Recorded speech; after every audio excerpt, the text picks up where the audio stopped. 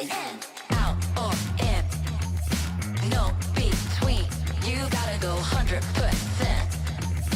Click to win. Every single moment, caught up in the motion. Got no use for caution. Hope you're ready for a fight. I believe it, I can see it. If it's in my sights, I achieve it. Ain't no leaving, no defeating. Show up complete and repeat it. I believe it, I can see it. If it's in my sights, I achieve it. Ain't no leaving, no defeating. Show up complete and repeat it. Every day, prove that game. I always go 100%. Start to end. Every single moment, caught up in the motion. Got no use for cautions. Are you ready? Are you ready? Are you ready? Are you ready?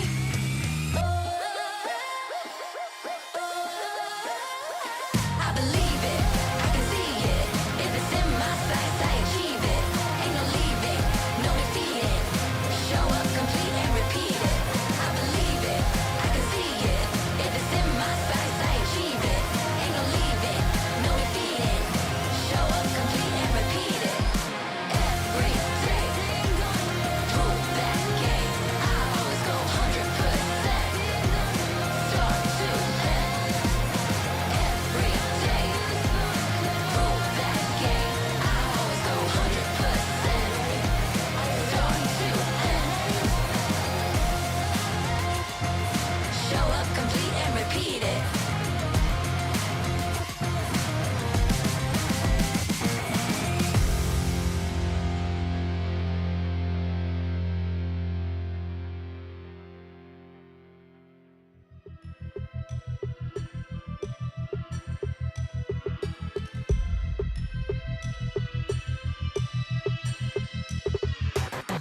It's a madhouse, it's a madhouse. Had a lot of people showing me some mad doubts. It's a madhouse, it's a madhouse. I got love for the game, I don't cash out. It's a madhouse, it's a madhouse. Everybody with their hands up in the air like whoa.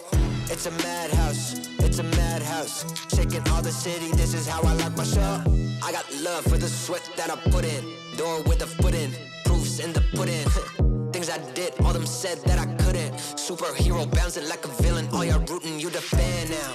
Yeah, you understand now what it took to be the champion that I am now. Head in the sky, it's about the time you land now. And let's see who of us has got the better plan now. Who has got the better plan now?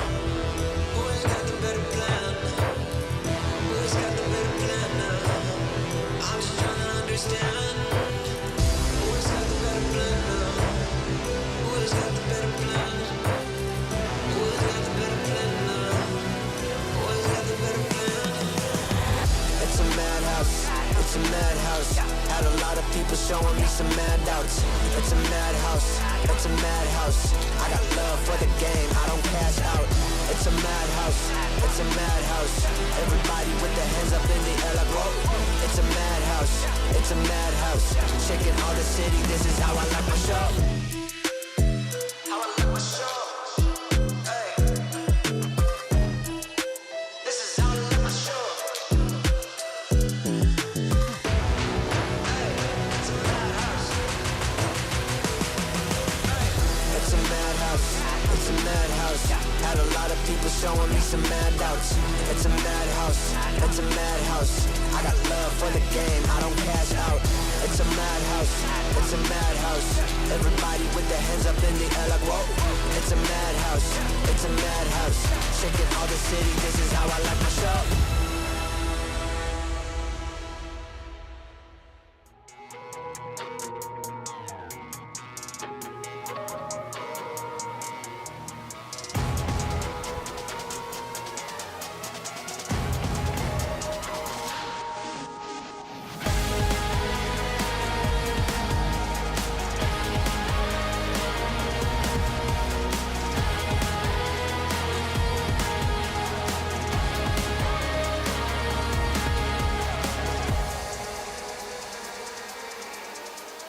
climb my way to the top, I never stop. It's coming ready or not. Do you have what you say you got? Go till you drop. Go until we hit the spot. Light gonna shine bright. Anything I like. Put it on the line. I've been taking chances all my life. I've been patiently waiting, and we're gonna take it like endgame. You can't stop what we begin. It's the wild flame. We burn this world right now, and then we rise again, like phoenix from the flame. The players in the game, we want it the same.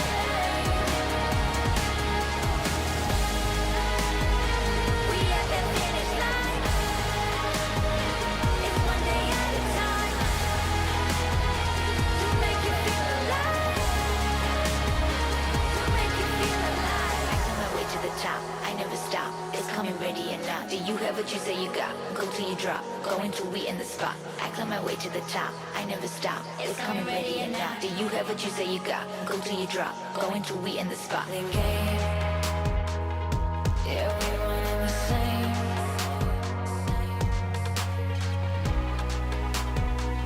I've been patiently waiting, and we're gonna take it like endgame.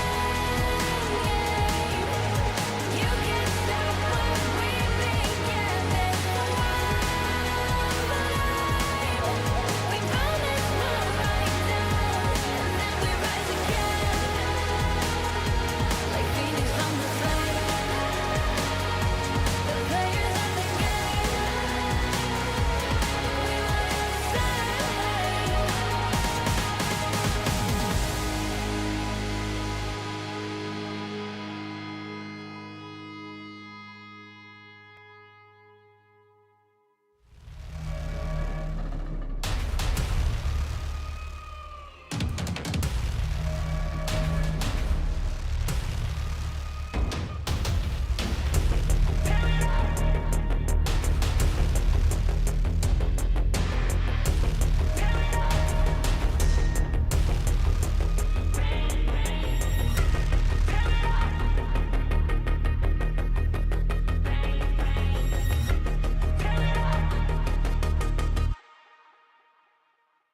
You get one night before the sun's up.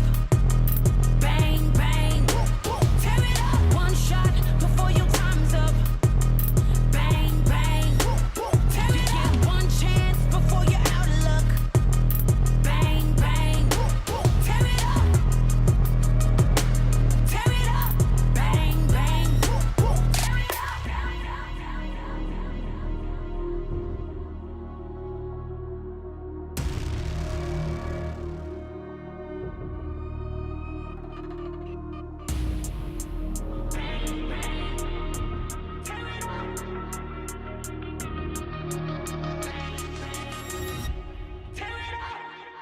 You get one night before the sun's up.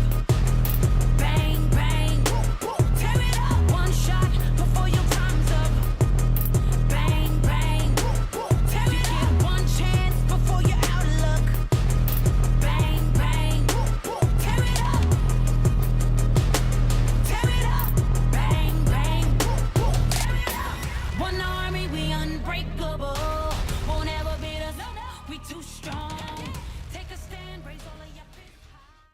The Snapdragon Pro Series is brought to you by Snapdragon Elite Gaming and DHL.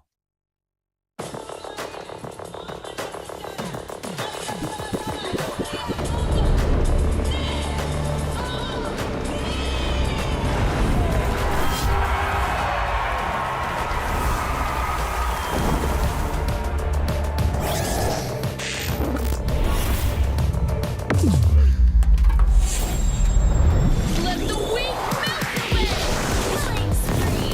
Got easy, taking the kill back.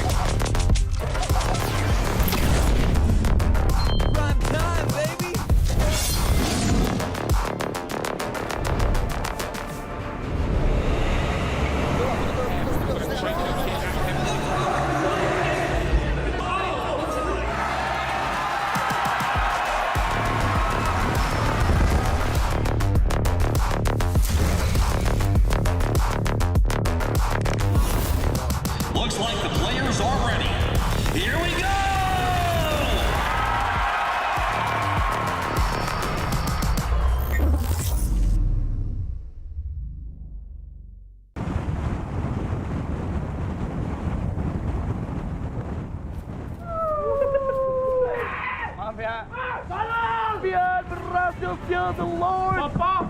Apa sih Papa? I'm good. Icy boy with diamonds on my frozen soul. Spending all my money on expensive clothes. Always sleeps through the day. Sleep by 6. Keep me awake. Yeah. I'm coming up with reason.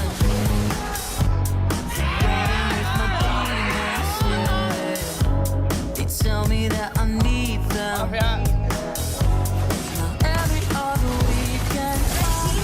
Langsung dari Luke, Napel yang hadir kali dengan elektrik untuk mencari pembalasan dendam kickoff.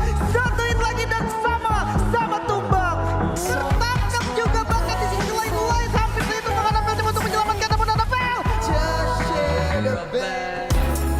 Icy boy with diamonds on my frozen soul. Spending all my money on expensive clothes. What's it take to get me on the radio? How are you doing? Slow down for me, goddamn, slow down for me. I'm good.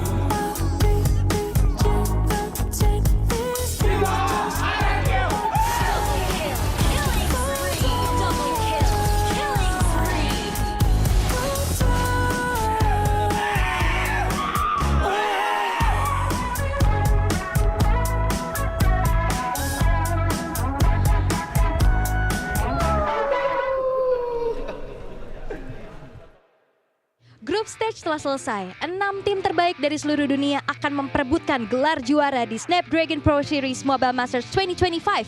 Dan di venue ini, tenis indoor Senayan, tim Indonesia pernah mengalami luka. Dan akankah luka tersebut akan terulang ataukah Kolius ngapain? Aku lagi syuting. Gue nyasar, mau cari ruangan tunggu talent. Kita di mana sih? Ini beda venue, ini di tenis indoor. Di tenis indoor kita udah di playoff hari yang pertama dan kita bakal lihat 2 tim yang harus pulang di hari ini.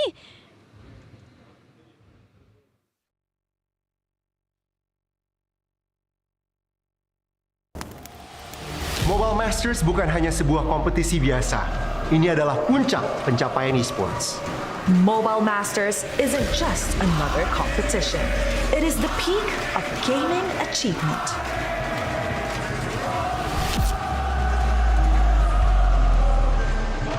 Perjalanan menuju puncak telah dimulai, namun pendakian terberat baru saja dimulai. The journey upward has begun, but the steepest climb has just begun.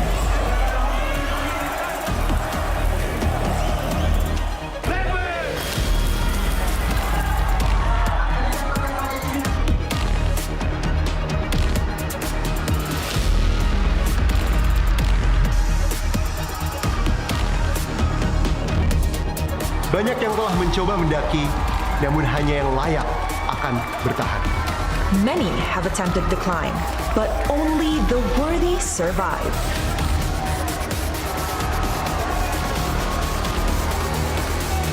Siapa yang akan bangkit untuk menghadapi tantangan dan mencapai puncak?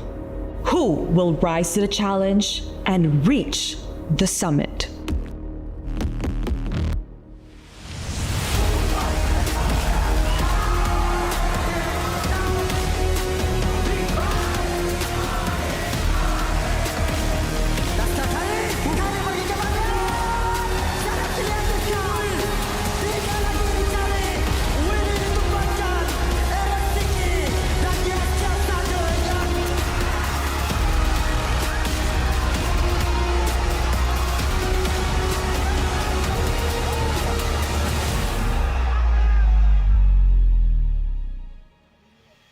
Snapdragon Pro Series Mobile Masters 2025.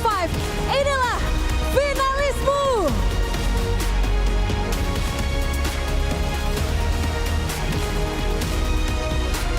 Bigatron Esports.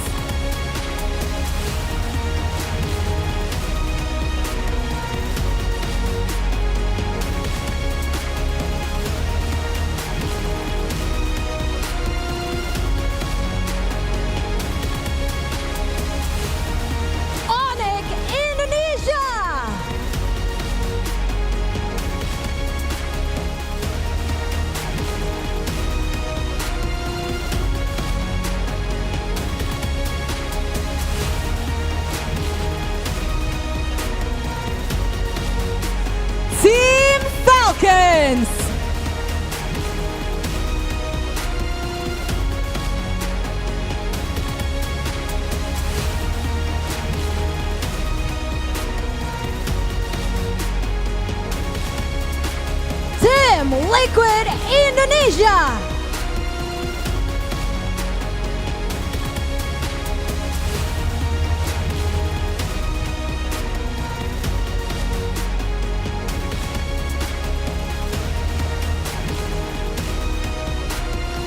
Onyx Philippines.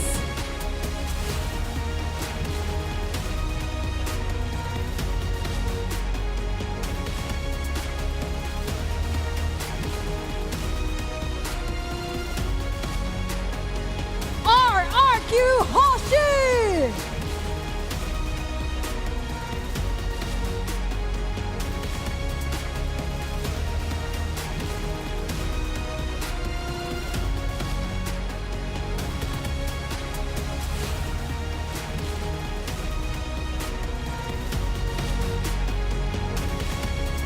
Players, it is now time to find who will claim the peak. Dan para panelis, silakan take it away.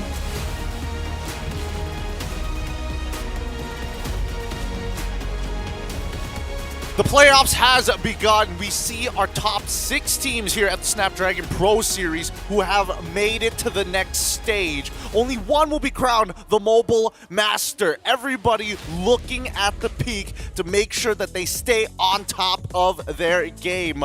Oh boy. It is time. Day 1 is underway. Welcome everybody. You're watching the SPS Mobile Masters. Me, Gideon Q, and as well as LaFell, our professional analyst on the desk to make sure that you guys are informed inside and outside of the game. But that's not all. We've got 2 more professionals here at the desk. It's Eterna and as well as Mirko to keep you guys entertained for the games. Boys and girls, how are you feeling after the days gone by, especially for groups? It's done. We're here at playoffs. I feel amazing! Dude! What is this? That's just the Stream A. That's the Stream A effect. No, I Stream B, so I have no idea what's going on in Stream Don't A. worry. But I feel good. Don't you feel good? I feel great. Yeah. Maybe not that energetic just yet. Yeah, Maybe yeah. after the game. It really I depends was on how surprised big a try BTR make it perform. though. What? I was surprised BTR made it. I too. was surprised Me too. too. Right? Yeah. Why were you surprised? Yeah, we're surprised because for once, it feels like this team is actually looking to play for 80,000 USD. Let's pull it up on the screen here because everybody's looking for a big chunk of the pie. I mean, I've asked these questions to these boys, but what would you do with 80,000?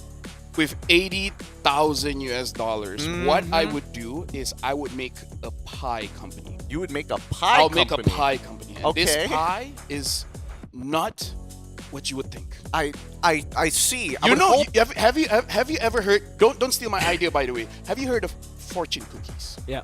Okay. Misfortune pies, where when you eat it, it will give you bad luck. Yeah, you already have the inconvenience Who of would going buy through an that? entire No, pie. you don't buy for yourself.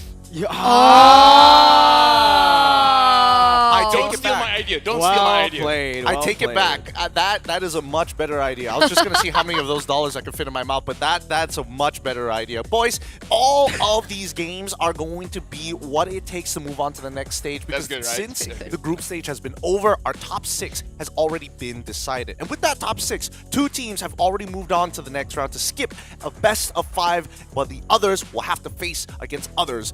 Falcons versus BTR, our very first match of the quarterfinals. And after that, it's TLID versus Onyx. I don't know about you, LaFell, and the games that you were able to watch, but what do you think are the odds coming into this for the quarterfinals before anything else? I feel like Onyx Philippines and RRQ Hoshi, they're in a bad spot. They're Oh, playing yeah. less games. They're playing less games. It's true. And if you go to the gym, Oh. you know, the more reps you do, the stronger you get. So Actually, right now, between Falcon, BTR, TLID, and Onyx, Indo, they have a better chance. Much better chance. I would say one of the best chance is actually Falcon because they're going up against BTR. Other than that, fair game. Okay, all right. Before I see Merkel blow his top, I mean, Eterna, you recently I actually don't mind that. You recently been getting into Pilates. Do you agree with the repetitions of game? With games, with exercises, it all builds up muscle for that big final PB at the end. Am I supposed to answer like the way LaFell answers or like how I want to answer? You can do both. You do you, man. You can answer I like a do me? politician. Yeah. Okay, I'll do me. Yeah. That's what. Yeah. Anyway, I think yes, in Pilates, repetition is important. So, you know, in exercise terms, LaFell has a point, but here I think it's a double-edged sword, right? There's one way to see it as there have more sample sizes to actually study on. So I think the remainder, the two in the next bracket, can be like, okay, so they learn more from that.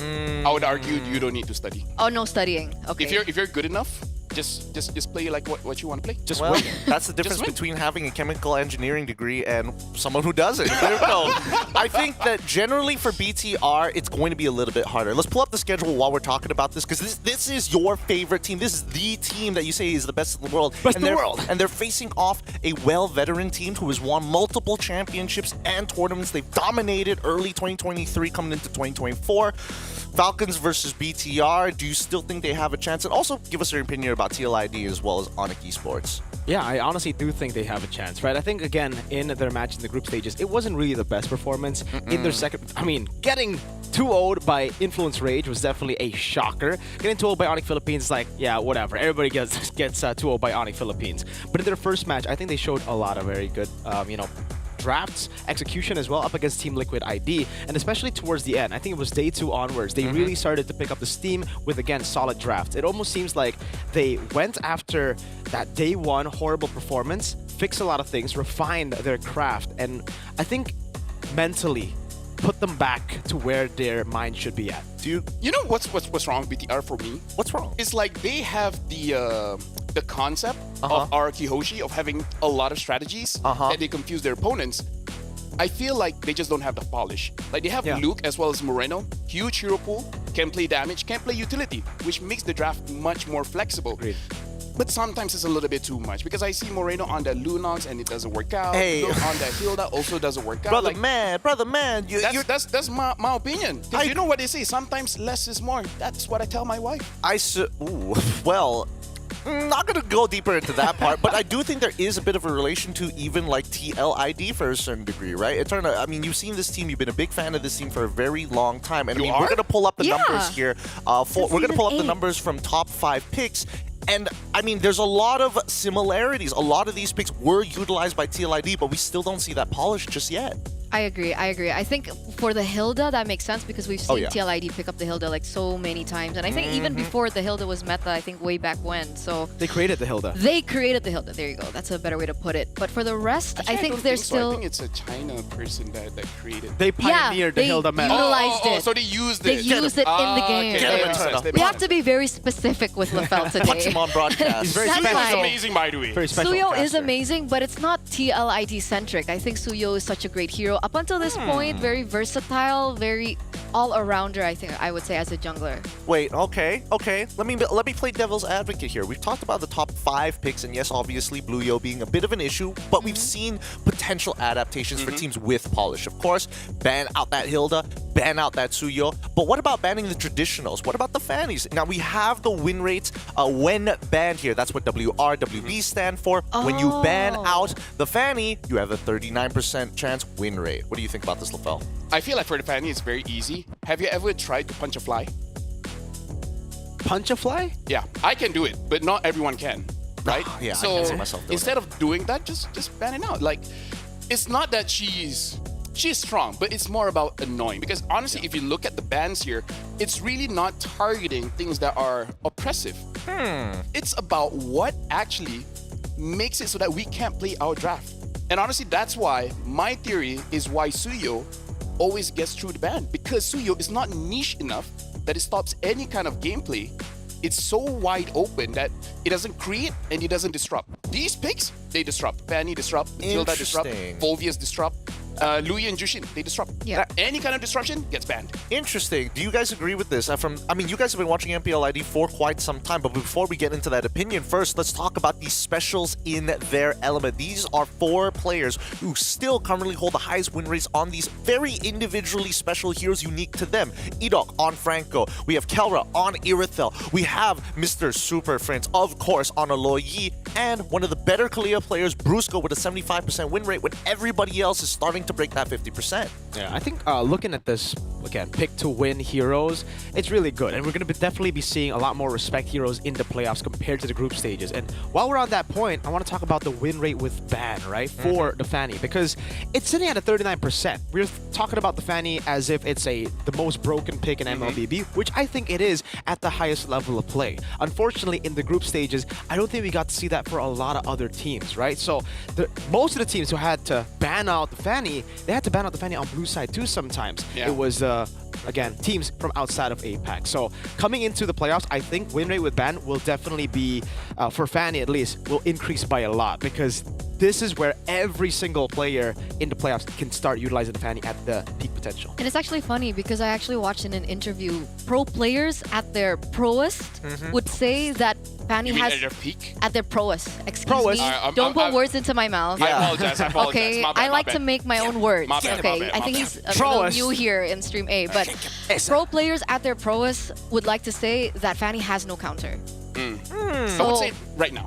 Yeah, no counter, despite there being Cho, Kufra, all that type of, all that type of thing, all that type of heroes, no counter. I That's feel what like they it's not that strong enough. because they know, I guess, how to work around these picks that may act as a counter. I mean, it's a counter in ranked games, but not for the pro players. I think I agree with that when it comes to like having a prime Fanny, someone like an MSC 2023 Kyrie, someone like a Sky's MSC 2024. But currently, I think it's pretty counterable in this meta. Let me just pull it back for a second here, because after all these the discussion about Fannies in particular, and yes, you did bring up a really good point about disrupting heroes coming into win rates when banned.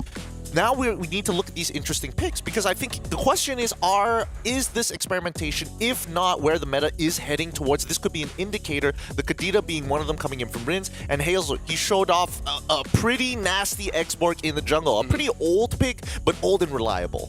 For me, it's really the question is that what they're doing, can someone else do it better? That's it. Like, for example, the Kadita. It's about burst. Are there any better burst mages? If there are, then why would you pick that? Right? Because this is the proest of the pro. Okay? Right? Proest of the pro. Proest of the pro, thank you. Proest of the pro. And it's just a matter of power creep, right? It's like she bursts. Like, for example, if Eudora's burst is the highest in the game, despite people making fun of it, she might get picked up. I think But it she's comes not the down highest to burst right now. a lot more than just burst, right? Because again, for the Kadita, it's not just the burst you're looking for, but it's also the sustainability, that movement as well. Ways of being able to do a lot more. Okay. Sorry. I've had Kadita in my games. Notice how Kadita's better. I personally Eudora. think what I we prefer saw. Kalia. What? Kalia is the better mermaid. Kalia's bad. But she's a different. She doesn't burst. She can burst if it's. Hey, you haven't tried it out. Bring up your point, Eternal, please. What we saw earlier on, I think it's just a reflection of the genius of Keskute, right? So he doesn't stray. Bruce. He doesn't have to play within the meta. He knows exactly what he needs, and it might even be a hero that's out of the meta. So we can expect really weird things from RQ, I think, today. Well, I do expect a certain level of polish, but I got to give it to Keskute. We've been giving him here on Stream A coming into the playoffs. Keskute as Batman. He is the Dark Knight. He is the I am Keskute vengeance sort of man here, and I think that Jakarta is just not ready for what he's capable of doing once he has molded this team into an executional masterpiece. I think for now, obviously, there are certain areas that they could be looking to work on in terms of adaptability, but that's why everybody's excited to see like the RRQ versus Onyx PH matchup, where it's like truly the best of the best as of right now, unless, I don't know, do you have any other teams that could kind of reach that level? Sorry, I zoned out. I don't know what he said. Do you think anyone could be on the same level as RQ and Onyx right now? BTR. Sorry. Why you gotta do that? Right? Bro, he down. All right. Look, if you guys agree with that opinion, if you guys agree, let us know on our social medias. Follow us on social media at ESL MLBB. You can find us on X, the Everything app, Instagram, and as well as Facebook for, who knows, everybody out there, including the Philippines. Let us know. Do you agree that BTR is going to be making it through? This is going to be a very BTR focused stream now. It's just, I still prefer Twitter. It's the way X it's the way sounds it so is. weird. Hey, It it's does. X, the Everything app. Before we go any further, we're going to go on a break, and when we come back, our first set of games. Remember, a best of 5 for all 3 of these days, except for the last one. And when we come back, it's going to be more Mobile Legends action here at the SPS Mobile Masters. Don't question we'll it. see Just be okay. you then. That's SA, man. Yeah, that's SA. That's SA.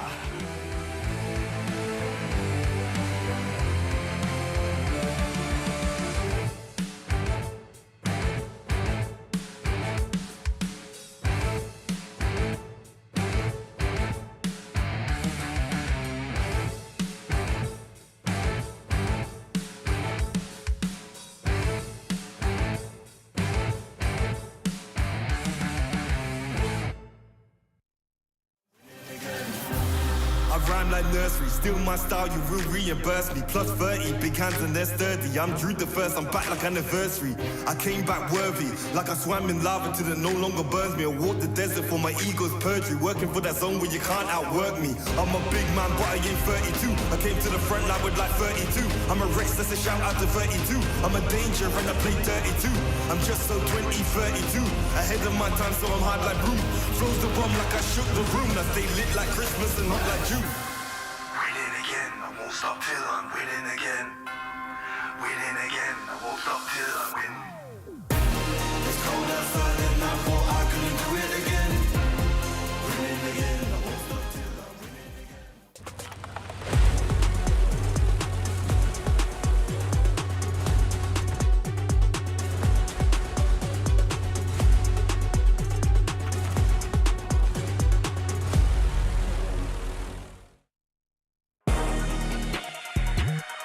The quarterfinals has begun. Our first best of 5 to kick things off day number 1 here at the SPS Mobile Masters Playoffs. Teams need to remember that this is an important match because there are no second lives. Single elimination, 1 best of 5 to determine it all. My name is Gideon LaFell, and as well as Miracle at the desk here to make sure that you guys are entertained. Now, this is the desk. This is the set. It's a desk.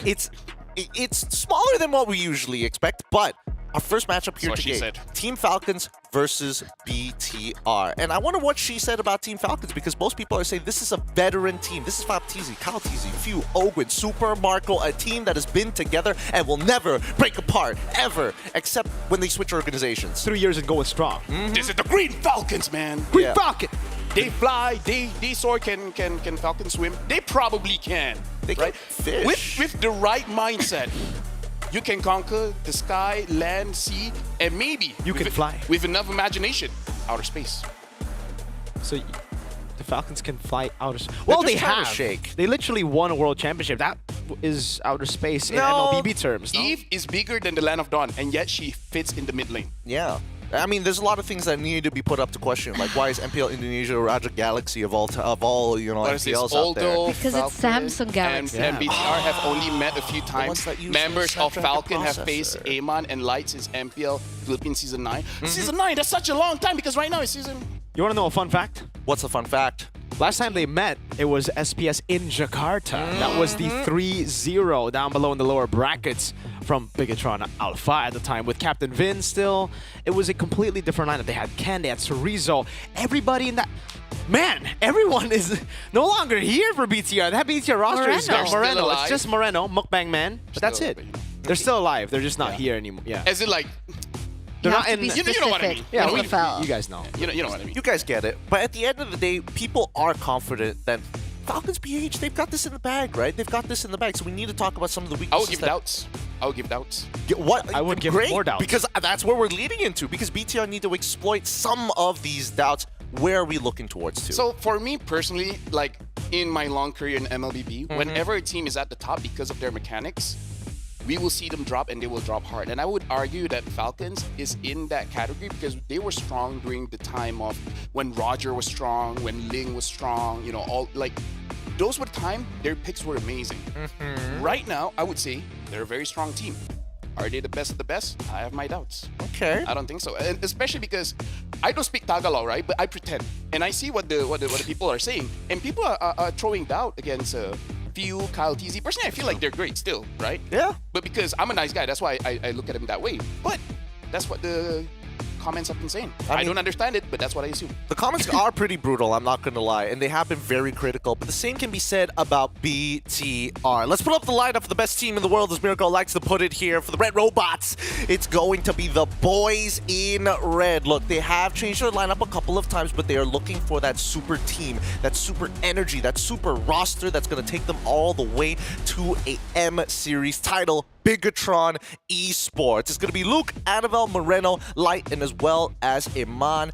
Personally, for me, Mirko, when I look at this team, I'm like, they've got the potential The tilt is such a big factor, though. Yeah, I think that's been a factor for Bigatron for the longest time. They have always had a very good lineup on paper. Individually, they're all really good. Heck, they got Kescute in their lineup once, and it looked really good in the regular season, but then the tilt happened in the playoffs. Then they just weren't ready to come into the playoffs as favorites.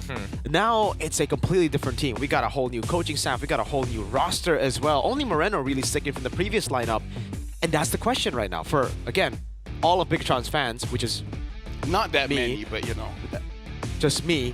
But the question is the synergy there yet? Is the chemistry there yet? And can they finally replicate what they've been doing in scrims on stage? Because I've heard in scrims, they've been monstrous. Since what, season 12? Well, you know, I'm going to bring that point. I'm going to round it back up in just a little bit. But first, we need to talk about Light's photo pose. The Light pose forms a P. Aww. Initially, I thought it was for Pamela, which is what he went in. But it actually represents his girlfriend's initial. Her name is Pamela. Yeah, and it's a special dedication just for her.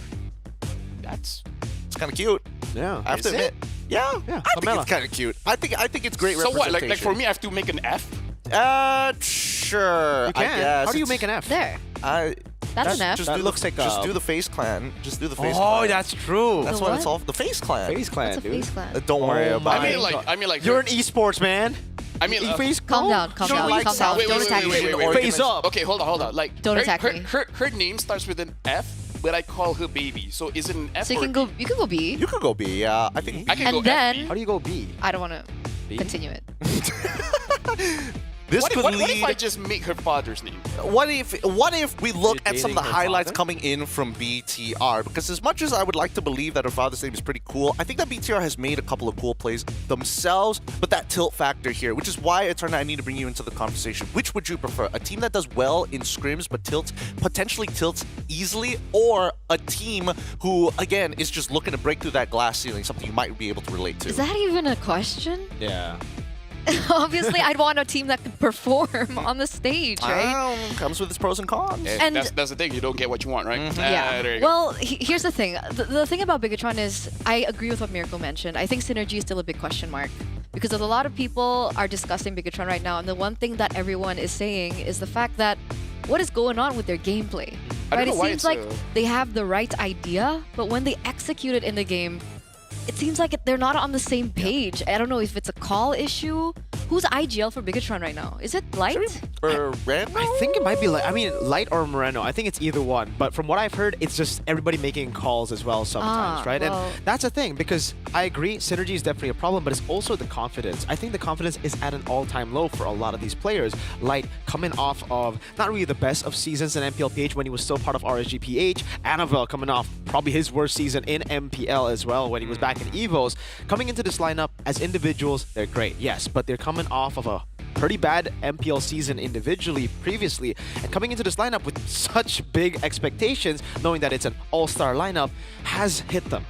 I mean, I feel like if you want to raise your confidence, you just look at someone worse, right? I mean, yeah. That will make you feel great. They look, hey, who's not worse? me. They lost to influence range. Who's worse at this point? You know Believe what? you me, I feel like if you scroll TikTok long enough, you'll find someone. You Group B.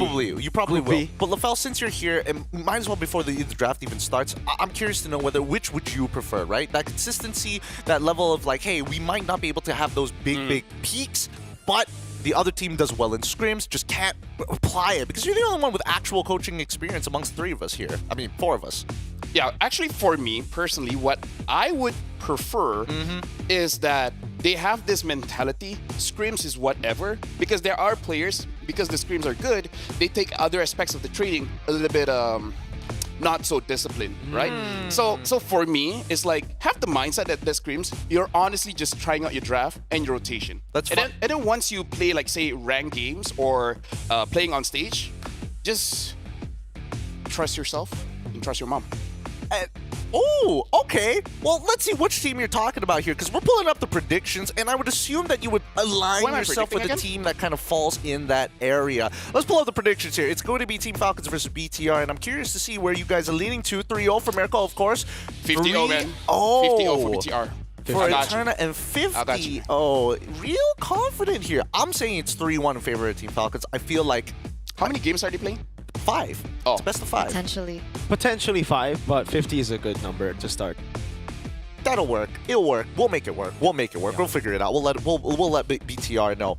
I think the way that this game is gonna go, if BTR does not find a win within the first 2 to 3 games, high likelihood they're going to get swept. If they go 2-0, I feel like it's going to be a sweep. If it's 1-1, there is hope. If it is 0-1, still hope for BTR. If they don't find a win in those first 2 matches. So you think momentum is important for them? So important. Have you seen, dude, when Moreno lost his top inhibitor to Minions, I saw he was jumping. He was not happy about that. I feel like give Moreno and Light a hero that they don't really have to think about, and then they're good. I don't think. I think more so it's Light with the comfort picks again. Yeah. Like when he picks the comfort picks, he does really, really well. For Moreno, I think he's been one of the pillars that has been very, very consistent together with Eman.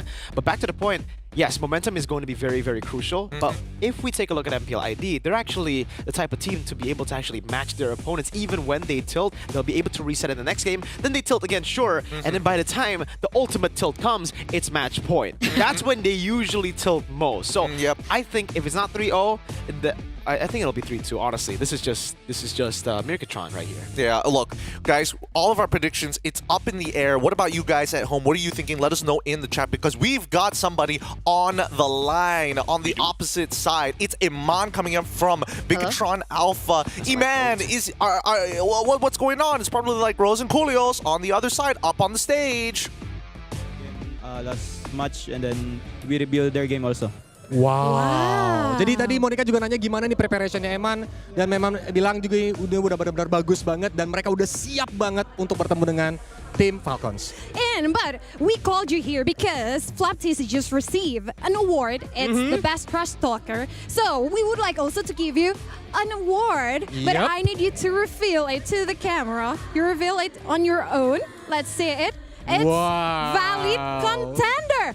You're awarded as the valid contender. Yes. Do you agree with that? I don't know, but I would like to receive it because they give us to me. Yeah. Jadi tadi juga dia ditanya sama Monica, kira-kira ini benar-benar dapetin awardingnya, rasa pantas gak sih untuk dapetin awarding ini? Tapi dia bilang, gue nggak tahu, tapi gue bakal tetap simpan ini karena gue rasa ini adalah penghargaan baginya. Gitu. But what do you think? Why do you awarded with this valid contender? Do you like maybe a lot of the team like expect you as their valid contender? Absolutely. Honestly, I don't know, but apa? Like why do you think they like awarded you as the valid contender? Do you like very confident with your matches during the Snapdragon? Yeah, I think so because I think they see me as a good player also. So wow. Jadi tadi Monica juga nanya kayak kenapa dirimu berpikir bahwa dapetin awarding dari valid contender? Apa sih perasaannya gitu? Dan dia bilang ya karena dia rasa juga dia bermain dengan lumayan cukup baik gitu. Dia memang nggak tahu kenapa dikasih penghargaan ini, tapi dia rasa memang dia bermain dengan cukup baik. But Coolios, let's change the question. What about if we ask you, Eman, who's your valid contender? Marco. Wow. Jadi kalau kita nanya siapa sih valid contender Eman dan dia bilang adalah Super Marco. Okay, but anyway, Flaptizi just told us that okay, Moreno about the mukbang. But what do you think? Please represent me, Moreno and your team about the mukbang, the Philippines mukbang. I don't know because I'm from Philippines also, but let's see later. Jadi dia nanya kan tadi Flap juga ngomong soal dia bakal mukbang tim Indo. Gimana nih dari Eman dan dia bilang, gua nggak tahu tapi kita lihat aja nanti katanya karena dia juga mewakilkan tim Indonesia. So we'll see on later and maybe one last message for Falcons. Good luck, have fun. Let's give our best to this game and then we give our best to the fans. Oke, pokoknya good luck, have fun aja dan berikan yang terbaik untuk match ini. Yes, so good luck, Eman. And let's throw it back to the panelists. Take it away. Thanks, as well as Kolios. Those are the words from Iman himself. Are nominated valid contenders here. What does that mean? Look, we have player awards. Player awards being distributed, and obviously, we're not just going to be looking for the best player, our MVPs. We got to make it a little interesting here. I'm going to move forward. Okay, ride or die support. Ride or die support. Now I'm seeing Lafels. Yeah, ride or die support. Skill shot king. Yep, most skill shot aggressive. And valid contender. There you go. I don't know the colors, but that's what it is. Wait, so they're... How do you know it's colored then? Different shades of gray. He's lying about Don't his make me color upset. line. Yeah. Please don't make me upset. Fight. That's what we're hoping for. Look, these player awards have been distributed amongst these 4 players, but we also have more as well, like Trash Talker, for an example. We've got another 8 already listed up. Wait, so does everybody get an award? Okay, now Mirko, you go in front. All right, I don't think everybody gets an award Mechanic for this God. one. Ooh, Mechanic Kelra. God. All right. Meta Slave, Sans. What? Oh, that's pretty true for this. It's kind of funny. Best Trash Talker, Flap TZ. Kill Stealer, Dyron. Oh, that's what I would want. Yeah, that's funny. That reminds me of Grok Execute. That's the kind of meta I like. To be fair, he's playing the Badangs, right? And he's been going like 4 or 5 kills, more than his gold laner. Hey, he's been stealing it from. My Kalia had 7 kills yesterday, but I had 20. So you didn't kill Steel. You had Skypiercer. We kill Steel. You had Skypiercer. Just to tell you guys, our Granger had 0 kills, so we kill Steel the Granger. I mean, you got to kill Steel when you want to win games sometimes. I'm just saying, these awards are going to be valid, and I'm curious to see as the days go by what these players are going to be thinking about. But let's bring it back to this matchup here between Bigtron as well as Falcons PH, because again, you've already mentioned that Falcons PH are the team that's going to be more reliable, and even so, I'm surprised that Sans were the ones who got meta slave, because you were talking about the way that maybe they've kind of strayed away from the meta at this point. They haven't found that kind of solidity, that foundation. Yeah, I don't know. Like personally, for my take for Falcons against BTR, I feel like Falcons doesn't really have to do much. They just stick to what works, and then just play along with it. Where BTR, I'm just worried that they're overthinking the situation. Yeah. They're like, oh, what if this happened? What if that happens? Like, what if we pick this and then they counter with this and then just end up doing the wrong thing anyways? Well, with that being said, it looks like the games are about to begin as the players are making their way up onto the stage. It's the walk-ins live in Jakarta. Let's check out how it looks right on the stage. For 3 consecutive days, and we have finally entered the opening match of the playoffs, the Snapdragon Pro Series Mobile Masters 2025. And for our first team, they come from the land of the strongest MLBB players in the world. A team that is not new to the grind and the hardships from down below. Ladies and gentlemen, Indonesia, introducing Team Falcons from the Philippines.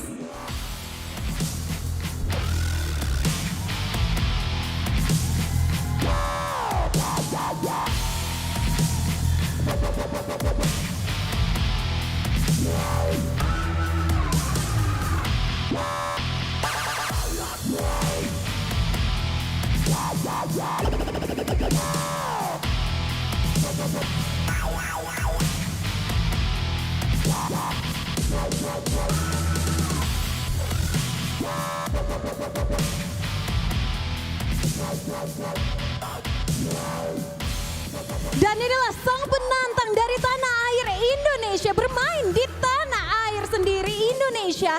Sang robot merah tentunya semakin terpacu dengan semangat untuk bisa bertani, walaupun di group stage harus bisa berpasrah berada di posisi ketiga di grupnya. Tapi kali ini di babak playoff semangat mereka semakin membara. Please welcome Bigatron Esports from Indonesia.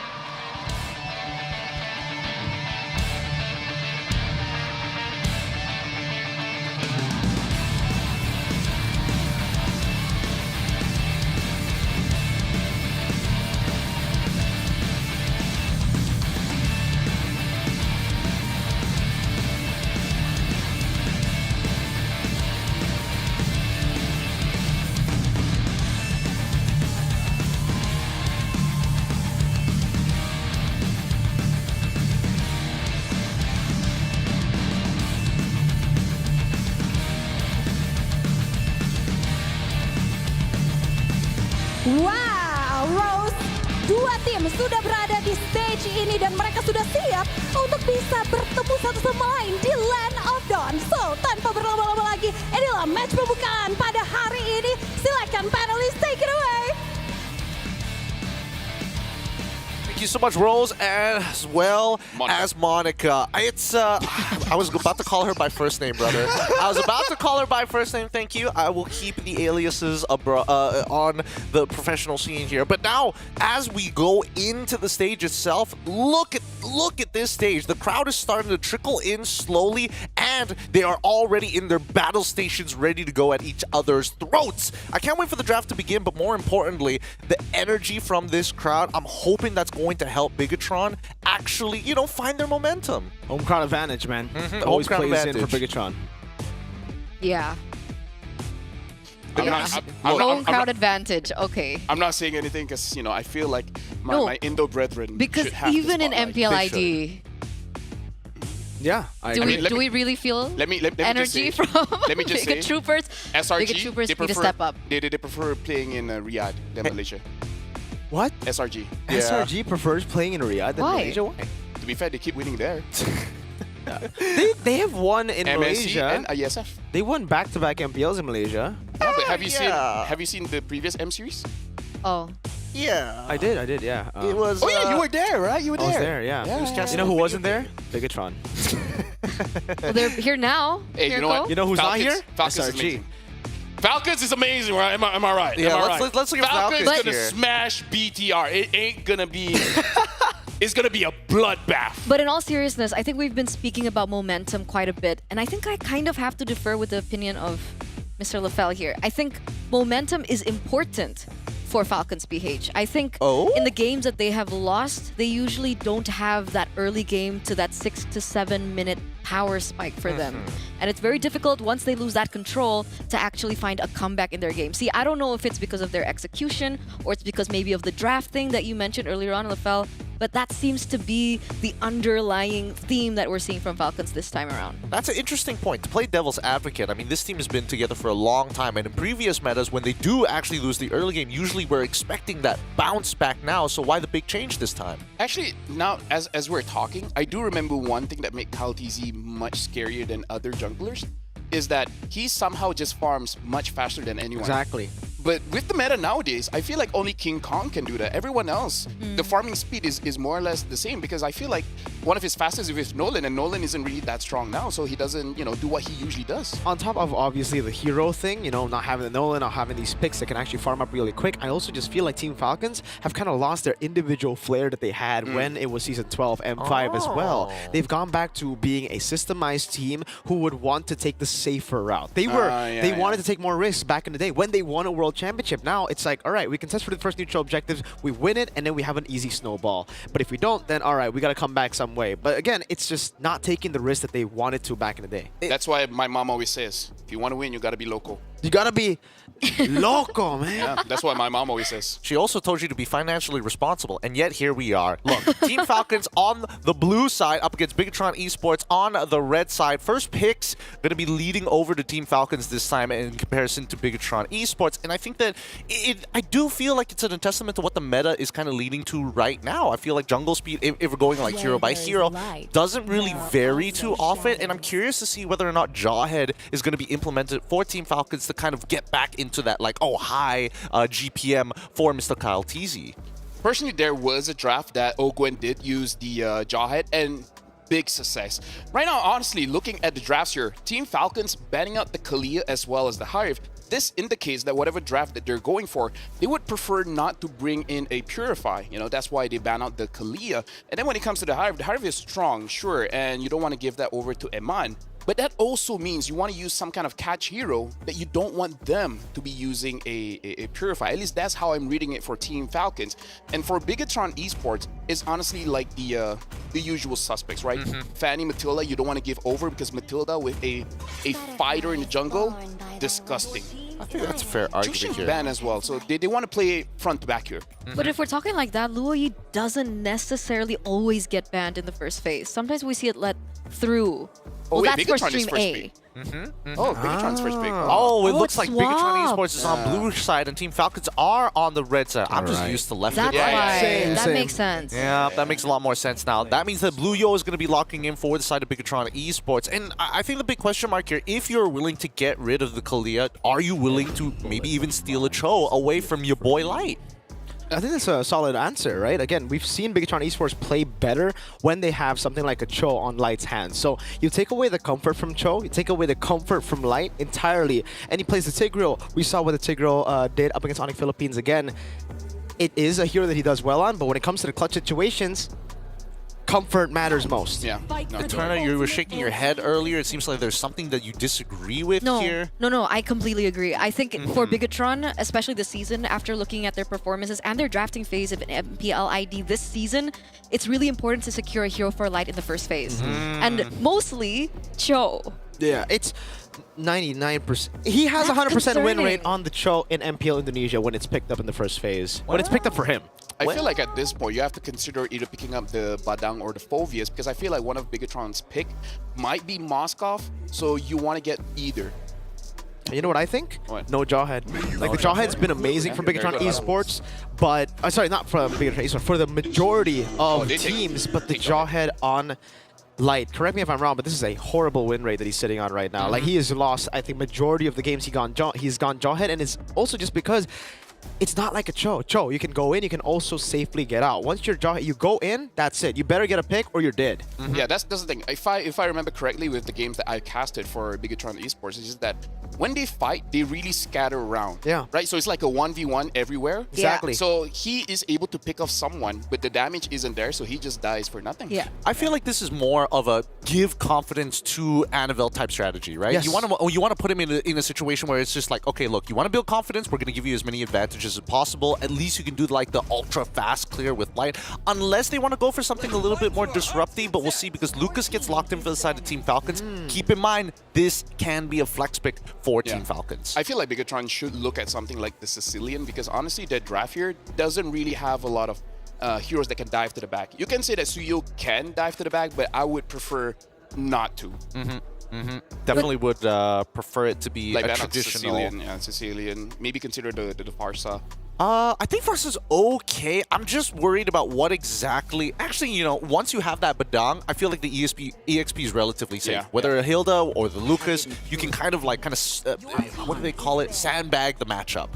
Yeah, I think for me, it's no longer a flex pick here because of the Hilda. The Hilda, we've only seen it in XP. I don't think we've seen it in Rome a single time in Snapdragon Pro Series. I don't think I've seen it. Not for Team Falcons. No, as not well. for Team Falcons for sure. But even in MPL ID, we have not seen the Hilda been flexed over to other roles. Lucas should be in the jungle, knowing that now. So it's up to the Rome and Mage as well. And Team Falcons, they're playing into it. They know they have the first pick on red side. They're going to ban as many mid laners as possible and then deny another one from Moreno. And a big one has been that Selena for Moreno. That's a signature pick currently. When he gets to Selena, he does really well. Combo it together with a Jawhead, it could work really well, but that's why Team Falcons have gone for a very beefy composition and one with CC immunity in the Lucas. I like the fact that Bigatron Esports, I mean, yes, you've already got your support locked in, but making sure you deny the Cho away from Team Falcons, because when you have Lucas assuming that he's going straight into the jungle, I mean, all odds are looking towards that. That early game is especially deadly. Turtle fights are particularly hard to deal with if you're in Bigatron's position.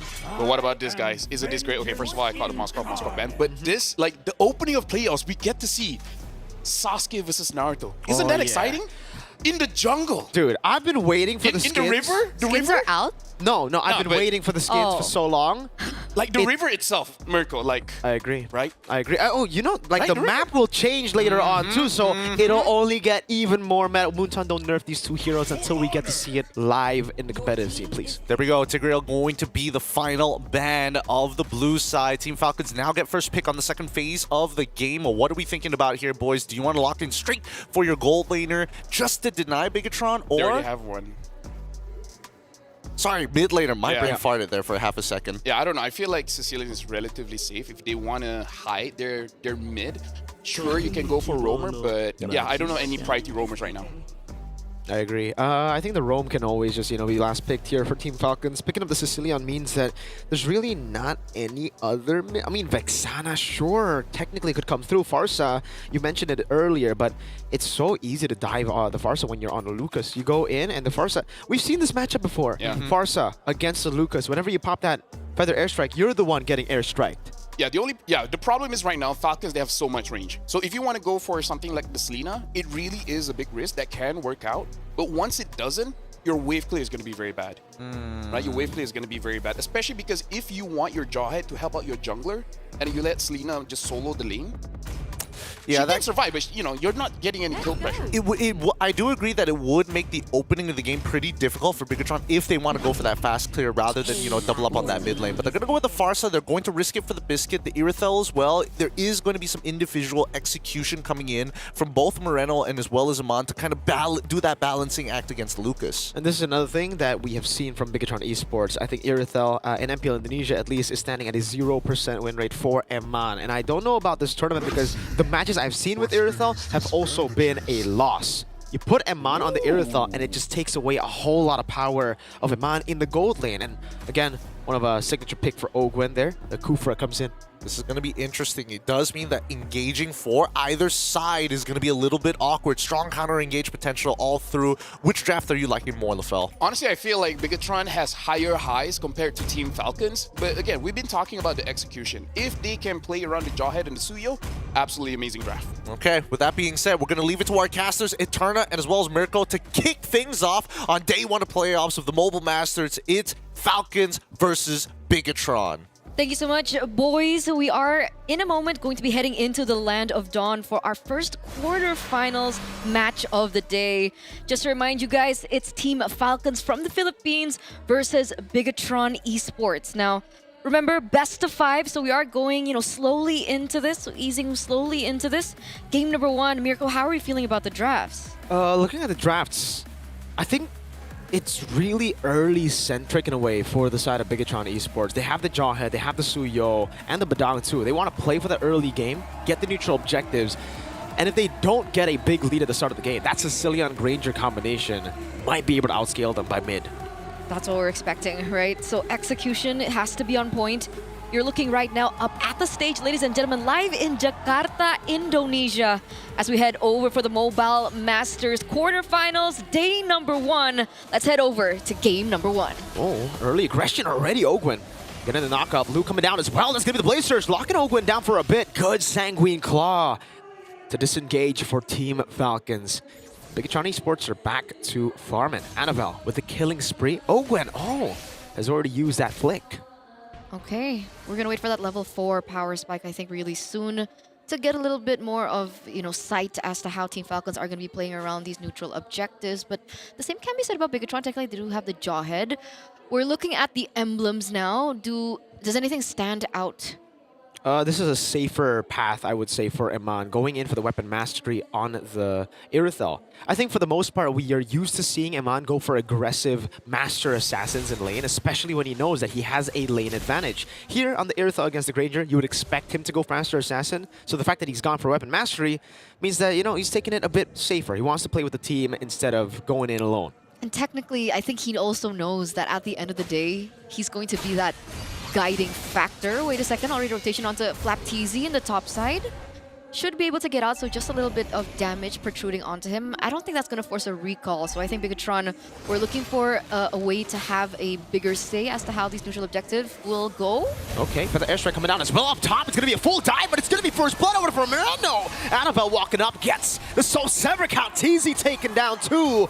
A good start for the Red Robots. That's huge, right? This means they have full control over the neutral objective. So despite them unable to get Flap TZ earlier on, the way that Team Falcons re-engaged into that wasn't as great, and now they're going to lose control. It was a questionable initiation. Unstoppable force. Good flicker out from Flap TZ. Tyrant's Revenge again from Ogan with the rage too, but there's no one there to follow it up. Luke's still able to disengage. And 2 times now we've seen Ogwen tunnel vision to look for Luke of all members. Is this Wait a second, Light. Ejector, Blade Surge, another kill to Annabelle. 2-0 up now, BTR. Wow, 1,000 gold lead already in the first 3 minutes of the game, and this is what we were talking about earlier on. For the airstrike onto Few. Oh! What? A solo kill for Moreno in the mid lane. Wow. Moreno on this Barca has been delivering 2-0-2 so far. And again, right, going back to the way that we were talking about Falcons, the fact that Bigatron Esports are the one that's holding on to control in this early stage of the game might be imperative to how BTR take this.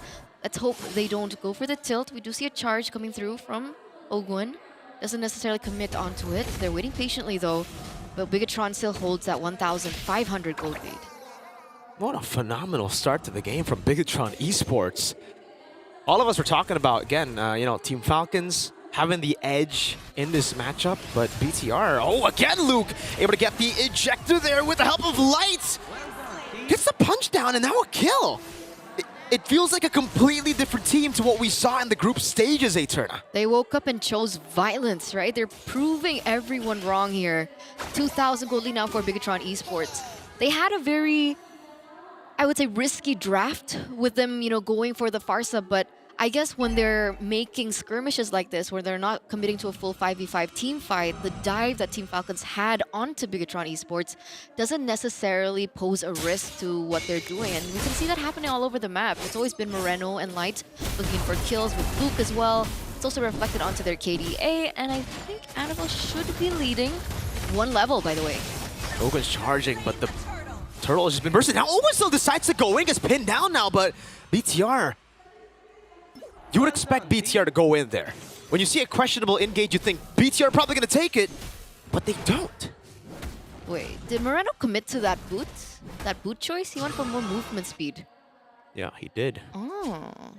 And Eterna, this is playing out exactly how you mentioned for Team Falcons. You said momentum is important. It's crucial for Falcons in terms of in-game, right? Early on, they got to get a lead. And if they don't get a lead, this is what we're used to seeing. And that's what we're seeing right now, is Light is able to wait and in that bush for Ogwin to walk up. Luke escaping again. Disciplined maneuvers from Bigatron. I guess at this point, Team Falcons, they have to wait on Few. Baptiste onto Annabelle. Annabelle's not having the best of time as well on his rotations. I think he's been fine. He's gotten 2 turtles rotating up top. Getting the waves as well, just matching up. So far, I think it's been good. After the 5th minute mark, you would expect your jungler to rotate to the other side of the map to farm up while your XP becomes the secondary roamer, or technically the real roamer. Lies more to the pickoff dude. The engage will be coming through Luke. That's when you see these big initiations, and he is level 8. He is looking for that pick. He has a Thunder Belt, and he stacked it quite a bit. Okay, now we're looking at the gold leaderboard. We are seeing that Super Marco is falling a little bit behind, but not too much. Should be able to get to that power spike quicker. Eman, 4,200. It's not bad either for Eman, actually. No, it's been amazing. I think for the entire team of Bigatron Esports, the first 6 minutes of the game has gone their way completely. In the laning phase again, for Eman, it's even better for him. Yes, he's not winning out in the lane completely. He's not getting solo kills, but the Irithel just needs to farm up, especially with his choice of emblems, weapon mastery. He can just wait for those item power spikes, and once it hits, it's going to hit real hard. And farming they shall, already having some damage onto the upper side of the map. But you can see the rotations coming through. That's a concealed play coming through. Uh-oh, flicker out from Few already early on as Kaltisi still holds on to there. Luke gonna be caught again, but it's only just Luke as Eman dives into the back with a heavy crossbow. Annabelle caught in the back as well. Flapteezy picks up the kill. Eman still going for the free hits, but it's only onto Ogwen. Team Falcons, 1 team fight, and they are back. Yeah, 2-0 trade, ladies and gentlemen. Team Falcons are going to be able to pick up the neutral objective as well. And that was considering Kaltisi was 2 levels below, so that pick onto Annabelle was huge. It was an amazing way to kind of turn things around for Team Falcons PH. Great way. Initially, you saw again Ogwen target Luke in the skirmish, but it was kind of a distraction for the rest of the team to just pile onto Annabelle. Well, BTR again were scattered. LaFell did mention this. When BTR get the lead, they want to play for those scattered team fights, and that's what you get when you get read out, right? Falcons PH were able to just stick as a unit together and focus down these members before Bigatron could take control. And you can see now Eman just farming it out in the bottom side of the map. There's a rotation coming through from Team Falcons. Super Marco going to be able to pick up that turret, but it should be traded back by Iritel, by Amon in the bottom side of the map. So again, both of these teams are playing it well. They're utilizing their macro. Bigatron builds. All right, let's take a look at the item builds. That's the Haas Claws with the Windtalker. So prioritizing a bit more mobility over the usual early power spike for the Irithel, right? You would expect Haas Claws, Berserker's Fury. That's a conceal from Light. Ogwen's in the bush, reads it out, pops the conceal. Light's going to be looking for it as well, but won't be able to find it. So Team Falcons have read out their rotation completely. Ogwen goes in for Charge Revenge. Luke will be able to go for the pin down with Fist Crack too. A lot of resources placed down the ejector to disengage. Kaltizi obliterated Amon there. And now the shots are coming down with the Feathered Airstrike locking onto Kaltizi. It's Flap going in deep to cancel it out. And that's the damage from the Lucas. This is one of the heroes that have been highly contested pick for Team Falcons. Kaltiz has utilized this multiple times, and you can see the comfort really reflected through his playstyle. Amon gets completely shattered out. Team Falcons are going to be able to pick up that turret as well in the mid lane, and they should have one member up, as they are going to be the ones to be able to get to this Lord first. Light is in the vicinity, looks for some information. But Team Falcons don't necessarily go for the commit here. They needed to clear in that bottom side of the map first. Annabelle level 13. Meanwhile, Kyle Teasy is at level 12. So Annabelle has a little bit of an advantage when it comes down to the 50-50. And the gold lead is getting crazy for Super Marco.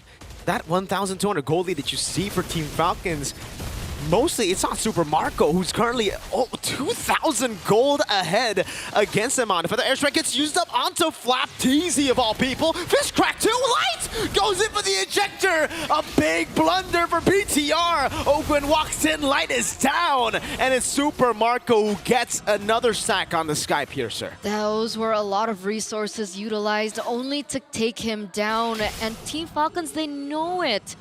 They were able to turn things around, take Light out. But it seems like Kyle Teasy doesn't want to go for it just yet. Focus on getting the purple buff first. Wait a second, that's a catch. Uh-oh, Tar's Revenge and the Rage plus everything there. Both the L's of BTR taken down Light, and then Luke a free lord over to Team Falcons. Unfortunate stuff for Bigatron.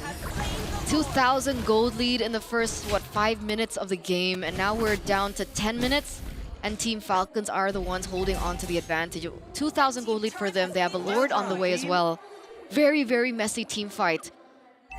And this was one of the things that we did kind of mention during our pre-show and, leading to this game. The fact that Bigatron Esports in these team fights, what's the call? They're so scattered. The allocation of skills as well has been a problem throughout the Snapdragon Pro Series Mobile Masters.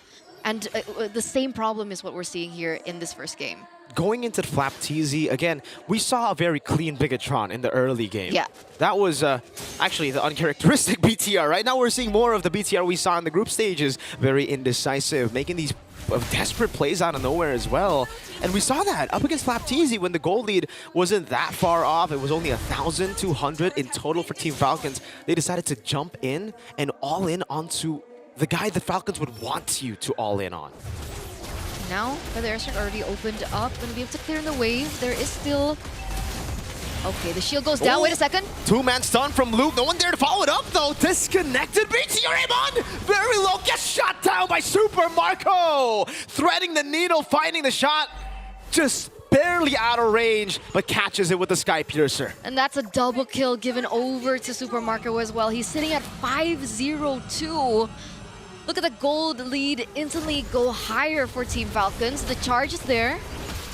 Another Feather Airstrike, this time to clear out the wave. They'll be able to do so, but they won't be able to keep the turret in the mid lane alive. Now again, it's Super Marco walking up. Rhapsody, that's Sonata. Another base turret falling to the hands of Super Marco as Annabelle is left to just go and clear out those waves. First Lord, 2 inhibitor turrets. Super worth it now for Team Falcons.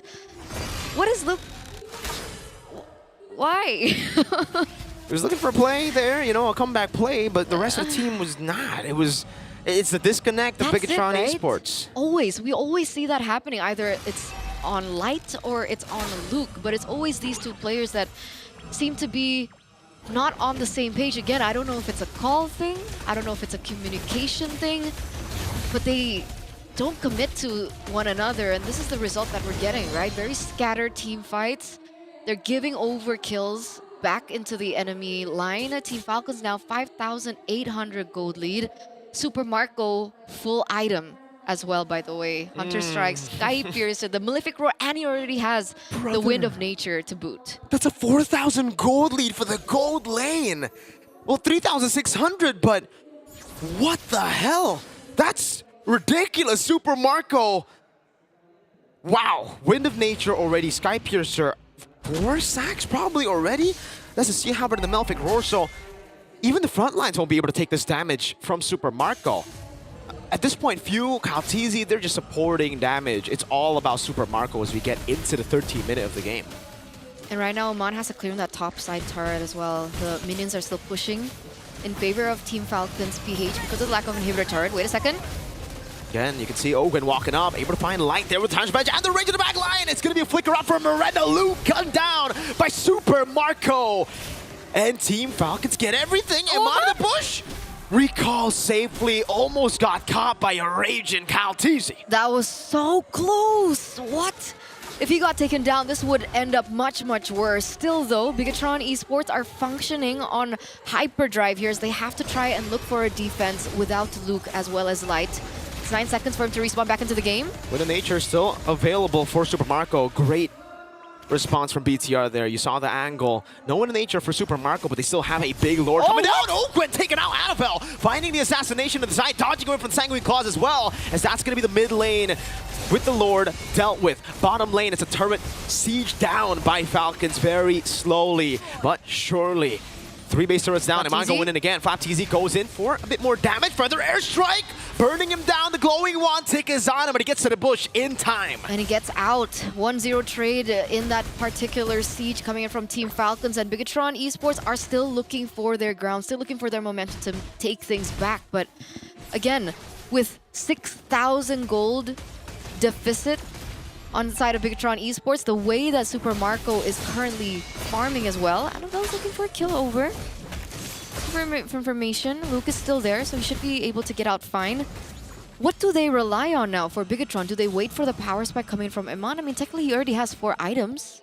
The thing is, about we gotta talk about that power spike, right? For Iman, he's already hit the power spike. He's on the way to a Wind of Nature. That will certainly help him in the late game. But the thing is, he doesn't really have a lot of penetration. So Kyle TZ, Ogwen, Flap TZ, they're gonna be big problems for Iman as we get for actually the whole team of Bigatron, because yeah, they have no way of shredding down these frontliners. What they have is a way to dive into the backline. If they do get that, then yes, that GDS with the Wind Talker for Iman will be massive in terms of being able to actually try to kill Super Marco. But if they don't get that very specific win con under their belt, I fail to see how they're going to get through this front to back of Team Falcons. I mean, technically, Annabelle is building the Malefic Roar, right? And he was the one to take down Ogwen earlier. Is that another solution maybe to Bigatron Esports not completely relying onto Iman? I mean, it's a way to deal more damage, right? I mean, more poke. You can use the Queller to poke with the Malefic Roar. You do more damage to him. But in the late game, you're going to have to rely on your goal laner for the most part to be the one dealing out damage to the front line. The fact that they have gone for kind of like an assassin build for this Irithyll means they don't want to. They don't want to go and deal with the frontliners first, which is, again, very risky. Maybe if they had a Lo Yi, could have been less risky because that's what the playstyle is. Currently, it relies heavily on execution. That's what it means. So they're looking for some sort of pick-off maybe, right, before they go in for the team fight. So far, they haven't been able to find it, but Light goes in again. Oh, great flick around. Now Luke, though, able to find them all in the fist crack. It's going to be Ogwen taken very low. Still Annabelle in the back as well. Immortality can be popped. Light gets taken down, but Annabelle is looking for the kill. Able to find Few. Gets out again. Now it's the kite back from Moreno. A 2-for-1. Few taken down for Light and Annabelle. Annabelle was trying his best, man, in the back line, looking for that kill over onto Few. Was able to get it, but the fact that he's traded back means that they don't have any retribution here. Iman looks like he's going for a re-engage. He already used the heavy crossbow earlier. Does not have to sprint. Super Marco, does he have the Wind of Nature as he jumps back forward? Moreno used the feather airstrike earlier. Flap TZ gaining control again. No retribution for the side of BTR. Iman Trying to look for this. Calteezy is getting whipped down. Now it's going to be Ogwin with the Tarn's Revenge and the Rage, finding Luke to give Marco a legendary, as that's him on, jumping to the back with the Wind of Nature as well. A saving grace, perhaps, but Flapteezy is going to chase him down now, looking for those shots onto Iman. He buys the immortality, but no one's there to save him. Feather Airstrike comes in, takes no one down. Super Marco with Kyle Teasy gets the last hit down on Moreno. And now it's up to Light and Annabelle. Another round of BTR versus Falcons. Annabelle walking up. Immortality down for Super Marco. No One in Nature used up as well to shut down for Annabelle. He finds the immortality in time. Jumps back in now onto Few. But the Bat Beast damage. That DOT was on it. Bad Impact 2. Meanwhile, the minions in the base will end the game for Team Falcons. Team Falcons 1-0 now for Bigatron Esports.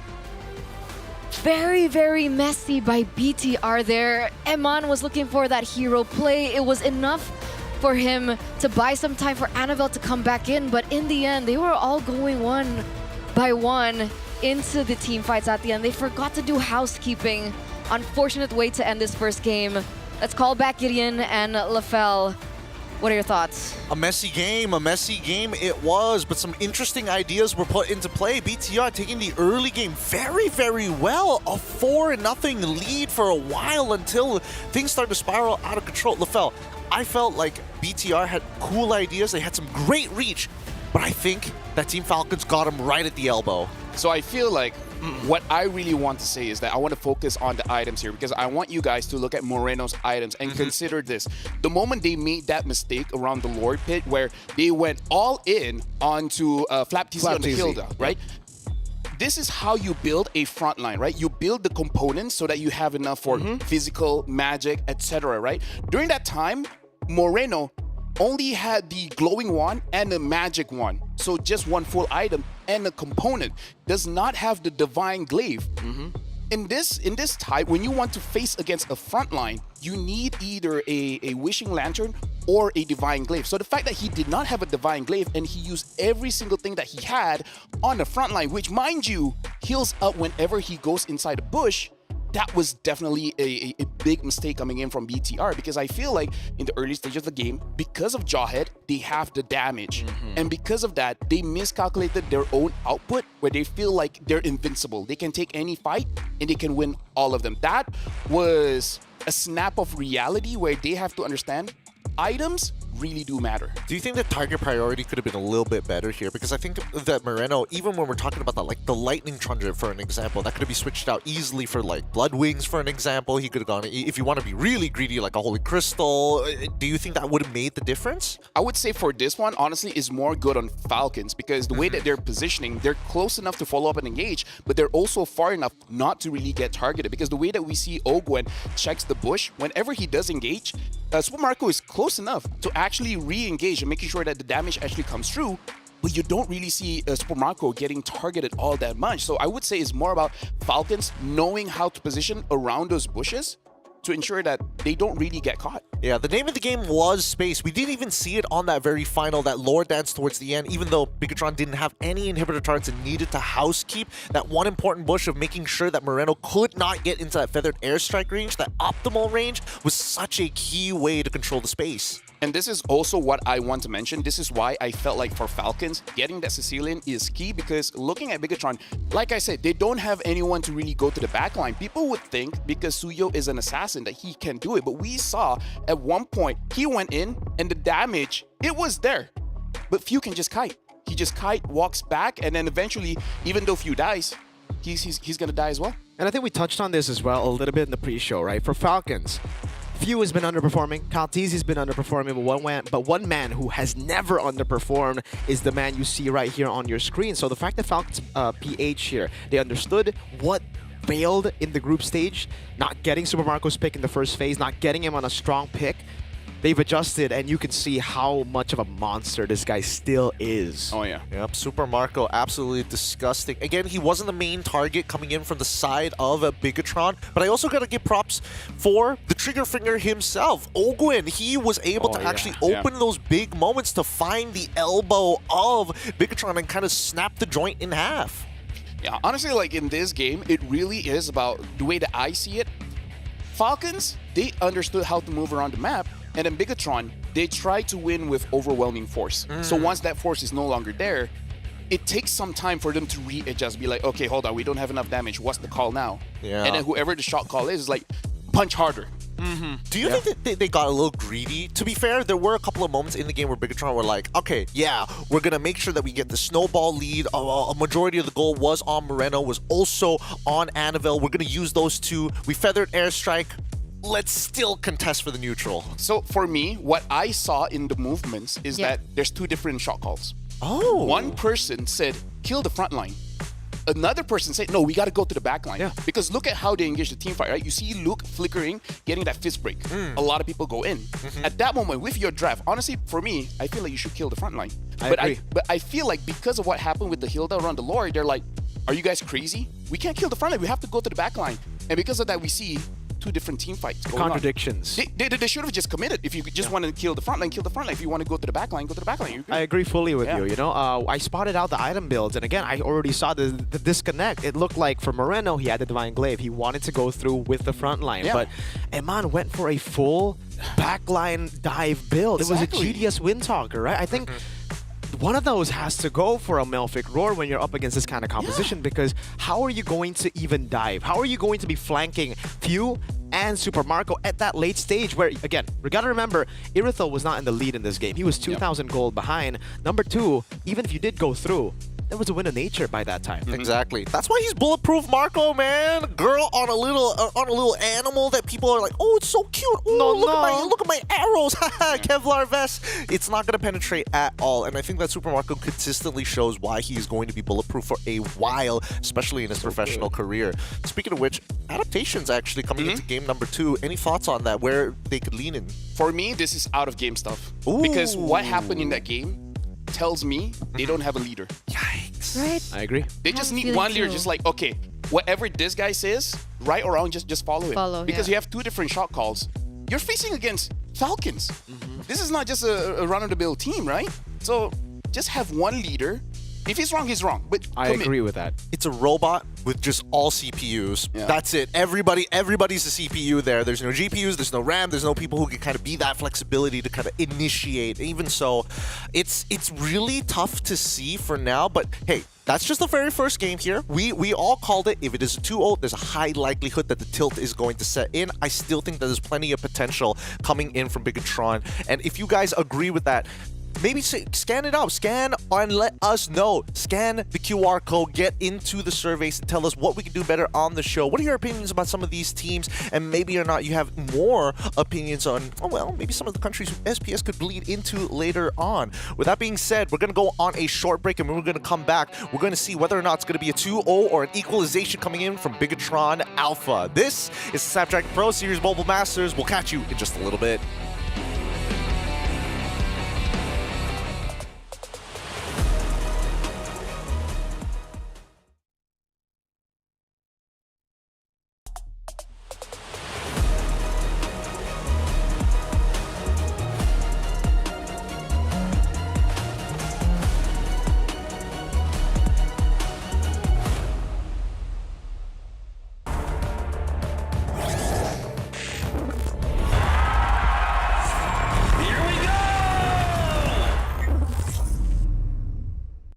The Snapdragon Pro Series is brought to you by Snapdragon Elite Gaming and DHL.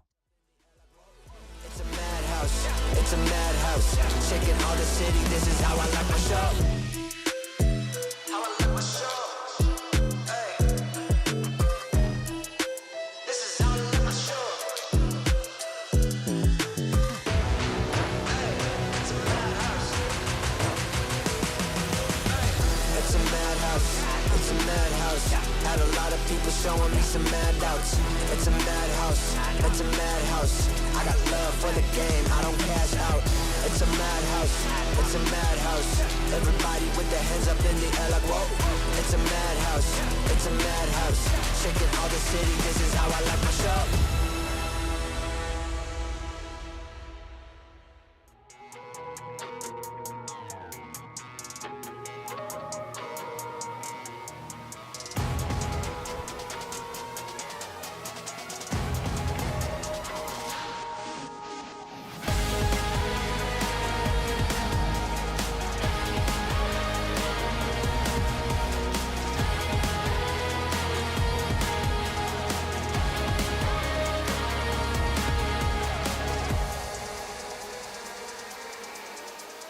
climb my way to the top. I never stop. It's coming ready or not. Do you have what you say you got? Go till you drop. Going till we hit the spotlight. Gonna shine bright. Anything I like. Put it on the line. I've been taking chances all my life. I've been patiently waiting, and we're gonna take it like endgame. You can't stop what we began. It's the wild flame. We burn this world right now, and then we rise again, like phoenix from the flame.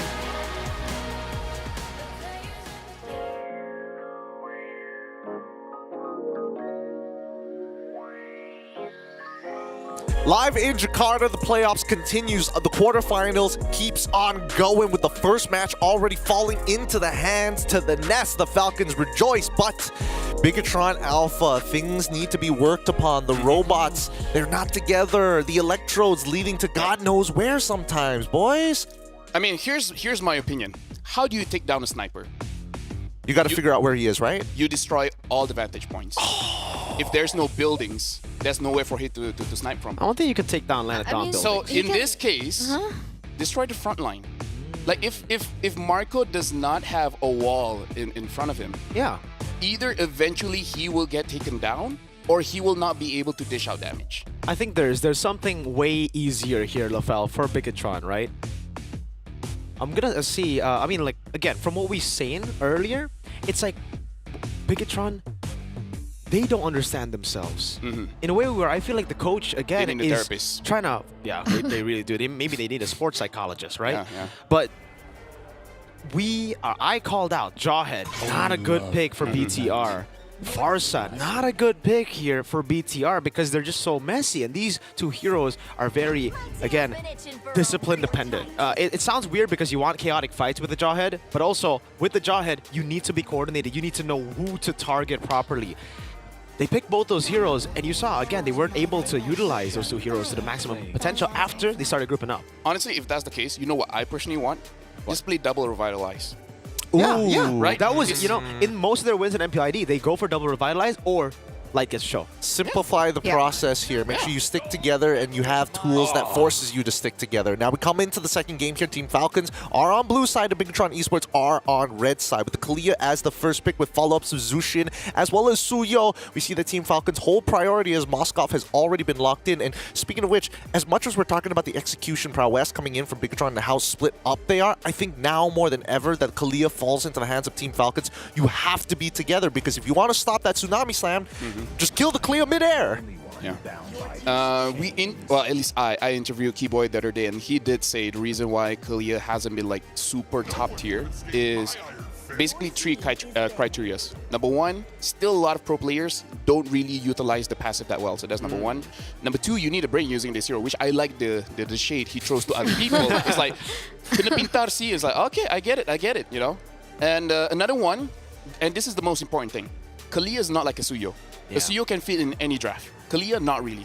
You need some kind of burst. So right now for Team Falcons, I feel like if Bigatron is able to take out some burst in the mid, that can help them out. But the Joy is open, so I don't know if Bigatron wants to take out the Joy. Considering that they have a Badang, I feel like they can fight against it, but with them not really being all that coordinated, I don't know what's the call here. It's like they're running out the Eve. Yeah, no, I agree with you here. I think at least for Team Falcons, if we're talking about like backline dive, it's definitely possible, right? You have two heroes that can technically sneak into that backline alongside the clear to abuse that pass and get that double profit of the heal. But then coming into Bigatron Esports, did you see any of the games where we saw Kalia and the natural response for a lot of MPL ID teams was to be the Jushin, especially coming to day 2, day 3?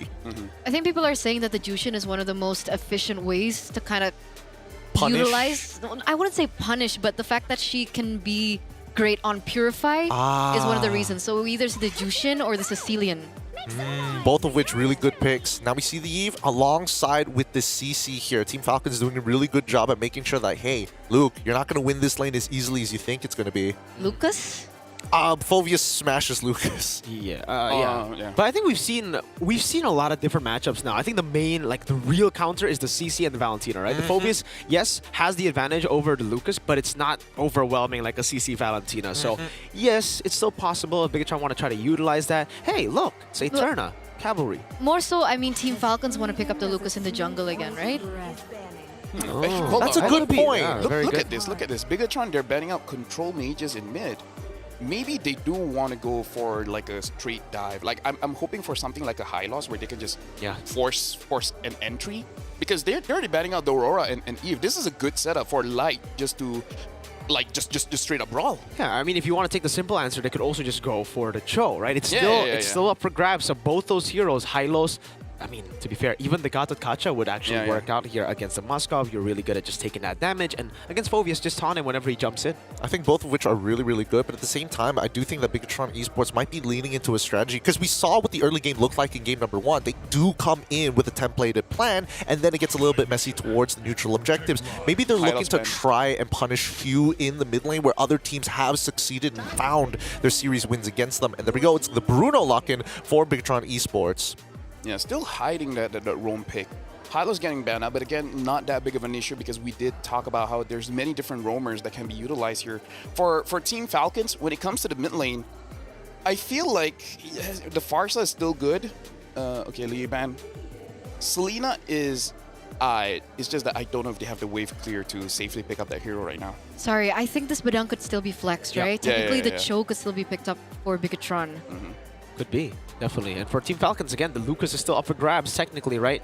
There's no Valentina on the other side just yet, but I think that's why Bigatron are trying to flex this Badang pick all the way to the end. So in case you do go Lucas, we could still go Valentina XP, which wouldn't do too well against the Phoveus. I think it's like kind of a meh lane, but it would get a lot of value up against this. So there you go, Bigatron. Beautiful. Decision now. Do they go for Valentina, or do they concede, or not concede, but like just... Would they let the Lucas run loose again? I don't know. It's going to be pretty difficult to punish it at this time, especially since they have... Because, again, a really good synergy is Lucas as well as Kalia, because Lucas can basically anti-CC certain things, and then Kalia can come in, or vice versa. It's really nasty stuff for the early game.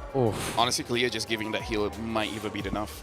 Dude, I think it should be. Yeah, like he jumps in, and he's not going to be alone. There's going to be a Kalia following and a Phoveus, and then free hits for Moskov and This is a nasty composition. Right now, it's like the battle of who CCs each other first, right? If the Badang locks them all in once first, then sure, Bigatron might have a way. Personally, for me, if Badang can lock down the Lucas, that's enough. The rest is a bonus, but I feel like the problem is going to be that Lucas. It's going to be a thumb war. Ooh! I like it. This works out. We were looking for a way to kind of disengage from these types of plays, ways to kind of like slow down the fight if necessary against Team Falcons, and this is one way of doing it. Now, LaFell, thoughts on both the drafts before we start heading into the game? Personally, for me, I feel like Falcons draft is more synergistic and easier to use. Yes. So this is one of those drafts. You don't really have to think so much about your mechanics. Just think about the macro, and that really favors them. I like the ideas here. Team Falcons currently a point up on Bigatron Esports as we start heading into game at number 2 of this best-of-5 series. Here in the quarterfinals, it's going to be Eterna and Mirko at the mic. Thank you so much, Gideon. Thank you so much, LaFell. We'll catch back up with you later on as this game precludes itself. But game number 2 now. Mirko, how are we feeling about this? Honestly, like the drafts aren't bad. Game number 1, it wasn't a bad draft from Bigatron. Heck, they won early game, and here, the question is just how comfortable are these players at executing this kind of game plan? Like LaFell said, I feel like they have been over thinking a lot of their drafts, a lot of their executions as well. And giving them a very hard to execute draft like this kind of plays into it a bit, right? So it's either they're on point or they're going to have multiple miscoordinations like we saw in game 1. So we'll see, ladies and gentlemen, as we head over into the Land of Dawn for game number 2 between Bigatron Esports and Falcons from the Philippines. You can see both these teams starting to go on their early rotations as we get a little bit of a feel as to the spells as well as the emblem choices for both of the teams. Still the killing spree from Annabelle. Again, I'm all in for the killing spree, you know, but up against these kind of compositions, especially last game, I think the MP Rage is still better. You need that sustain. You're not going to be killing a lot of dudes or getting a lot of dudes low initially. Annabelle walking up straight. Oh, getting the Blade Surge down. Oh, going to be taken very low. Forced to flicker out. Again, it's BTR with that early aggression.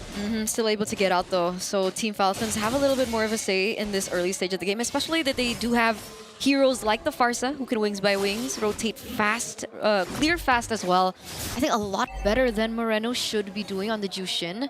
We'll see how that goes to play, especially on these side lanes. Kalti's already with a rotation into the bottom side of the map. Luke though goes in for this 2v1. Light is there as well. Uh-oh. Doesn't get it. Yeah, tries to go for the shove, a cheeky shove there. Good moves by Kaltizi. Walking in, going back in, right? Going back out, actually. Moreno putting the damage down on Kyle, putting the utility. Good poke by Annabelle into the mid lane. Ogwin looking for that slam. Good body block from Light, but Annabelle takes a big chunk of damage. Yeah, he's really low right now. So what is going to be the call here? I think he's going to try to clear in for that because going back now would means that they would let go of the neutral objective taken. I don't think that's the plan that they were kind of willing to go for. He focused on the purple buff first. We see Flapteasy opening up the map, giving information for his team. And it looks like Annabelle is done first. Let's see if he's going to be able to get this neutral objective uncontested. Let's see. Good Lantern Flare over Flapteasy. Displacement from Luke as well. No passive just yet. Infernal Pursuit not going to be used by Flapteasy. Annabelle's looking for the Queller. Ogwin doesn't read it right there. Oh, look at the dive from the Sacred Beast! Light able to get that implosion down, but that's going to be first blood. Is now Super Marco! Dives in as well. A full dive, and this time it's Team Falcons that start out with a 3-kill lead plus the neutral objective. Yeah, that should propel them to maybe a 1k gold lead in this first few minutes of the game. The way that they layered their skills is something that I want to see from Bigatron. Meanwhile, top lane. Uh-oh, Eman trying to save the Purify earlier. One last spear to the heart of Eman up top. It's another 4-0 for Falcons this time. So to make things worse, with Team Falcons holding on to everything on the map here in the first few minutes of the game, they're also going to be able to take down Eman as well.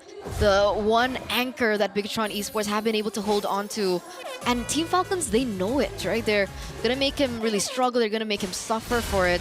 Oh. And oh, that's the damage again. No, Purify him, unable to escape still.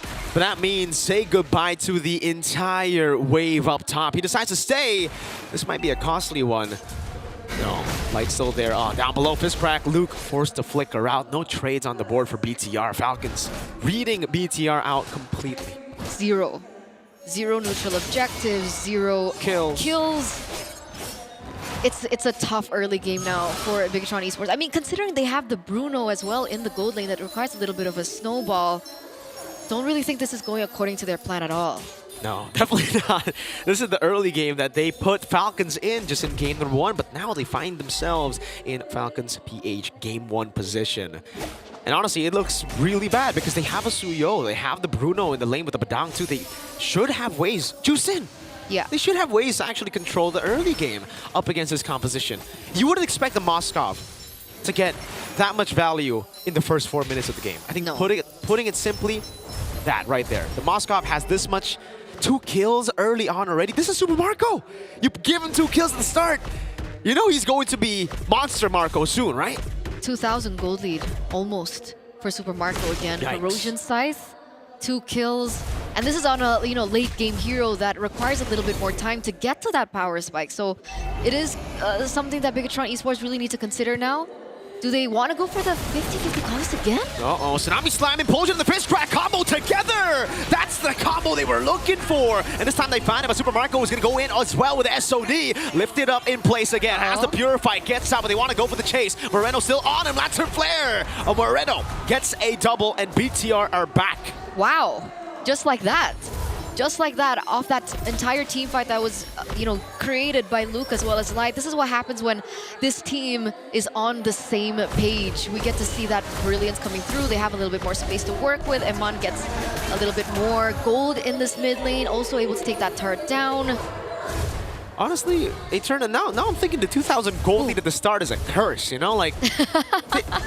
Bigatron got a 2,000 gold lead in the previous game. Then they initiated on Flapteasy, the frontliner.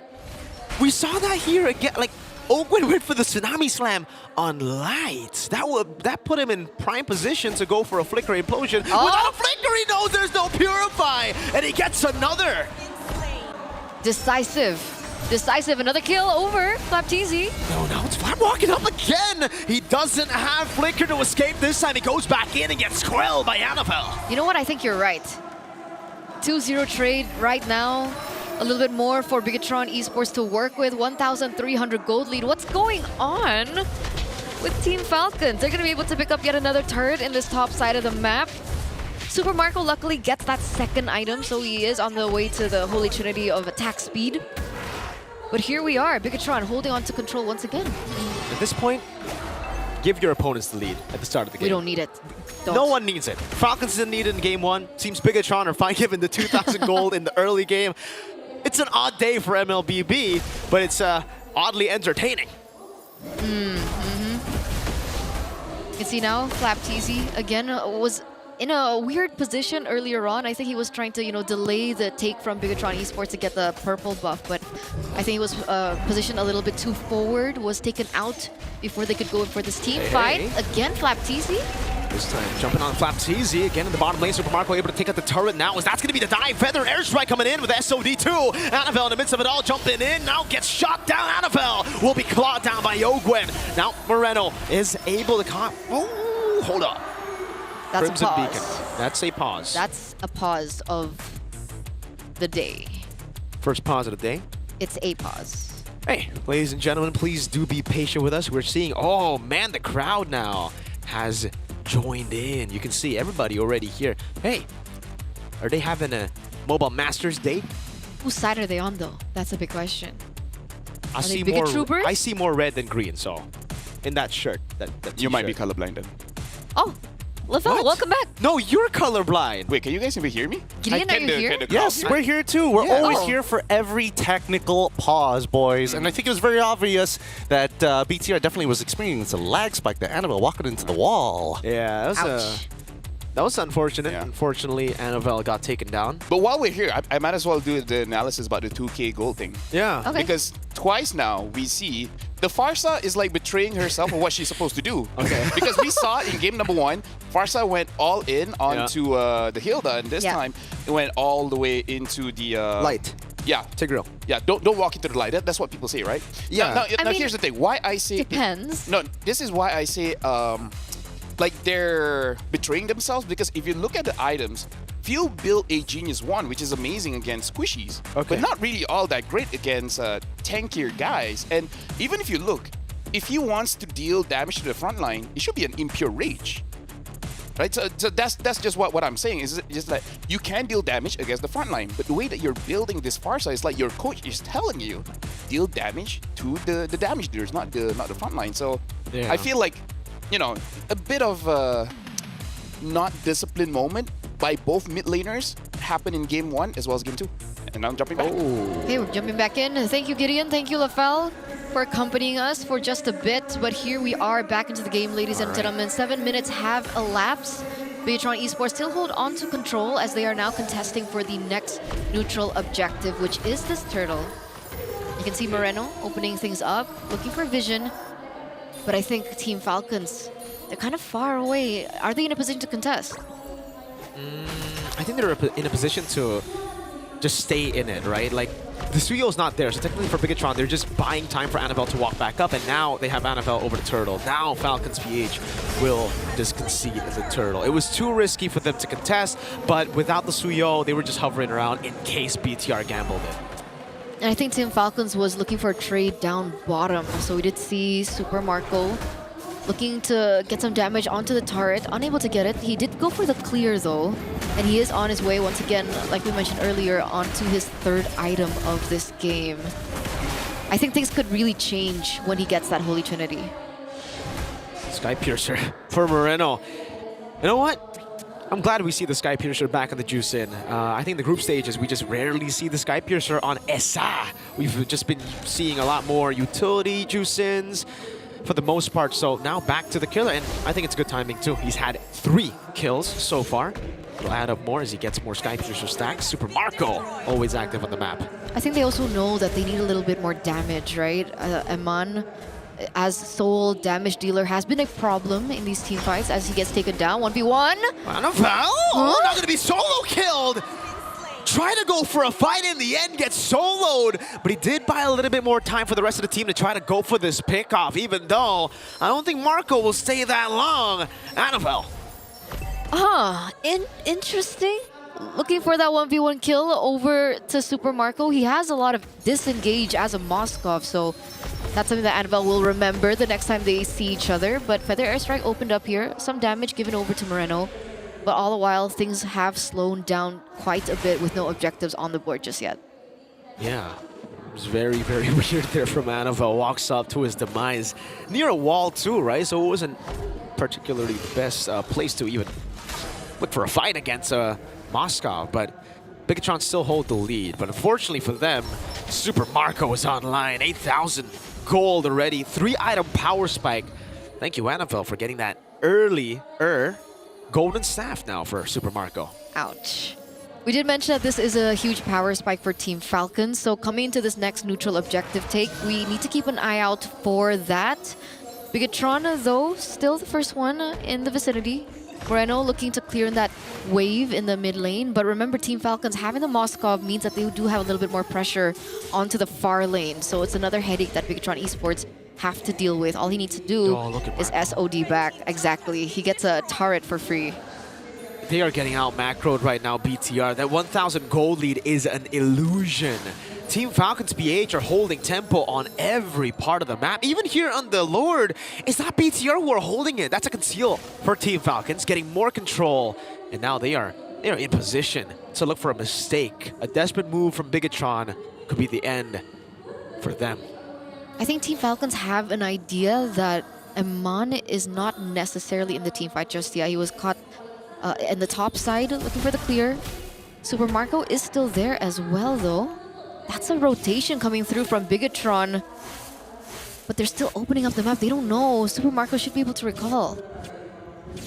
He's tapping it slowly but surely here, because if it's just Eman, he wants to pick up a fight. If it's more than just Eman, he wants to recall. He notices, you know, they're off the map. They've not been seen for such a long time. They are probably up top. So good call by Super Marco there. Decides to recall, following through to the recall. Now it gives Bigatron Alpha, or esports rather, more time, a window of opportunity. Good feeling. But he should be able to replicate that same thing that he did earlier on. But the difference is now, Lord is already at quarter health. Annabelle looking for the red tree right now. Scout-Easy walks in. Annabelle still picks it up. Now Slice able to get the shove down on the flat, but Annabelle will be disintegrated by Super Marco, who landed the SOD. Light falling as well to the claws of Scout-Easy as Luke is left to fend for himself. One straight push into the mid lane. 20 seconds on the death timers as Luke is brought far into the enemy lines. But it was Bigatron Esports to pick up the Lord, but I don't think it's going to be enough time. They're going to go for the end here. 12 minutes. That's it. 6 seconds on Eman. A wipeout will do it. Team Falcons now on match point, flying high in the sky. No Lord, no problem. This is match point. One more game away of stepping forward and eliminating the red robots out of the Snapdragon Pro Series Mobile Masters. Oh my goodness, Team Falcons, nicely done by them. No Lord, no problem. In game number 1, they broke them right at the elbows. Now they're going for the shins. The red robots need to recover because it's starting to break apart for them in every aspect of the game. They had the lead. It was equaling it up, but even that just was not enough. Yeah, because I would say this game was all Falcons. When they got the lead is because Falcons made a good play. And when Falcons lose, it was them making a bad play. So it wasn't really about what BTR did right or wrong. It's all of Falcons. Falcons decided everything. Even when Falcons lost the team fight, it was their own mistake, right? It wasn't BTR that, you know, flickered in, crazy, engaged. Nothing like that. They were reacting, and they won through reacting. They won through a mistake from Falcons. I agree. I think that, a lot of it, especially for those turnarounds, when they did find those mistakes, that Light was able to find some pretty significant implosions to kind of turn that around, which goes to show right from the draft we were talking about that this was going to be a thumb of war. Who can execute a little bit better, who can CC each other more effectively, and Falcons, unfortunately, just better on the timings. If you want to talk about the situation of the map, the entire time, Falcons had priority on every single lane. Even in the lane where we see the Bruno going up against the Moskov, an early rotation, making sure that the Moskov has an advantage, you can see like there's no lane that the BTR really won. Even in the mid where Moreno tried to be a little bit more aggressive, the follow-up wasn't all that clean, so they couldn't really capitalize. So this is about Falcons, like you guys said, are basically winning off of mechanics. And Mirko even said during the cast, like, you're giving Super Marco a 2-kill lead, and then that just snowballs like crazy. Like, hey, he 1v1 the CEO, no problem. Dude, we were talking even for Falcons up against RRQ, right? Not going for Marco's pick in the first phase killed them. This is what you get when you actually play for the best player on your team. And Super Marco is by far, I think, the man on Team Falcons PH. This guy's phenomenal, man. He's so reliable. 2 successful team fights after the 5th minute of gaming. You can just see the EXP and as well as the gold dramatically drops. I mean, as much as we wanted Bigatron to kind of turn that around, it just was not enough because Team Falcons, they are very good at like taking their time with things, identifying the situation and punishing them. Although I will like to mention for Kalia players out there, Oguin was making sure that his passive was constantly up. It's just the micro mechanic here, whether it's, dropping his first skill and then sometimes even just punching the air to trigger it once more. It was the brain power you said, the Keyboy said, you need to have when you play Kalia. Exactly. So what he's trying to do is making sure that his enhanced basic tie is always there, so he can use that to engage first, and then can apply the heal instantly. But yeah, honestly, in this game, like, I don't want to target one person, but I really feel like give Light something that he's really comfortable with. Because for both games, I'm not feeling it. I'm not feeling it. Yeah, I said it again right earlier. Like when they picked the pick, I like it. The draft, I like it. But is it a Light pick? Exactly. Yeah. No, not really. It's a Light if he had synergy and communication sort of pick, my guy. I actually missed that. Do you know him? Do you know him? That is the #1 EVOS fan. He's wearing an EVOS jersey. Do you see EVOS? No, but he's here to support Indonesia. if EVOS is not here, he will still be there to support Indonesian teams. When there are no fans, he's going to be the one there. When everybody turns their back, he's going to still be there. He's my goat. It's like Mirko. Yep, truly. But... I mean, at this point, Viva RQ, right? Hey, I've always been an RQ fan. Season 13 was... season 14 when Keskyut left. My goat, Keskyut NMF. Hey, we're looking for that. We're looking for that shirt to be made. I'm so Kingdom right now. I'm so Kingdom. At this point, your worst nightmare just happened. We already talked about the momentum, what would happen if Falcons got a 2-0, and now we're here. Yeah. It's about to occur. Here's my prediction for game number 3. Bigatron, they're gonna go all comfort picks all across the board. BTR force a 1-1 tie. Guys, we're living in a different world. Whoa. No? We're getting the lower thirds. Don't tell them. Production is trying to be nice to Mirko. Thank you. Ted, thank you, Zipper. Thank you. How much did you pay them? Don't Dude, a lot of money. Honestly, too much money. Honestly, just some coffee and then they're cool with it. That's okay, Zipper. For me, if I want something from production, I give them donuts. Zipper, is this true? That's all? I gave him money. I gave him straight up cash, man, for that 1-1. Yep, You know what they say is the thought that counts. And they thought that money was good. Look, Zipper is, dude, I don't want to call him a racist, but... What? Wait, where did that come from? Whoa. Do you want to talk about Bigatron or Falcon? Let's choose one. I'm going to go with the Falcons on this one because I think in this particular game, the way that they were looking to actually engage in their fights was actually pretty intelligent. But at the same time here, I think they became very aware after 2 botched fights down at that 5th minute, which gave Bigatron the lead in the first place, right? They're like, hey, keep your eyes on Light. Make sure he doesn't find that counter-engage implosion. Also, I'm not feeling Annabelle. You're not feeling Annabelle? He was lagging, to be fair. You saw him lagging. He had a 2-level lead over Mr. Kyle. I don't know. I haven't been feeling Annabelle for quite some time, bro. Yeah. This season. Lucas as well. You're talking to me? Yeah, big a trooper. I'm Kingdom right now. Oh, sorry. He's so Kingdom. I'm so Kingdom. I need to update. Dude, that Lucas though is like Kyle just waiting. He's like, okay, once someone is close enough to be in a relationship, he comes in and disrupts that. Like, do you not see that in the position of everyone? Exactly. Like you see, like, oh, I see the Suyo here, and then I see the Jushin. This is where I come in. Look, we're gonna do you bring not up. see that? Yeah, I get it. We're gonna bring it up to the moniker committee of MPLPH to see whether or not we can give him the moniker of home wrecker when he plays Lucas. But we're gonna go on a short break, and when we come back, a potential conclusion of this quarterfinal, or maybe a chance for Bigatron Alpha. We'll be back with Mobile Masters. At least we'll be done quick, right? We'll be back with Mobile Masters right after these messages.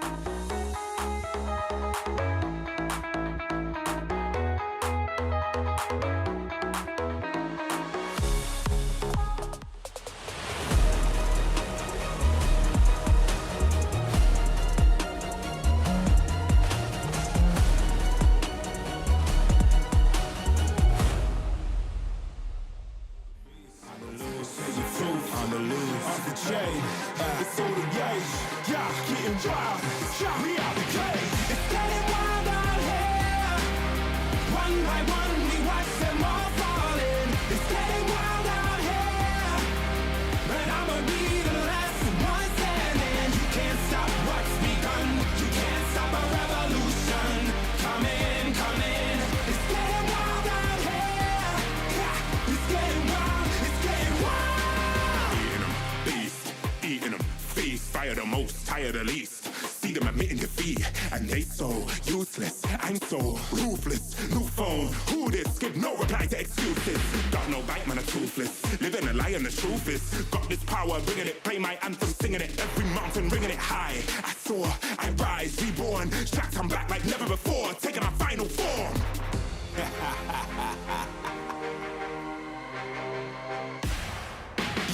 It's getting wild out here. One by one, we watch them all falling. It's getting wild out here. But I'ma be the last one standing. You can't stop what's begun. You can't stop a revolution. It's coming, coming. It's getting wild out here. Yeah, it's getting wild. It's getting wild. For the revolution. What? Waiting on an evolution. Yo. It's coming, coming. Yeah. If you wanna come and get some. Yo. Nothing we can't overcome. Running, running. Sure as we rise with the sun. Yo. We will arise and become stunning, stunning. Watch for the revolution. You can't stop what's begun. It's coming, coming. Wait. It's coming, coming. Wait. It's coming, coming. Just you wait. Just you wait. Yo. It's getting wild out here. One by one, we watch them all falling. It's getting wild out here. But I'ma be the last one standing. You can't stop what's begun. You can't stop a revolution. Coming, coming. It's getting wild out here. It's getting wild. It's getting wild.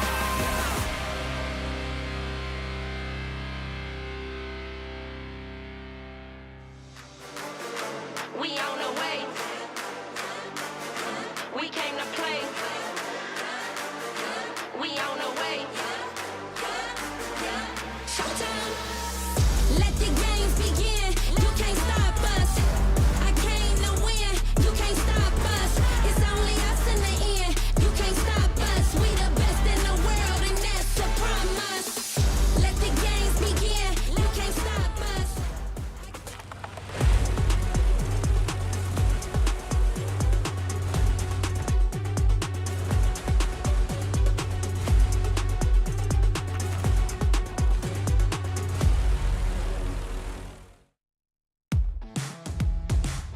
The Mobile Masters quarterfinals continues. This best of 5 might just be at its very end here, with overwhelming momentum coming in from Team Falcons PH. They're doing a phenomenal job right now. Once again, same talents back here on the set once more as we move on into game number 3. LaFell, you look a little antsy here. What's going on with you? I mean, I don't know. Like, I'm trying to figure out like what they can do, and I don't know. At this point, I feel like you try to find a witch. Yeah, look, Right? if they were atheists, they better Play- pray play that there's God Supernatural. out there. Just play Supernatural. Yeah. Put a curse on them or something. I don't know. Dude, at this point, right, I think the problem lies way past the gameplay. I don't know what it is. You know, communication seems to just always be the issue. It doesn't matter. Maybe they hate each other. Maybe they do. Honestly, at this point, it feels like there's a bit of internal problems because the miscommunications are uncanny, brother. This is what Coach Age said in an interview last night. Coach Age? Coach Age. My goat? Yes, from Who Evos. betrayed us? Yes, the betrayer. So what did he say? He's like, it's not about the mechanics of Bigatron. It's more so how they're able to put 5 star-studded people into one and get them on the same page. And the fact that they lost someone like Vin and Ki, who, well, Ki can arguably still be said that he has really good mechanics, but for Vin, even with the not as high mechanics, he still was that leader The leader. that they needed. And it looks like Bigatron severely need one. I agree. I think on the topic of just all-star teams in the past, we saw it from Echo, we saw it again on Philippines. We've always seen, most of the times, the good side of all-star teams. But this is the reality of, again, a lot of the criticism sent to all-star teams when they are built. Sometimes it's just 5 individuals who are amazing individually, but don't work as a team. That's why we saw Iman doing his, hero play, and then someone else comes in. Annabelle does that thing that he did earlier on. It's just like, guys, you are playing a 5-man game. Yeah, personally for me, the last time I drafted a team was for the SEA Games. And I legit chose 3 players that have 0 communication. They just shut up and just listen to what someone says. And then I drafted Chiku, and then the entire team worked wonderfully. They just listen to the man. Exactly. They're like, Mr. I Guys. won't give you my opinion. I'll just do what you say. And then they did it very, very well. And on Falcons got a Lu Yi. This is going to be very risky coming in from Bigatron. Maybe fight the Suyo with the Lucas now, because it has been shown. Naruto is better than Sasuke. Oh man, yeah. Even with the 6 paths power, with everything against a weakened Naruto still won. So that's true. Maybe Lucas is the key. We'll see, because right now it just feels Never mind. Kakashi. Oh wait, no, Kakashi. No, Itachi. Yeah, Kakashi. Yeah, Kakashi. It's, again, as predicted, Bigatron Esports, it feels like they just go to comfort picks, right? Go straight into the comfort picks. It's all about super plays. But it's going to be hard with Team Falcons who like to shut down super plays just by being observant and communicating well. Let me ask though, like, how is the matchup between Hayabusa and Suyo? It really depends. It's kind of like a skill matchup. I think it really depends on how far ahead you are on Suyo or Haya. But if it's equal, I think the Suyo has a bit of an advantage because in a 1v1 because you can always just blink out of the shadow kill. Yeah.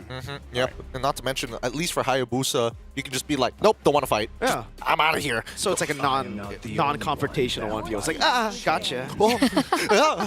Gotta spook him up. But this is a very fast draft as we go into the second phase. Keep in mind, it's Team Falcons on the red side, so they will have first pick in the second half of this draft, and Bigatron Esports on blue side. Fovius going to be the first ban here in the second phase. Makes sense. I think Cho should be the next ban from Team Falcons. Yeah. Not just because of light on Cho, but also because they committed to a Selena into the mid lane. I think they need a little bit more clear power, but they go for Badang instead.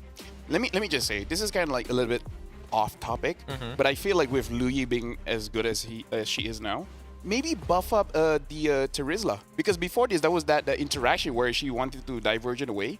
The penalty zone actually stopped the diversion and pulled them back in. Like that's a good tag, but because the Terizla as a frontliner just better frontlines nowadays. I think at this point to nerf the Lo Yi to make keep all the stats that you have right now, but if you get CC'd, you don't take the diversion. I think that makes it so much more punishable. Yeah, no, I can somewhat agree with that. I think there's got to be a little bit more nuance to it. The channel time is longer. Oh, I'll take channel time is longer over that, actually. Meaning for you to actually teleport, it takes longer enough time for your opponents, if they're close enough, to react. Just push you But away. I like the flashy CC more. Just like, boom, ha, I can't move now. Hey, we've given our ideas to the developers. Now that the second phase other people can follow. That's why they didn't ban it. Yeah, they just deny it away. Now, hey, they pick up the show. There's no Hylos, Badang, Gato taken out of the board. Mathilda out as well. No Cho. Khalid honestly is the next hero that he has. Honestly, Jawhead too. it's like go big or go home, right? Selena, Khalid, Granger. That's a lot of damage. Like, just go all in. Might as well. Just go crazy. There just you go go. Local. Khalid gets big. Wait, how do you know? I can see the future, my friend. Hey. Oh, it's the Eternal skill. Yeah, it's the Eternal Lafel superpower that we're unaware of. I'm pretty sure an Edith will come in as well. Oh, man. For BTR? Yeah. You're making some hard sells here. You're making some hard sells. I don't know if I buy it just yet. Let's see. Is Bigtron 6 seconds left on the clock, and it's going to be the Khalid locked in. That's one. That's 1 out of 2. You can't convince me unless you get 2. Whoa! Are y'all like invincible or something? Nah, I'm an analyst, man. No, I can bleed. That's that's crazy.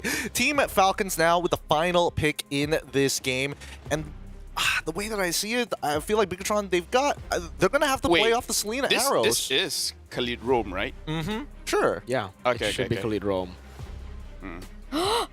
Yeah. Another premonition. Wow. I don't know. Like, is this show going to Rome or EXP? There's no way it goes any other way. We've never seen it show in EXP for so long. It's been a while. I mean, Sanford has done it a couple of times, actually. A couple of times. Well, there last you season. go. What? Show XP.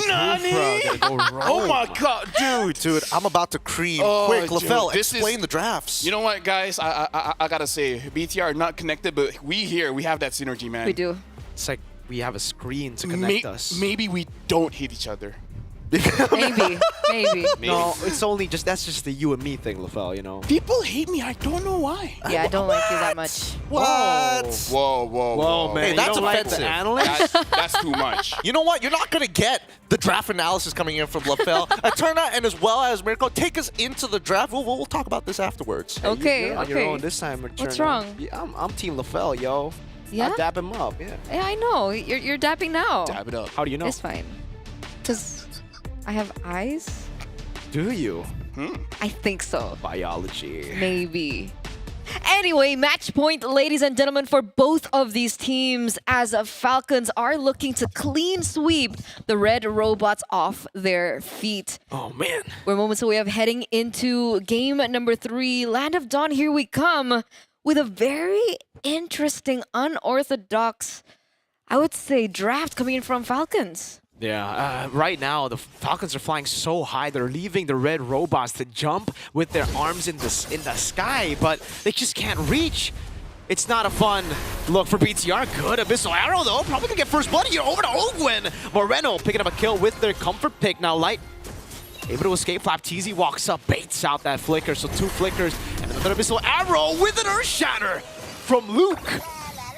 We talked about the 2000 early game gold lead. Okay, it hasn't worked out for both teams. I would say for the past 2 games. Technically, Falcons did win the second game, but Bigatron are able to utilize their pickoff comp really, really well in this moment, right? Light on the Khalid, very aggressive. Moreno getting the skill shots back as well.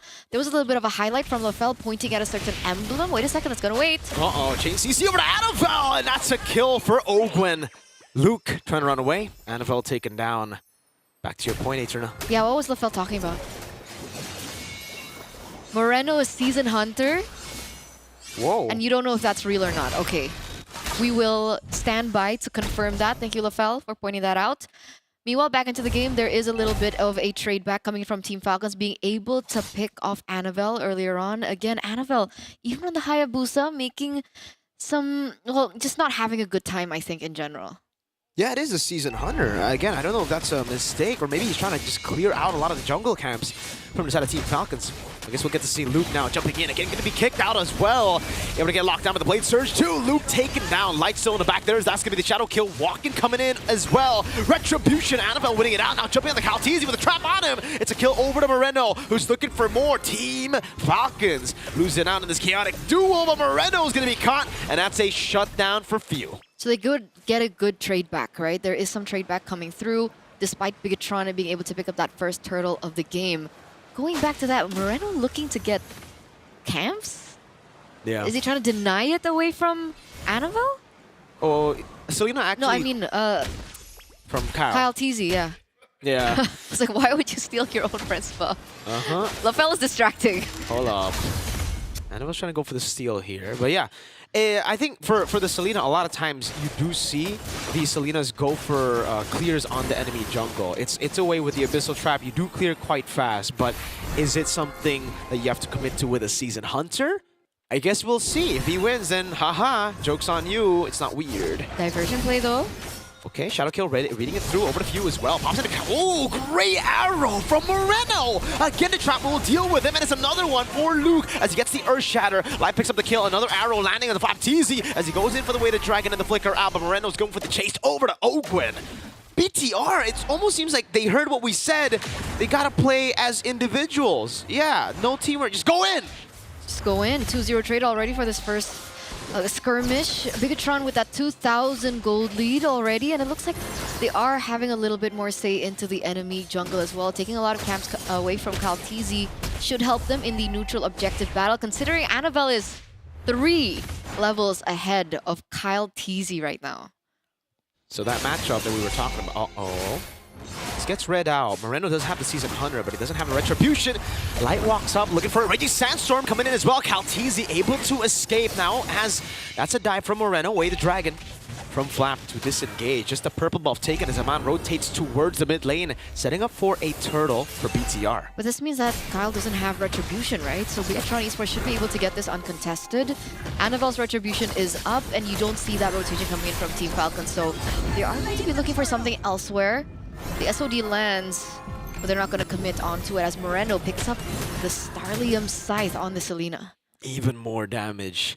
If it wasn't obvious enough early on that they are just playing as individuals now, trying to just out-mechanic Team Falcons, now, again, it just pushes that even further. That idea of going in up against this team in a 1v1. Flapteezy down below. Annabelle still able to escape with the Quad Shadow. Blade Surge. Annabelle walks away again. Baits out forward to the bottom lane as that should be free. Moreno landing the Abyssal Arrow. Recalls on Team Falcons. Another one landing as well. They are keeping Falcons at bay in the bottom lane as the Granger gets a turret up top. Very distracting for Team Falcons, and I think they are going to be feeling it. That turret in the top side does collapse in favor of Bigatron Esports, and the fact that Moreno has been able to get these skill shots down, how in the world?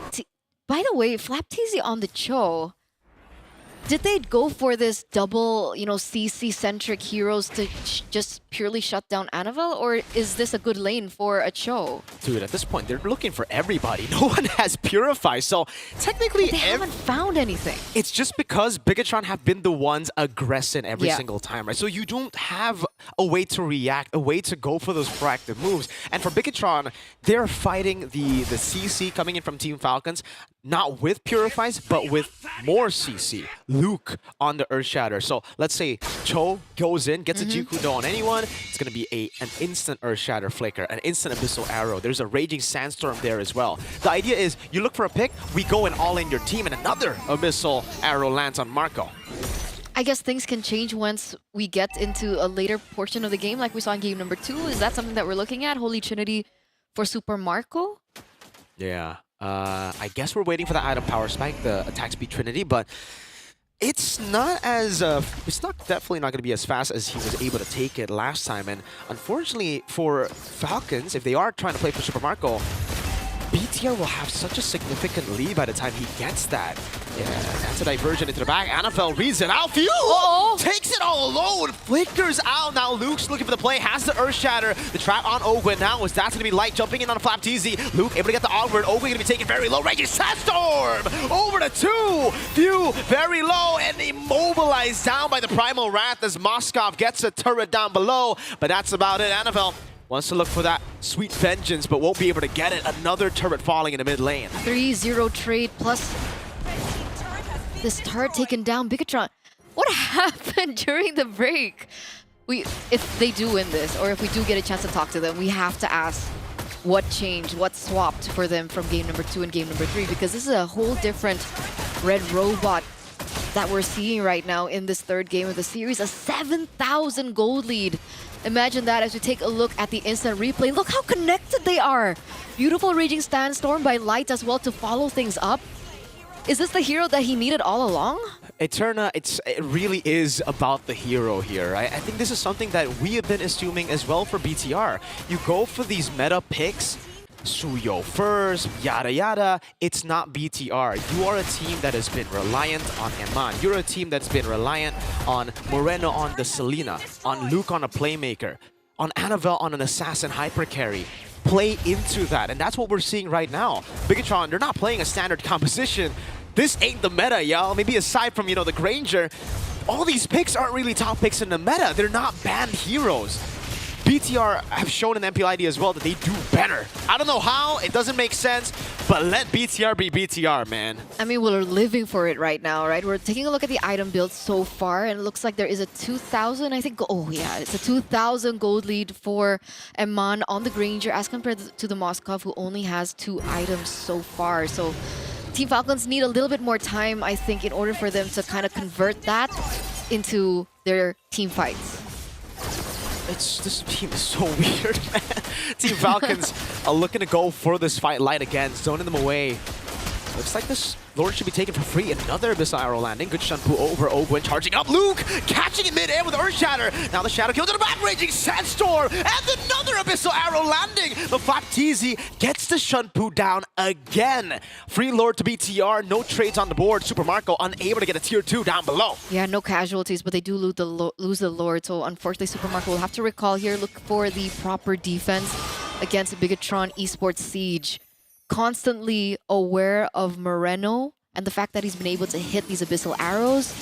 Constantly considering Eman on the Sky Piercer as well. What's his KDA right now? 102. So it's not max stats just yet. But the fact that they can utilize that combination, the Selena-Eman range, is going to be a problem that Team Falcons will have to face as they go in for the Siege. It's a Lord enhanced. Well, the first Lord, it's always enhanced now. It'll charge in, but they haven't dealt with the Holy Defense yet up top. So Team Bigatron, it's still going to be very strong unless they just deal that much One Death Sonata. Whoa. It's quite a bit of damage in the mid lane. Should be taken down. Almost a read from the Abyssal Arrows. Ogwen gets read out by Light. Tier 2 taken down. Raging Sandstorm not landing. But they will deal with the Holy Defenses here. Another Abyssal Arrow forcing Calteezy to walk back. Boom. Holy Defense in the mid lane. Now looking for the bottom lane. Slap goes in a bit. Oh, there's a kick. There's a Spear of Misery. But Annabelle had already tapped that Quad Shadow. Yeah. They don't lose any inhibitors just yet, but there is still a wave marching down in the mid lane. Seal? Hold up. Calteezy's charging again with the Blade Surge. Flap is looking for a play. They've already done and taken out a lot of the Holy Defenses. Oh, the Abyssal Arrow dodged away by that tap of the Blade Surge. BTR, they know they can't do it. Not just yet. They have to wait for a Lord. Oh, Flapteezy? Diversion to the back. Do they read it out? Luke sees it. They go for the purple buff, not for the kill. Abyssal Arrow lands on Super Marco. No Purify on Marco now as Light walks in again. Earth Shadow, Raging Sandstorm. View able to flicker out to safety, but Flapteezy going to be caught by the trap now as Annabelle walks up. Doesn't get a Shadow Kill still. Whoa. All-in aggression from BTR. Yeah, they're not letting Team Falcons breathe at all. They're stuck in their nets right now. What? Earth Shatter Flicker! Luke finding the kill onto Marcos. Flapteezy goes for the way to drag him, but now gets gunned down by Eman, who's looking for another. Calteezy falls as well. Bigatron Esports have wiped Team Falcons out 11 minutes, and they are on the board in this best of 5. Speaking of revenge, ladies and gentlemen, it was up to match point.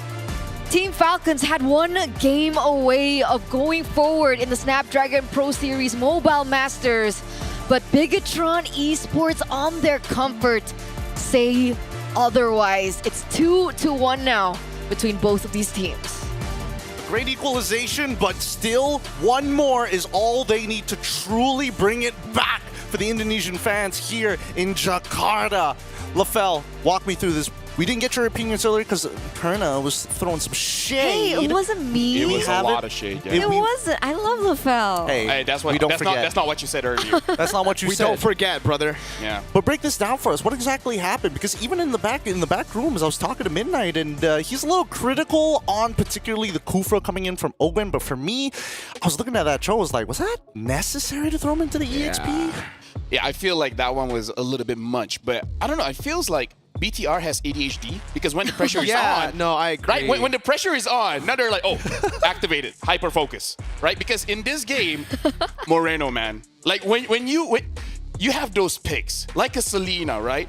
It doesn't matter what the meta is. If you're good, you're just good. That's true. Right, but while we're here, might as well talk about this. In case if the Season Hunter is real, honestly, I've seen it a few times. Yeah. Number one on the Selena, and number two on a roam jawhead. So in case people don't know, it does deal more damage against Lord and Turtle, significantly less, but still does more damage in the creeps, right? So it does speed up your jungler's rotation, like a jawhead, like a Selena. So you just put your trap and then just let Hayabusa does his thing, which theoretically can match his speed against other junglers that, you know, farm much faster than Hayabusa. Like Suyo, right? Yeah. For example, here, Annabelle was able to have a very good time this game. And it's not just the pressure, you know, but it's also just the ADHD of the players, I feel like. I mean, like, they need heroes like this. They need heroes that just constantly ha arrow, quad shadow. You know, it's always Give them some dopamine. They need a lot of dopamine, and they got a lot of dopamine. So you're just like, Check too slow. Honestly, they need to check BTR for performance enhancing drugs because it looks like they took the Adderall and now they got that hyper focus. Oh my! But I will admit that this lineup does feel a little bit better when they can fight on a dime, right? I think that's the significant difference rather than just waiting for, you know, big ultimates. At least I hit an ability, we go in. That's how we want to play because again, the mechanics were looking great for Bigatron Esports, and I think for Team Falcons as well. Did give a little disrespect, threw a little shade in the draft towards Bigatron Esports coming into Game 3. Yeah, again, I just feel like it just overwhelmed them with damage because honestly, this is what the draft is about, right? Just having the Khalid and Selena is honestly enough for you to really influence the entire map. Honestly, like everyone else is supplementary, and now the MVP Emma, like you said, Mirko. He's an amazing player, so how about just let him be amazing? It's just like what we saw for Super Marco, right? Pick him a Granger, pick him the Moskov. It's the same for Eman, but actually maybe for everyone on Bigatron. Pick their comfort. At this point, the meta is comfort for Bigatron. I'm sorry to my boy Faraday. He's been telling me in my rank games, yo, just give me my comfort picks, yo. Don't force me on meta. I'm not good at that. And then he becomes Dur Standor on the meta picks. He does really well on comfort picks, so I think he's BTR. He is him. In the first game, he was on the Irithel. Second game, he was Bruno. Not good. And now he finally gets his Granger, which he's found a Savage on multiple times. Comfort. I'm just happy that Light got something like a Khalid. He did. Like how many? He and landed Luke a on lot. Edith, bro. Yeah. He landed a lot of skills. Like Eterna said, that team fight, it looked like they were a team. Finally. They landed their abilities on who they should land it on. They're opportunists, and they really know how to capitalize. I mean, one of the key things that BTR is really good at is punishing opponents, and then after that, finding the big conversions, whether it be turrets, whether it be objectives, just ways to actually play the game. But Eterna, do you agree with everything that has been said here? At least not 3-0, brother. At least not 3-0, brother. No, you are not. You are not a part of that just You are yet. not. You're not a trooper. You didn't want Bigatron to get 1 point. You're a leader, like TL leader. Eterna, I will give you some space to maybe, you know, correct yourself here, or maybe look for Big Trooper supporters out in the motherland. But tell us, do you agree with the opinion in this game, whether or not it was Team Falcon's game to lose based on the draft, or is it just this is the Bigatron way? I would agree. I concur. Wait, you agree with what? What? I concur with everything that Mirko said.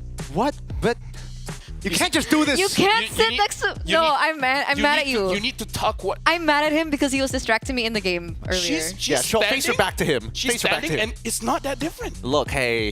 See, that's so mean. That's brutal. why he's so mean. Yikes, Zipper's gonna have a couple of. He's so.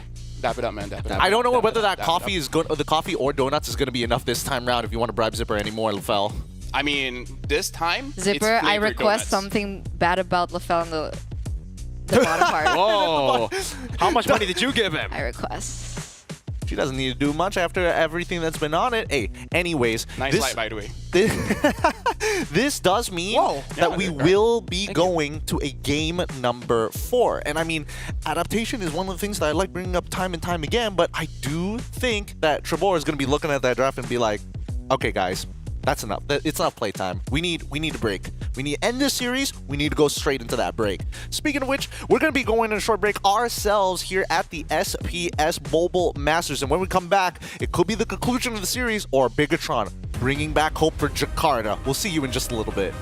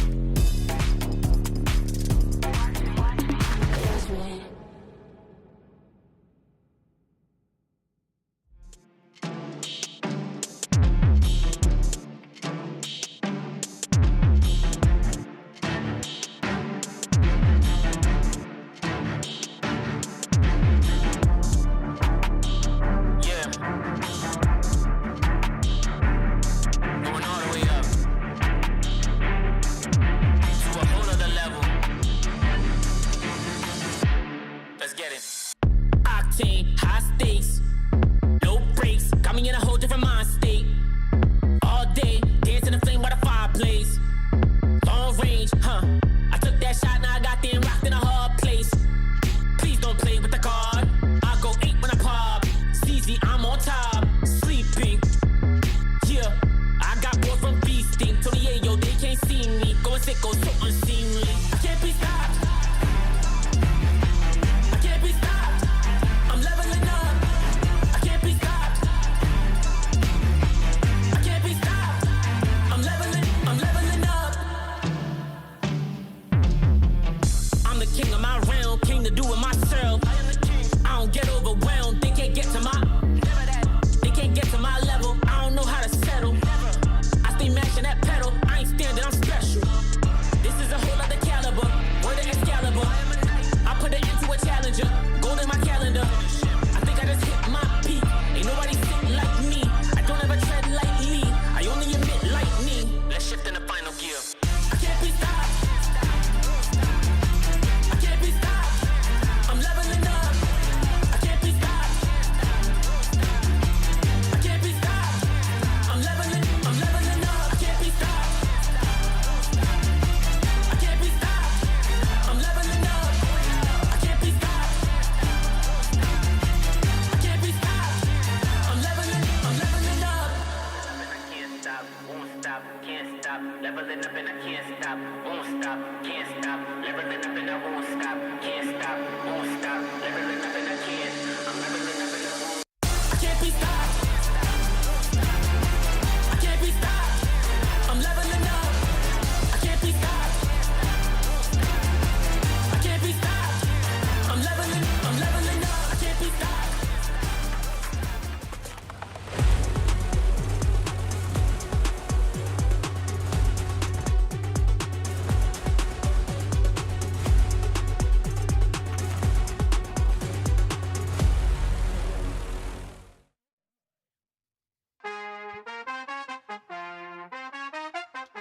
Where are we right now? It's Jakarta, indoor Senayan, where these games are being played. Don't mess up my intro right now. It's 2-1. Falcons on match point, and BTR looking to equalize. My name is Gideon. This is LaFell Eterna America. All right, you can come on, LaFell. Honestly, He's not in the mood anymore. I love our conversations during the break. Chat, if you guys want to know what we talk about during the break, you can. I thought he was gonna say like membership. Oh my god! Fun fact, LaFell is colorblind and ADHD. That is shade, bro. See, I'm telling you, ladies and gentlemen, all this time I've been trying to convince you that the most evil person on the desk, on the panel, everywhere when you see MLBB esports is this woman right here. You don't believe me? Who would do that? W Zipper. W Zipper. W Zipper. But L8, come on, I didn't man. think that he would actually do it. PewDiePie did the same thing. He got canceled. Hey, as a guy, let me tell you, don't challenge us.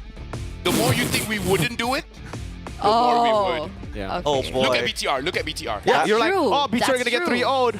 That was That's true. That's true. Hold my socks. oh man. What? 2-1. That's not what people say. Yeah, no, that's Hold totally my what people. socks? Yeah, never heard of that? Where are the socks? They do say it. They do say it, my guy. No Don't one worry says about it. that, bro. Shut up. You guys don't know. Is that a Malaysian thing? I said, let me hold your socks. You want to hold my sock? I said, hold my socks. Don't worry about it. Let LaFell do his thing for Wait a now minute. because we still have a game to discuss. It's a and- long one, so it's like, it's fine. Oh my goodness, it is going long there. We're gonna deal with this while we throw it over to Coolios, and apparently he's got a fan. I wonder Coolios? for who? Yes, he's Coolios? right here. We're not jumping into the game? No, Jakarta, right now, to the stage. Wow! Hi, Coolios. Alright, and now I'm with one of the Bigatron fans. Oke, jadi siapa namanya nih? Natasha. Oke, Natasha, gimana perasaannya ketika Bigatron menang di game yang ketiga tadi? Gila senang banget, berarti masih ada harapan buat besok main. So, she feels very happy because Bigatron just won on the third game. Natasha, kira-kira bisa nggak nih Bigatron reverse sweep nantinya tim Falcon dari Filipina? Insya Allah bisa. Okay, so I'm asking her that our Bigatron have the chance to do the reverse sweep, and she said that, amen, Bigatron can do it. Okay, can you do the cheering? Bisa nggak nih kasih semangat buat tim Bigatron? Bigatron win. Alright, let's throw back to the panelists. Take it away. Oh, it's showing full. I already took off my shoes. Hey, look. Don't worry. That's why I laughed. I was like, oh no. I thought we're jumping straight to draft. I was already getting ready. I'm already like pulling out my shirt and everything. Well, good thing that you mentioned it, because we're going straight into the draft right now. And with the support from the Big Troopers, Sergeant Natasha herself, Team Falcons on the blue side, and Bigatron Esports on the red side. Hush, hush, guys, because the draft has already begun. The bans are through, and now first and even going into second, third picks are also confirmed. Marco, it's a good thing that I'm from Malaysia, you're from ID, because if we're in the same server, man, it's... Dude, MPL, whatever, if we are like together, will be ridiculous. At least it'll be fun. Yeah. Oh man, the Falcons have taken all the fun out of Bigatron. They're like, no more Granger, no more Selena. You play the meta. But this has to be higher though, right? I mean, like, honestly, Kalia Jushin, amazing picks. Don't like it that much because of the lack of damage, but you know what? With a Hayabusa, it can work. Okay. Team Falcons, they're going full meta. Team Suyo, Falcons? the Harry, Hilda? all the top 5 picks, they picked it up. But say goodbye to Moskov and just Moskov, right? The Moskov pick that you would expect Bigatron to go for instead of the Hayabusa. Now they prioritize Hayabusa, so Ivan's going to be back on a pick that maybe we're not really... Beatrix? Do you really want to go Beatrix against this composition? Hey. Don't go meta. You know what? Hey, we were destroyed by Amiya. Let me just remind you. Wait, who was destroyed by Amiya? I mean, we still won, but a Granger got hit a lot by Amiya. If you remember that, it was just yesterday. Oh yeah, that Granger did not want to hit the turret. That's a Beatrix ban by Team Falcons, so they're still respecting. Stop I'm an talking. analyst. I'm an analyst. Stop talking. They're listening to you. I mean, like, you guys gotta trust me, man. We do trust you. They trust you a little too much, as a matter of fact. And I think that Team Falcons, especially for Turbo, he's thinking ahead here. It's not now. No time to disrespect. You already dropped one game. We can't let them get that momentum back. But they leave the Moskov open if they don't ban it here. They have to ban, like, if they want to ban Beatrix, they got to double down and ban out Moskov too, right? Because if they ban Beatrix and then leave the Moskov open, which they do. Wait, what? Wait, hold on. I think the Moskov is more of a threat than... Yeah, no, here's the thing. You ban out the Phobias, and the Phobias can match up with the Moskov, so this is like double dipping in problem. I do agree that it is double dipping. It's not completely answering one big problem. It's kind of, getting discounts here and there. Okay. Although I do say, like, the Kalia works best in a burst environment, and there's a lot of DPS here coming in from Bigatron, so I'm not so sure how the synergy between these 4 heroes is going to be. For Falcons... More so, what is Light going to play at this? Oh, sorry, not Light. But what is Luke going to play at this point? Now that I feel like in these scenarios, Badang as well from Falcons. I still think Edith would work now, especially considering again there's a Badang coming down, the Hilda, the Harith. Edith still works with this composition. You need a steady front line that will just stay in front, have CC, have a little bit more damage as well. You already have a lot of physical. You're actually Edith even more now. Yeah, I'm not too big of a fan with this Paramis pick. It's a deterrent for Glue at least. Yeah, they're expecting Gluck, but I don't think Bigatron Edith gets more value now. No, I mean, like, you know how we're saying, like, you're overthinking it? This looks like they might be overthinking it. At least that's where... For Team Falcons? Yeah. I mean, that's why you're seeing Few just literally just eyes glued to the phone right now. He does not want to make a mistake at this point. He's locked in, as kids like to call it. Bigatron with the very final pick here, 16 seconds left on the clock, and it looks like you boys have called it correctly here, as they should be locking in the Edith very shortly. And that being said, LaFell, sum up the draft here. Which are you leaning into a little bit more? So for me, honestly, looking at both, I would say in terms of synergy, Falcons definitely does have more synergy. But it's just that Bigatron, they have answers against their picks. So personally for me, you know what? If I trust Bigatron, they will betray me. So I'm going to go for Falcons for this one. So that Bigatron can win, right? Marco. You didn't see that, but I just dapped LaFell up. Oh boy. I mean, let's see whether or not this is going to be it. This could be a conclusion. This could be an equalization. It's a 50-50 chance in the drafts. It's all about execution here. We're going to leave it to our professionals at the mic, at the desk, our casters, Mirko, and as well as Eterna. Thank you so much, Gideon. Thank you so much, LaFell. As we're going straight into it, don't forget these players are live in Jakarta, Indonesia. Yes, the Leo. Tennis Indoor Senayan. Jakarta,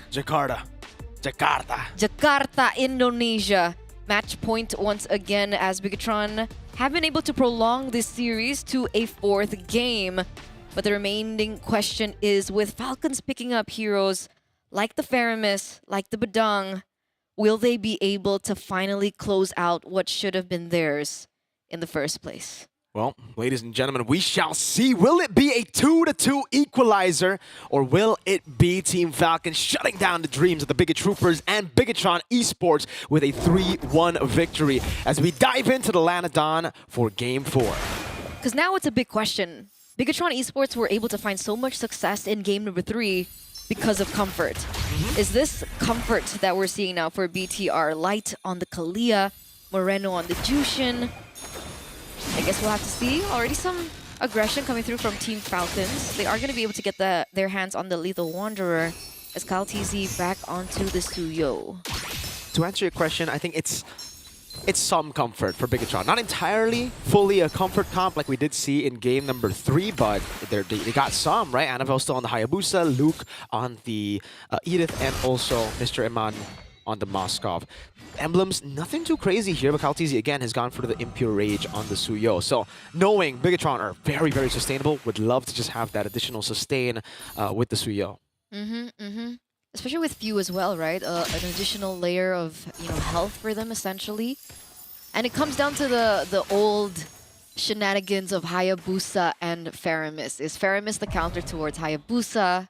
Or is Hayabusa the counter to Faramis? I think at this point, we're not really thinking about the Hayabusa Faramis, but the Faramis up against this composition, right? Because, yes, maybe you can counter the Hayabusa, that matchup could still come into play, but there's just so much CC from BTR. Mainly, I'm thinking about Luke getting a comfort pick and now getting so much value on top of that comfort pick because of the Faramis pick. That makes sense. These team fights have to be on point by Team Falcons if they engage in team fights at all. Right, technically they can still go for a pick-off kind of composition with Ogun on the Khalid, the Badang. But now we are going to be centering around this turtle. Annabelle level 5, Kaltizi also level 5. Picking up Flapteezy in the back there as Light jumps in onto Few. Annabelle going to be zoned away by Flapteezy. Still going to be an all-in, almost a pin down coming down as Kaltizi secures the neutral objective. Now BTR looking to disengage the Crimson Beacon and the Primal Wrath. First turtle to Team Falcons. Okay, still going to be able to pick that up. Level 4 will be telling later on. Super Marco already doing some damage onto Iman. This is a winning lane for the Harith, yes? It's a skill matchup, and I think it should actually be the Moskov that actually ends up winning, because you can always just blink out of the Synchrophissions. Okay, but right now it looks like Super Marco is having a good time in the gold lane. Meanwhile, Annabelle going to be picking up that Lethal Wanderer back into their arsenal. It looks like things are going a little slower than it was before, right? Team Falcons have a little bit of a gold lead, but it still can shift either way. Yeah. It's very different to game number 3, where we saw Moreno just dictate the entire pace of the game with the Selena.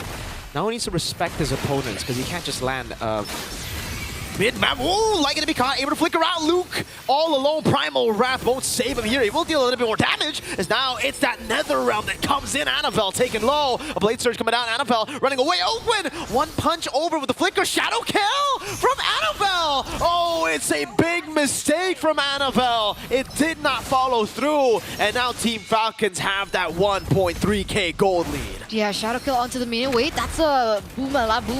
Yeah, Tsunami Slam, Flapteezy taking down Moreno, picking up the kill. Another one as Iman lands the SOD from downtown. Okay, 2-for-1 trade there. Annabelle gets taken down, but Team Falcons were, punished as well, right? Flapteezy and Ogun both go down. Luckily, it was on their, essentially frontliners, so it's not as bad. As we take a look into the instant replay. Boo, what great spacing from Ogwen too. He knew what was coming as he saw the retry. He just walked away and knew, alright, you're gonna tap that thing and you're gonna get that green camp. It sucks. And Ogwen, he literally just walked out of it. I mean, poor green camp, man. You're thinking of Annabelle. I'm thinking of green camp. He did nothing. That's and true. He got killed by Shadow Kill. That's like Chidori 9 times if you see the new skin. It sucks. It sucks. It sucks. But again, both these teams on the next neutral objective. This time, though, Kyle Teasing has a level ahead of Annabelle. Let's see if that plays into account here. Yeah, it's going to be very tough to walk in. Kyle, Soul Sever, and the retry. Luke pinned down. They're all going to be all inning over to Luke. No Primal Wrath available. Team Falcons 1,800 gold lead now. Okay. Team Falcon's looking for a little bit more as well. And it's intelligent, right? Because when we were thinking about Few and his ultimate, they've been utilizing it really well. They're waiting for the resources. Wait a second, though. Moreno's not waiting. Uh-oh, pinned down again. Annabelle unable to go for it. Moreno going to be caught in the bad spot there. Light walks in, but Flapteezy just flickers out of it. Now, possible re-engage. Tsunami Slam coming down, but it's only onto Flapteezy as Luke walks up with the Earth Shatter. Nether Realm coming down too. Luke, does he have the Primal Wrath? Does he want to utilize it? Seems like it's just going to be a disengage, and Super Marco will be able to take a turret down below with no trades available. Annabelle walks back up, pops into Red Tree, and the Shadow kill Luke! 3-man Earth Shatter. Instant Purify from Few as Cal is able to escape. Now Zaman walks back up against Ogwen. Pinned down one more time. Spirit of Misery, and Iman picks another up. Super Marco coming in for the clean out. Zaman force Moreno taken down. No way. Another one for Marco as he looks for Iman. Few gets a shutdown. Annabelle unable to get the kill. Only just a shutdown onto Few. 4 for 2. In 5 seconds, Super Marco went 2-0-3. Really, really good timing as he came back for the cleanup. But more so, Team Falcons are utilizing their composition so well. Annabelle right now going to be able to clear in that final minion in order for that turret to stay in place. But man, Team Falcons, these team fights have been so good. You know, Few is utilizing the Feramis like he would use an Angela. Definitely. It's just so ridiculous from Team Falcons. They've been able to match and really out-team fight Bigatron almost every single time. BTR got, again, that long team fight with Iman jumping in, but they completely forgot that Marco was not present in the team fight the whole time. He was still taking turrets down below. Him getting those shutdowns and those kills in general is going to be quite massive because he's already 1,000 gold ahead of Iman now. Because initially it was really bad for Team Falcons because they wasted all their resources. And then it was bad for Bigatron because their resources were out. That's why the entry point for Super Marco was just so clean. And Team Falcons was able to get ahead. And now they have a turtle as well, an additional one for them to kind of utilize. And 2,500 is how much economy they have over the red robots. Okay. Light was looking for a play there. Bigatron do get a trade for that turtle, but it's only a turret up top. Moskov. I'd love to see the items right now to see how far Iman is from the item power spike. Is this updated? I think so. So Holy Crystal, right? Next. Holy Crystal for Super Marco, and that's going to be a tremendous power spike. Because he has Purify. He's been able to dodge away. No, hold up. Annabelle, the bottom lane, look at the clear. Won't be able to do so. 3 members down below.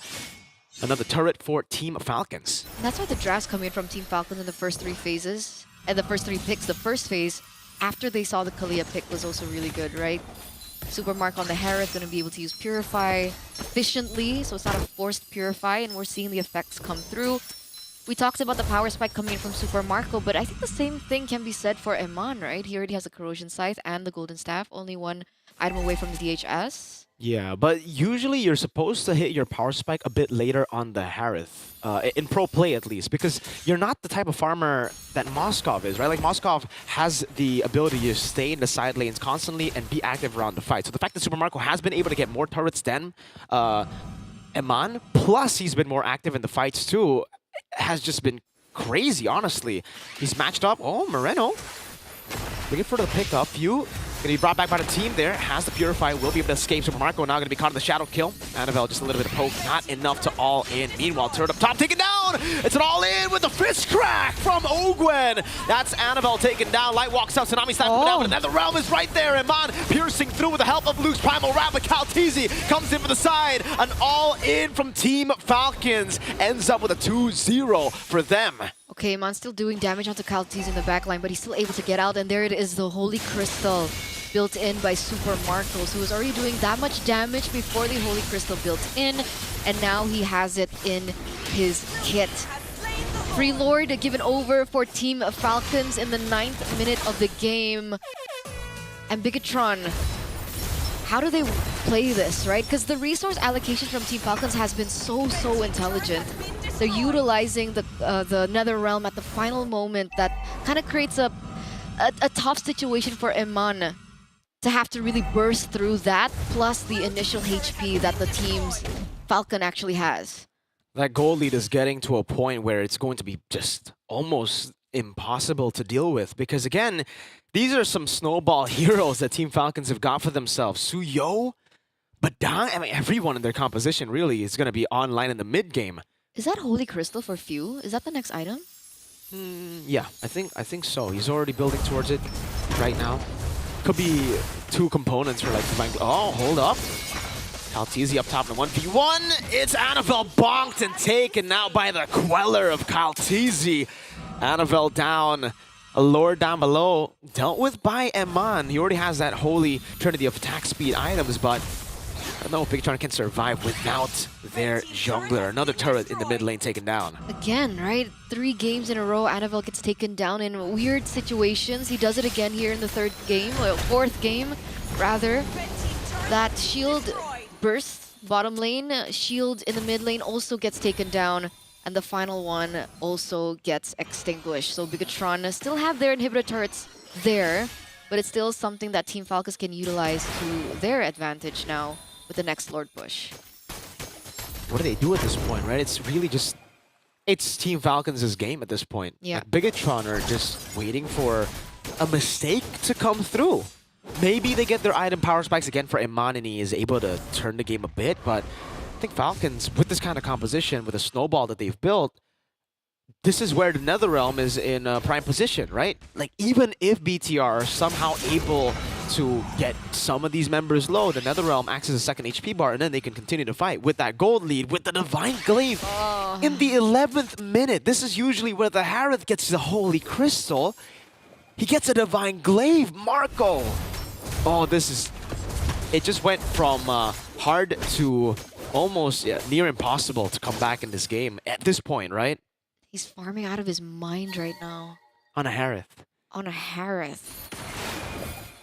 What are we waiting for? Because technically, even in neutral objective take, sure, you can go for that 50-50 cheeky Sneal by Annabelle.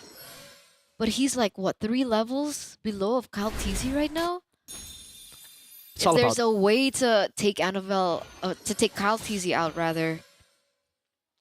How? At this point, it's all about Eman free hitting. Like, that's the only angle I see. If they can somehow create space for Eman to free hit, then sure, win condition, one of the win conditions is there, but I don't see how they can do that. They're all so under-leveled. Annabelle, it's not just under-leveled, he doesn't have gold. Free Lord.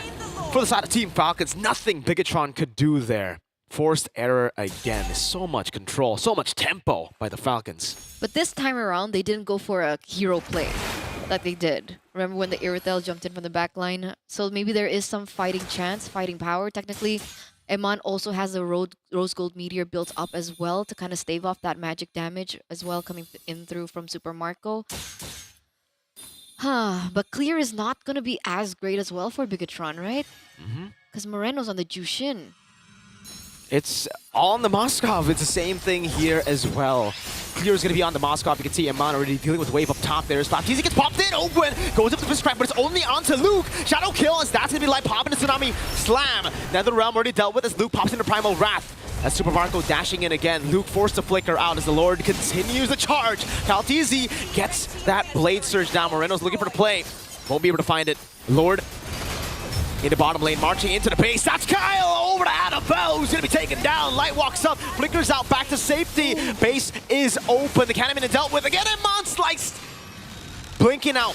Wave up top. Another one. Concentrated energy for Marco. Okay, there's still a wave marching down in the top lane. They're going to get that turret as well. Annabelle is down for 20 seconds. Can the rest of the Bigatron members defend this?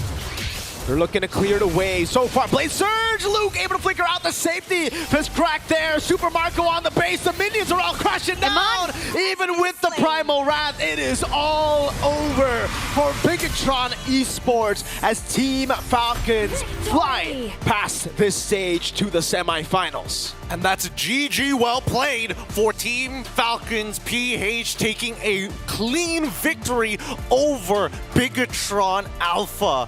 Oh my goodness, what a game we got to witness here today. And now, if we're talking about comfort picks for the side of Bigatron, Team Falcons felt as comfortable as ever, especially with the lead we saw coming in from Bulletproof Marco himself. I mean, I don't know. Personally, for me, every single member of Falcon just took game number 3 and is like, Okay, enough playing around. Now it's time for us to be real here. And I gotta say, Faramis, I'm a Faramis lover, but I was skeptical on that pick, but Few made it look amazing. And maybe it's just the Selena that Moreno could really take control of that game, because this time in game number 4, because I did say it's a little bit anti-synergistic when you have a Kalia but you don't have follow-up damage.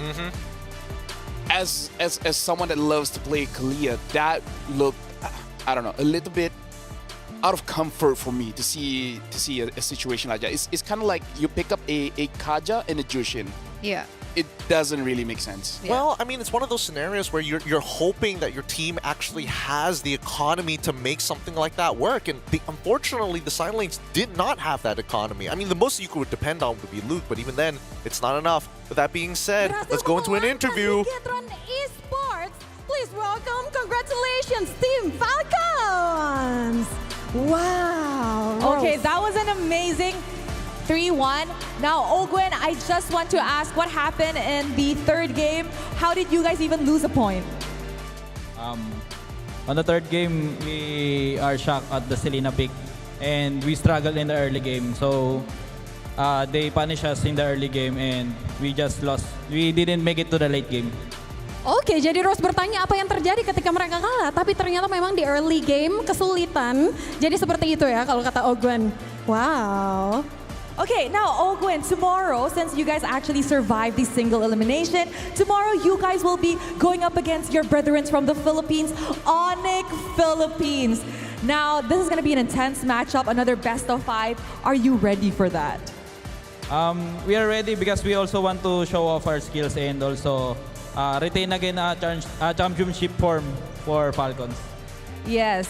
Wow, ini begitu menarik ya Rose. Karena Rose bertanya, besok mereka akan berhadapan dengan bisa dibilang saudara mereka dari Philippines, yaitu Onyx. Tapi kata Ogwen, mereka begitu siap, mereka siap menghadapi Onyx dan percaya diri juga ya. Okay, you know what? Before we wrap this up, from one Filipino to another, what do you have to say to Onyx Philippines for your match tomorrow? Galingan nyo kasi ready na kami sa inyo. Okay, he said, you guys better try hard and do good because we are ready for you. Wow! Jadi Monica terus saya, ini kalau Rose nanya besok mau ngomong apa buat Onyx Philippines, katanya pokoknya lakukan yang terbaik karena katanya tim Falcons udah begitu siap untuk menghadapi Onyx Philippines. Jadi kita begitu siap untuk melihat besok bagaimana pertempuran antara sesama saudara. It's their brothers and they're going to match up at the Land of Dawn tomorrow. Yes, it's gonna be intense. It is gonna be super duper intense. And with that, thank you very much to Ogwen. Congratulations on your win today. And with that, let us throw it back to the panelists.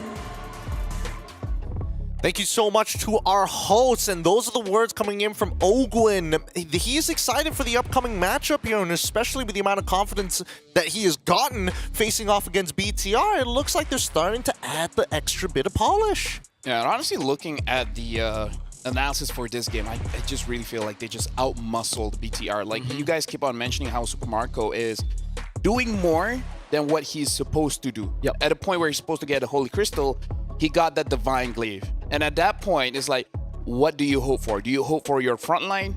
You can't hope for that because the Divine Glaive. What are you going to do? You're hoping for the Moskov to make an amazing play? Super Marco has that Holy Crystal. He's going to one-tap the Moskov. Like, there is a point in MLBB where it's checkmate. Right? And I feel like Super Marco being one item ahead of his usual timer, that's a big checkmate. It's signature Falcons. When we see Super Marco do so well in the early game, you know it's over, because usually he would struggle in the early game. That's your win condition as as Falcons opponents. So the fact that he's one item, a whole item ahead of a Moskov on a Harris, that's not supposed to happen, my friend. Moskov is supposed to at least, like, even if he's losing, be able to match up against the gold of the winning team. We saw that even from Marco just earlier. Especially if you consider the items for a Moskov is a bit cheaper compared to Harris, because that Holy Crystal is the most expensive magic item, and yet he finished it before before Eman completed 3 items. That's why that rotation he made to the purple buff, I think that was a big turning point for Falcons. Oh, absolutely. That was a huge turning point. We'll see the gold graph in just a little bit, but give it up for a few. Literally, man is the doctor here, holding up, coming in with the emergency card whenever necessary, making sure that Annabelle didn't get as much value as I would have imagined on that shadow kill. But generally, the team played very well. Ogwin having some really nasty engages, man. That fist crack. Oh, how do you play against it? And few in this particular composition, he has more risk to fail than to succeed because of how much CC tools that I think Bigatron Esports had. So when he popped into Netherrealm, it was really just on point in terms of who he does it on, when he does it, so that Bigatron Esports can't utilize it to their benefit in these team fights. That's why I said it's like he's playing it in the early game like an Angela. Yeah. Oh, not to mention that again, he's not being in line of sight of Bigatron, so that Annabelle can't force it out of him as well. The crazy thing is, like, yeah, he gives a lot of utility, but at one point of the game, he has the highest damage. So it's like he's basically doing it all. Yeah, because it's just also because Bigatron were just clumping up so much. Yeah, right? yeah, So that's true. They were That's true, playing yeah. into the Ghost Bursters, and when you would think, well, if you would look at Bigatron's composition early on, you would think they would want to go for pickoffs more, you know? Yep. And they just went in for more 5v5s than pickoffs, really. That ultimately ended in Falcons getting the value out of this composition. Yeah, our MVP. It's going to be few out of the kids. 5, 1, and 6 scoreline with an 85% kill participation rate. Again, he does like to have that Wilderness Blessing, but he also made sure to have just a little bit more armor and MR. Yeah, having that firmness, usually I just go full, like having the agility instead of the firmness. But yeah, I guess, especially when you use your Shadow Stampede, you do get more defense. So maybe, yeah, firmness does make sense on a fairness. By the way, I think this is really cute that he gets MVP here, because amongst all the heat that he's getting right now from everyone around the world, he once again proves that he is still capable here in the Snapdragon Pro Series MM. Like I said, as a guy, the more you doubt us, the more amazing it will be. How many people doubt me? Brother, if that was the case, Bigatron would win. You know how many doubters they got? No, I feel like you're supporting them too hard. Oh, look at that! Oh, look at that portrait, and even look at the MVP portrait. He's just look at this house, the size of my brain. Doesn't matter how much heat you give me, it only gets bigger. I'm playing since season 1. Unfortunately for us, it's like, look at how big my forehead is, and it's like the recite, you know. Brother, don't you dare. We talk about 4 hits here. I'm the king of that. I got a So do I landing do it here, strip. Cern? Do I do the punishment now? Oh, right yeah. here? Oh, that is right. BTR's playoff runs ends and the punishment begins. What's your punishment? I got a plank right now up until the very end. Do it. I'll join you. I'll join you. Wait. No, you don't have to You join don't it. have to. No, it's fine. It's fine. It's fine. I can. You don't have to. No. Lafal, you don't have to. We're All right. I'm gonna do it. All right. I don't Wait, like right you here? guys. Right here? Yeah, Right here? yeah. Right Go here? for Right it. here? Go for it. On your toesies. On your toesies, Okay, we got it. Hello, my. Wait, Right. we're doing that plank or Oh, this you plank? want to do that plank? I thought Okay. we were doing this plank. Yeah, on Okay. your Either ways, elbows either as ways. well. Guys, our punishments are still up But for if I'm like grabs. this, you don't see it. Like this, you can see it. No, Yeah, get I'm on, just get gonna- on your elbows, man. Get on your elbows. I think this is more difficult. Should than I the do that, elbows, or no? should I? Which one should I do? Harder. Elbows. No, because if you do it like that, people can say you're cheating. No. Oh, I mean. Yeah, look at the screen. So do I just have to do this? Yeah. This is not as hard, but okay. Well, At least you can see. At least it's visible. If you want it harder, then you just lift one leg. 3, Sure. Oh, yeah, this is so 4, hard. 5. Actually, how long are we supposed to do this? Until the countdown ends. I don't think we do two with one leg up. 9. I'm challenging myself. I need to I'm gonna lose take fat. these shoes off, man. These shoes are 10. leather You shoes. can call it quits if you want to, but with that being said, this best of 5 has come to an end with Falcons taking a 3-1 victory over the Bigatroopers, Bigatron, You know, I'll do Alpha. all the punishments. With that being said, we are going to hop on over to the updated brackets now. Hey, stay on that plank if you want to. It's up to you. I've already given you your 10-second countdown. Now, the playoff brackets as of right We're gonna now stay is on it. looking good. Yeah, because it's all right. Falcons We can tank it. will now have to face off against Onyx PH in the semi-finals. They're happy to meet their brethrens here, Eterna. If I was them, I would. I was distracted by what's going on I here. was I'm happy. sorry. I mean, there's a lot of... Brethren, TLID, and Onyx. Is that what you're Don't look talking at my about? butt. That, I mean, I was talking about OP but Falcons, but we can talk about TLID Oh, as well okay. as Onyx. Clearly, both of them have plenty of cheeks. Yeah, this is a matchup that we have seen in the past, but this season in particular, I honestly This is can't much tell tougher you than I thought. what to expect. Yeah. Because I think if it was a season ago, I'd be like Maybe 3-0 on it. cheated, you know, a little bit. But this season, Hey, boys, we're in the middle of a conversation. Let the grown-ups talk here. Honestly, maybe the leg thing is a bit too much. Maybe we don't do 2 legs. this off. is chaos. It is chaos, but I do agree with you. I think that Onyx in that rebuilding phase, usually playoffs is where you see them kind of like connect and kind of like trigger that, you know, we're going to go into the next phase, we're going to the next dimension here. And I think that Ryota should be able to bring that team together, considering that TLID doesn't have that polish that we were hoping for based on what we've seen during M6. Hey, adults! Sorry, kids, quit it. Adults in the middle of it. Now, as we are potentially going into our next best of 5, Eterna, I'm curious to know, you have to make a decision here. You still sticking to the TLID or are you taking the Onyx I route? went 3-2 on TLID, sorry. Wow! That was close. 3-2 TLID, but from my heart and my brain, I honestly don't know which Just say TLID, will man. go. Wrap it up. We'll take our time with this one. Hey, Mirko, By the what are way, you what did you thinking? eat for lunch? Oh, dude, I had a great lunch. I had a Oh, you haven't. What about breakfast? I know you like breakfast, right? breakfasts are a great time here. Oh, Henny gave up finally. Hey, Finally. I was on one leg. I was on one leg. Could have been more impressive if you held it the entire time. Oh, With that man. being said, we're going to go on a short break. Mirko, keep it up all until we're out of here. We're going to go on a short break, and when we come back, the next quarterfinal matches here between TLID versus Onyx Esports from Indonesia. We'll catch you then.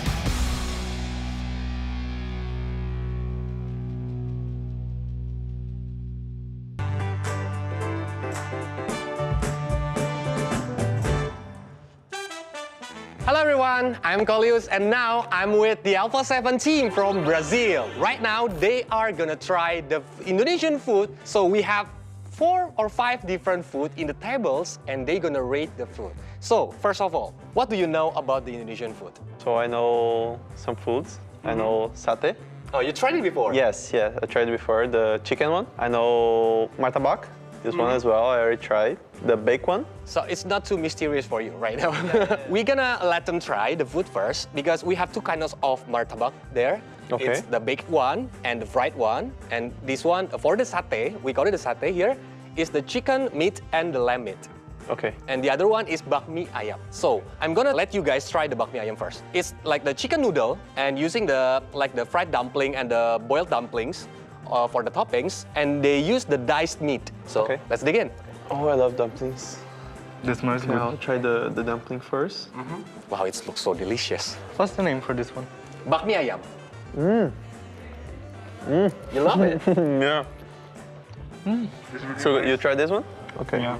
That one is the fried meat, and so they have the diced chicken meat. Okay, I'm gonna try the noodle.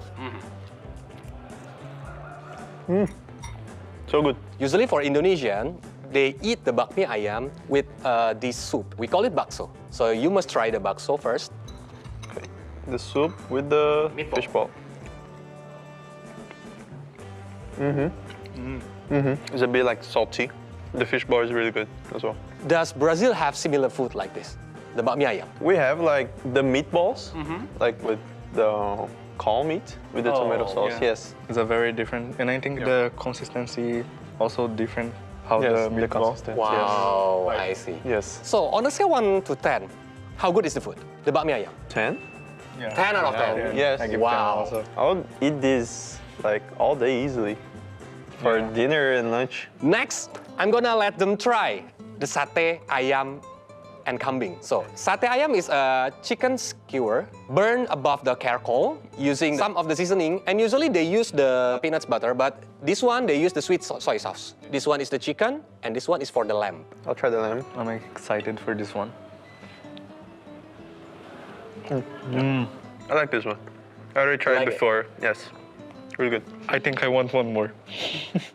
Just to get more taste. This one is too good, to be real. Oh my god. On the scale 1 to 10. I'll give the satay. I always give the satay like a 9 because I'm not a big fan of sweet and salty food together combined. In Brazil, we always eat only salty food. Yeah. So I'm going a 9 because I really like it, but I'm not a big fan of salty and sweet food combined. I see. How about you? I think for me, like, it's very rich, the flavor. I really liked, and I give 1,000. For me, it's 1,000. Wow. So this one is your most favorite food so far? Yes. Okay, for the dessert, we have the martabak here. We have two kinds of martabak. This one is the baked one. Yes. So it have, later you're gonna taste how it tastes. And this one is the fried one. Okay. So which one do you want to try first? The baked one or the fried one? The baked one. Okay, sure. Basically, they just use the flour. And for the toppings, they use the peanut, they use the chocolate sprinkles, and they use the butter. This one's so good. In Portuguese, delicioso. Delicious. Muito bom. I'm gonna steal this plate. I think it's similar to something that we eat already. Pancakes? Right? Yeah, But I think so. More thicker than pancakes. Yeah. Pancakes with like the walnut cream, you know? This one's a bit different, right? Yeah, that one is like fried. Usually they use the egg for the base, and they fried it using the minced chicken meat inside. Okay, so this one is salty, right? Salty. Okay. This one is salty, and you should try the pickle and of course the chili. The green one is like the most spiciest chili at Indonesia right now. We call it cabai rawit. Yeah, in Brazil we don't eat spicy food. Wow, so it's a challenge for you. Yes, it's really a challenge. Okay. Usually you take one bite, then bite the chili one. Okay, this one? Okay, yep. You can hold the chili and you can hold I'm a bit afraid. Okay. I can do it with you. Do we have drinks here? Oh my god. Oh my god. You can bite the martabak first and eat, then bite the chili.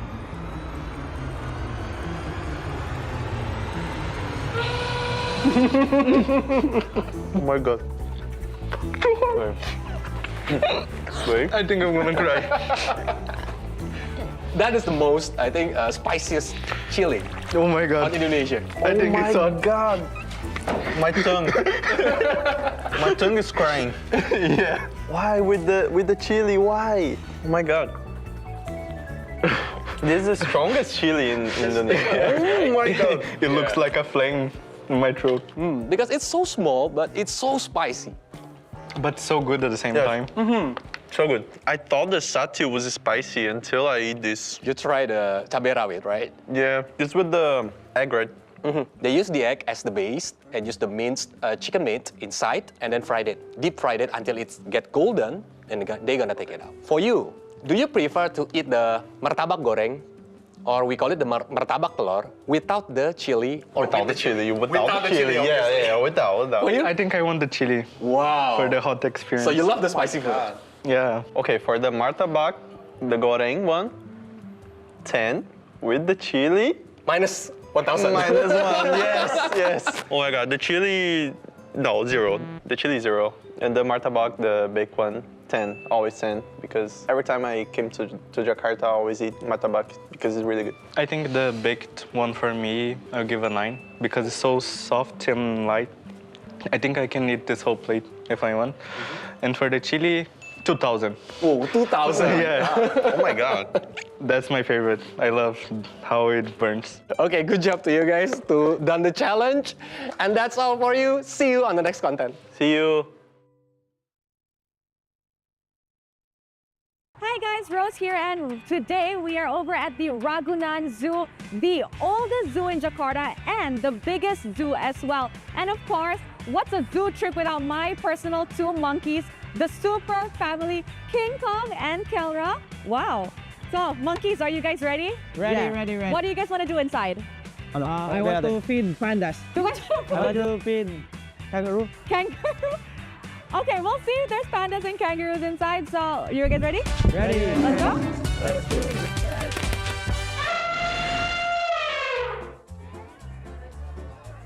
Okay, so right now we are at point number 2. Guys, amongst all the animals on the board, where do you guys want to go? Jaja. Wow, elephant. You want to say elephant? Elephant. Elephant. Elephant. Elephant, elephant. Okay, let's go. Elephant. Elephant. Elephant. There. Elephant. Walk. Yeah. Go, go, go, go, go. Walking, walking, walking. Hop, hop, hop. Hop, hop, hop. King Kong, what's your favorite animal? Favorite animal, panda. Panda. Why pandas?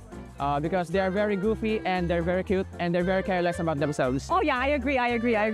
Okay, now did you know that actually in Indonesia, most famous animals are like orang-utan. Orang-utan. Now it's also famous here, as well as the Komodo dragons. What's Komodo dragon? Dragon? No, not really a dragon. It's just called a Komodo dragon. Okay, I know you guys want to see elephants, but I actually just spotted a giraffe over there. Giraffe! Giraffe! Giraffe! Giraffe! Where? Giraffe? Wait, don't scare the giraffe. Don't scare the giraffe. Let's go see giraffes, okay? I want to ride the giraffe's neck. No, don't ride the giraffe's neck. King Kong, that's dangerous. Oh my God, it's huge. Very huge, like a dinosaur. Like, where's the dinosaur? There's no dinosaur. Do I have a T-Rex here? Dude, look. Giraffe. Oh my God, look. First time ko lang nakakita niyan. It's your first time seeing a giraffe? First time. This is my first time. Oh. First time ko lang di makapunta na zoo.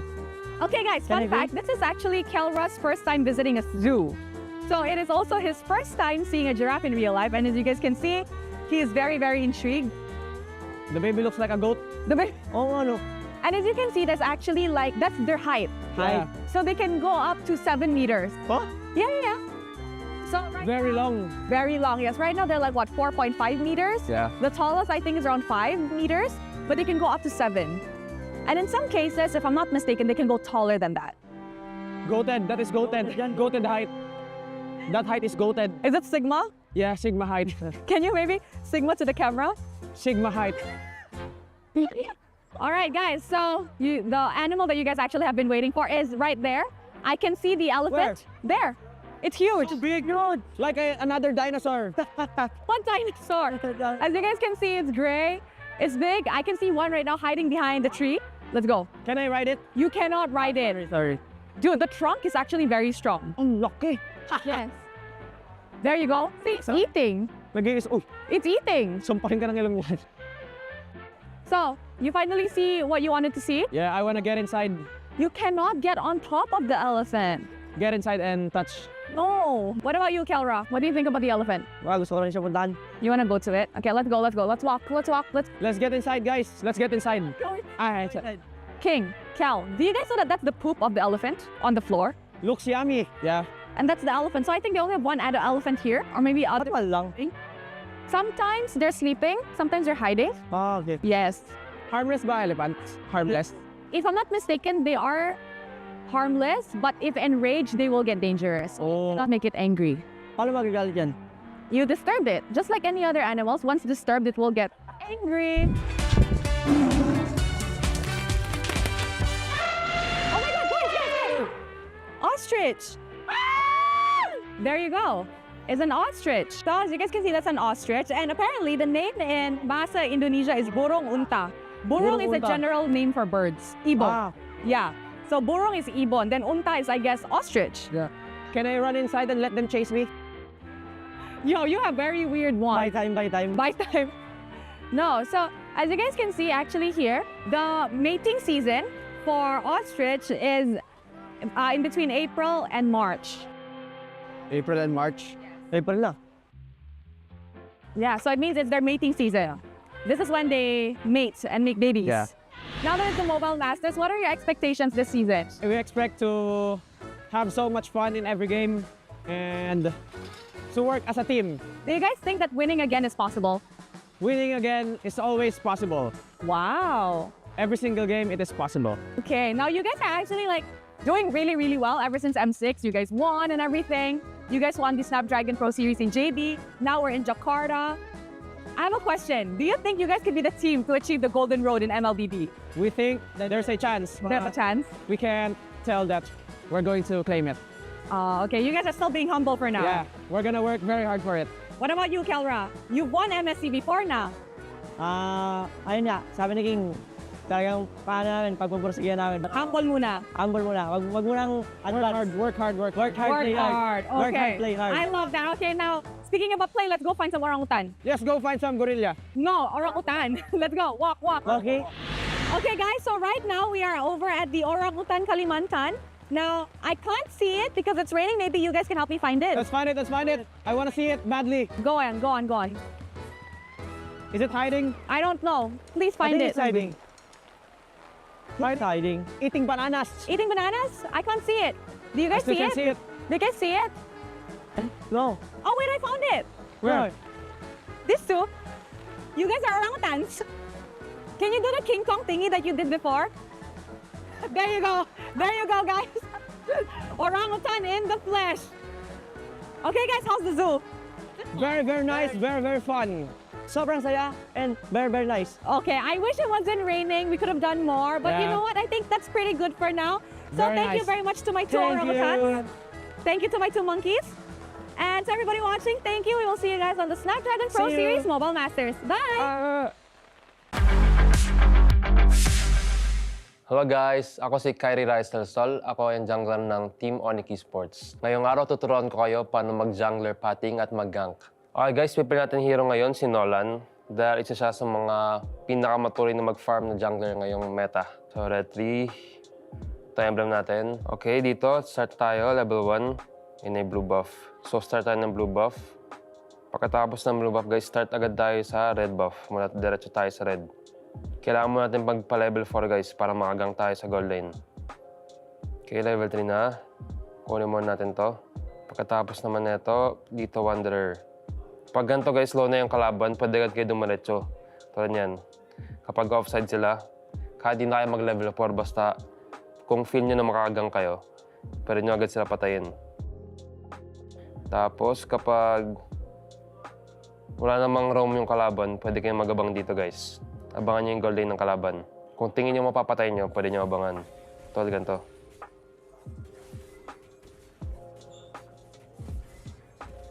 Ito yun lang guys, pagkatapos mag-gank, pwede agad kayo bumalik sa jungle nyo at pumunta sa turtle para mag-set up na objective. And bago mag-turtle din, pwede kayo mag-gank ganito guys. Basta kung tingin nyo makapatay kayo, i-go nyo lang. So, ayun lang guys. Thank you so much sa mga nanood. At ayun ang tips ko sa inyo sa mga gusto maglaro ng jungler. Halo semuanya, nama gua Aran, gua explainer dari tim Liquid ID. Hari ini gue bakal kasih tahu kalian pro tips cara untuk split push dan laning di XP. Kali ini gue pakai hero favorit gue pakai Benedetta dengan emblem settingnya ini. Jadi kita main Bennett damage. Untuk awal-awal cara main Bennett itu karena kita cepet nyampe ke lane-nya, jadi coba jalan secepat mungkin. Bisa buat ke L-bush atau bisa buat untuk cut lane, itu juga bisa. Jadi gimana kondisinya aja. Untuk sekarang gue mau coba untuk cut lane langsung. Jadi tinggal cut lane.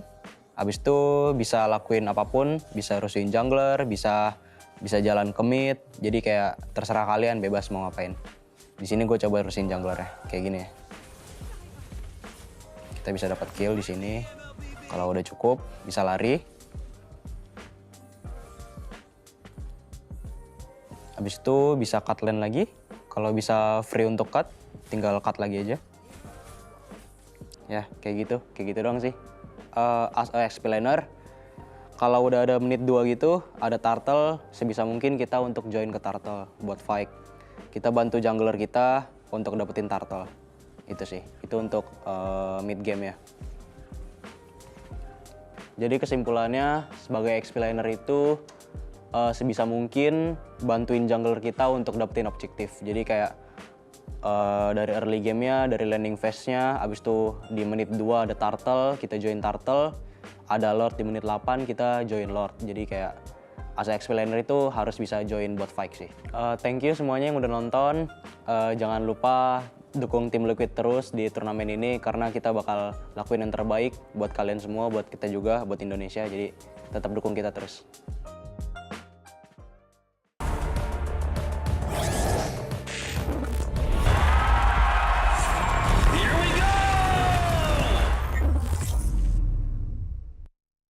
The Snapdragon Pro Series is brought to you by Snapdragon Elite Gaming and DHL.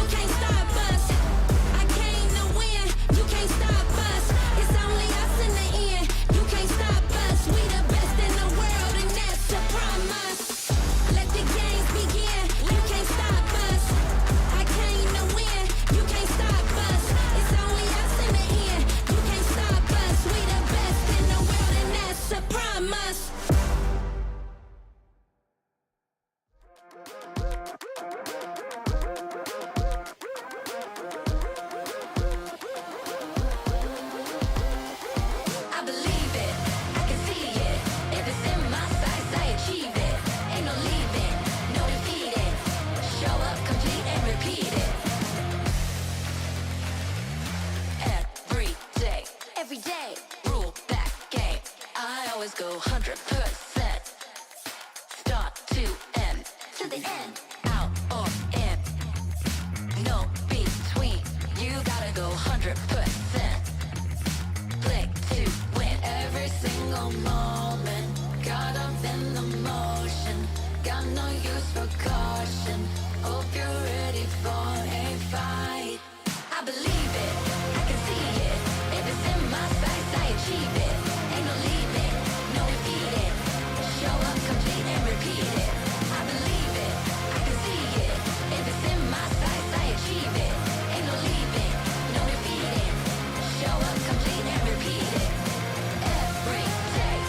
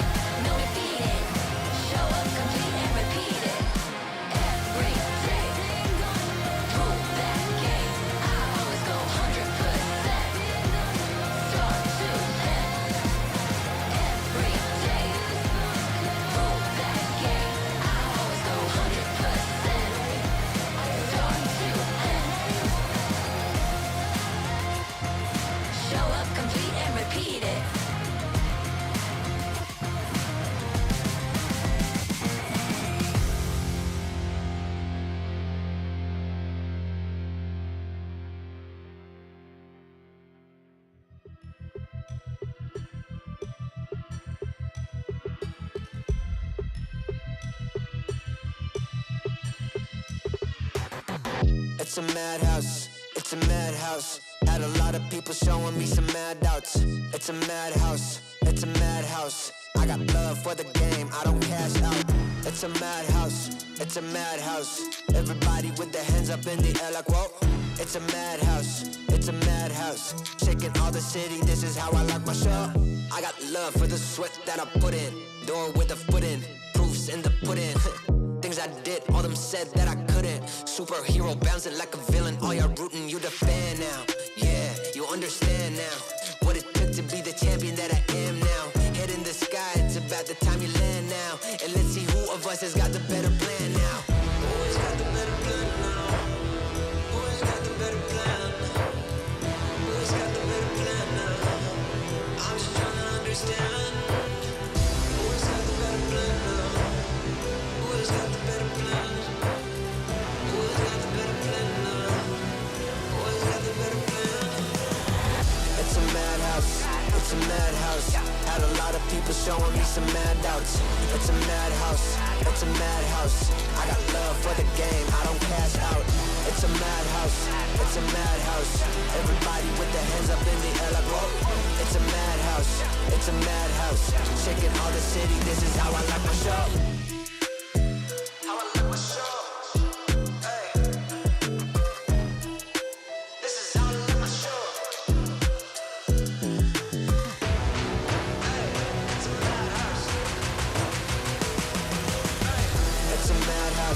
It's a madhouse. Had a lot of people showing me some mad doubts. It's a madhouse, it's a madhouse. I got love for the game, I don't cash out. It's a madhouse, it's a madhouse. Everybody with their hands up in the air like whoa. It's a madhouse, it's a madhouse. Shaking all the city, this is how I like my show.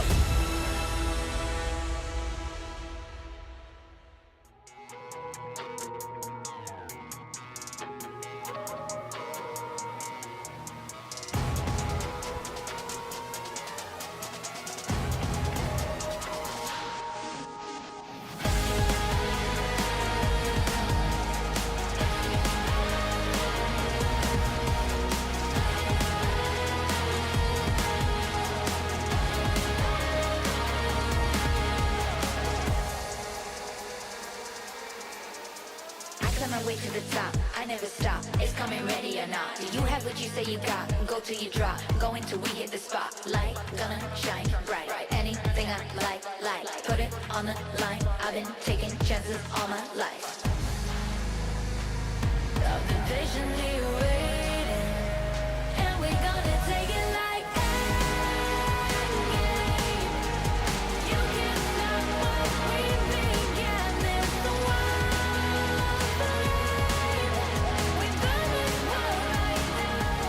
Snapdragon Pro Series is brought to you by Snapdragon Elite Gaming and DHL.